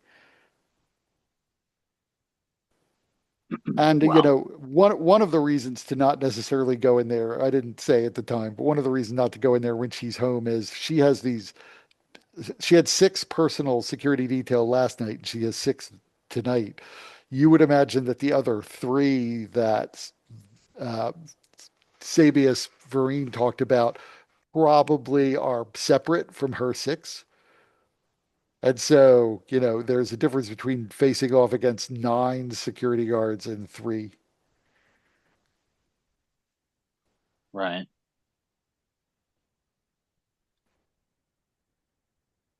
Hmm. So in the lobby, there's the concierge and two security guards who seem to be there that you can see, though. Well, I think perhaps one of you might be able to go in with Pebble, at least get a better idea. You might be able to get inside, have Pebble maybe can get some questions answered now that he's a hero. There are benefits to getting renown. Yeah, that would be worth a shot. And what greater hero among us than Pebble? Yeah. And just in case, do we have a way to hit for us all to reach the balcony? I don't think so. You can climb. That was I Pebble's might, plan. I can maybe climb it, but it's a long climb. One of you at least has a potion of climbing.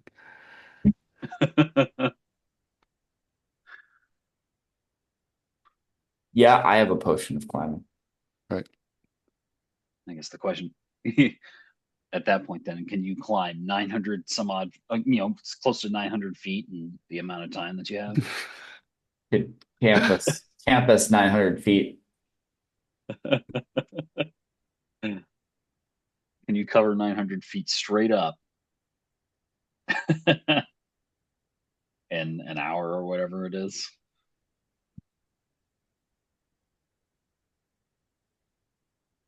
Yeah. Uh,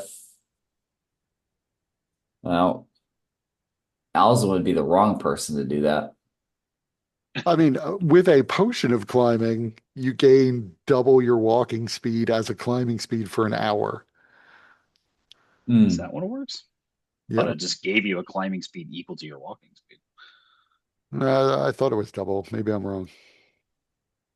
It's a single. Yeah, you're right. It's the climbing speed equal to your walking speed.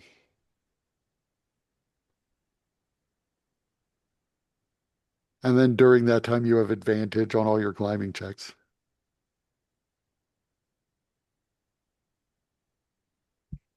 So Well, I would say there would not be many climbing checks for somebody who's using the potion. It would only be if you reached a real obstacle, whereas other people would have to make periodic checks. Right. At least otherwise, I don't know what it means to have a climbing speed. Everybody has a climbing speed. You're just slightly faster. Well, is it like without if you don't have a climbing speed, it's half speed, right? Right. But that just means everybody has a climbing speed. Well, I think it, also is meant to sort of assume some sort of disadvantageous effect upon you, just like with swimming. Like if you don't have a swim speed, then like your attacks are at disadvantage and shit like that. Right. Like I said, if you hit like a particular obstacle, I would say you might have to make a climbing check. Yeah. But if it's otherwise just like a normal vertical climb, I would just say go at your climbing speed. Right. Hmm. So two of you might be able to get up there if Lee can, power through the Earthbind effect, which is usually a strength save. So probably a strength save. Oh, it wouldn't be, I guess it wouldn't be such a bad thing to be victim to the Earthbind effect if it just brings you down to the balcony. Right. So also, as a reminder, Sabius Vereen suggested that if the Earthbind effect goes off, there's a chance that he said that there was a chance that either the balcony itself might be warded with some sort of alarm spell, or maybe setting off the Earthbind effect might trigger an alarm spell. Oh, okay. Now that said, um, probably not the latter because birds would also be affected by the Earthbind spell. And so you wouldn't want the alarm going off every time a bird flew too close to the building.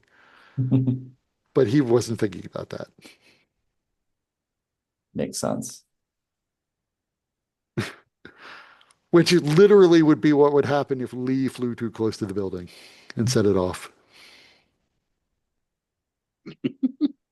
So yeah, we could have maybe two people, Lee and someone else, go up there and go up top, and then maybe Pebble and someone else, or Pebble and another couple people can ask questions and try to get in that through the front door.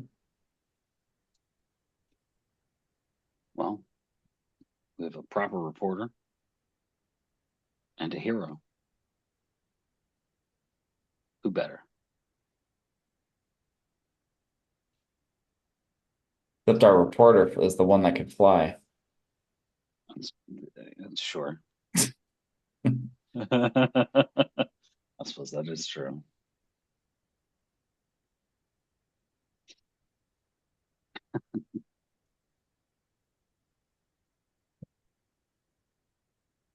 Well, So I mean, it's getting a little late. What we can wrap yeah. it up there. You can think about whether or not you want to take this opportunity or wait for another one to arise. You did hear tonight that Heloise Troon travels frequently. Yeah. So this can't be the only time she's out of her apartment. Now, when she's traveling, does she leave incriminating evidence behind? Maybe not. Who knows? Mhm. Does she carry in a Presumably, she at bag? least like locks the drawer that the incriminating evidence is in if she's not going to be there. Yeah. Yeah, I we're mean, gonna need it. We're gonna need to deal with that. If there's locks, I'm no lock. I'm no lockpick.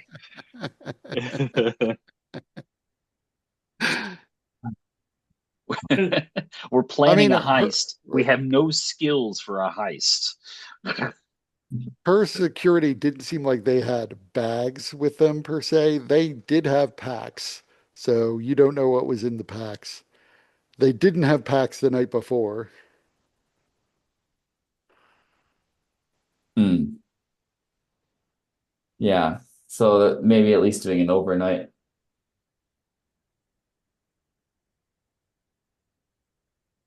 Well, thanks for Yeah, running. no problem. Yeah. Yep. Thank you. Fun I session. wa- yeah, I Yep. was hoping you would get to to the House Fjarlan Academy, but that will have to wait. Hmm. But that is mostly just because of like time investment. I've like actually written out things about the rod, the wand, and so I Yeah. thought we would get to that today, but we didn't. I thought we might get to the heist tonight, and we didn't. Yeah. We don't know enough, man.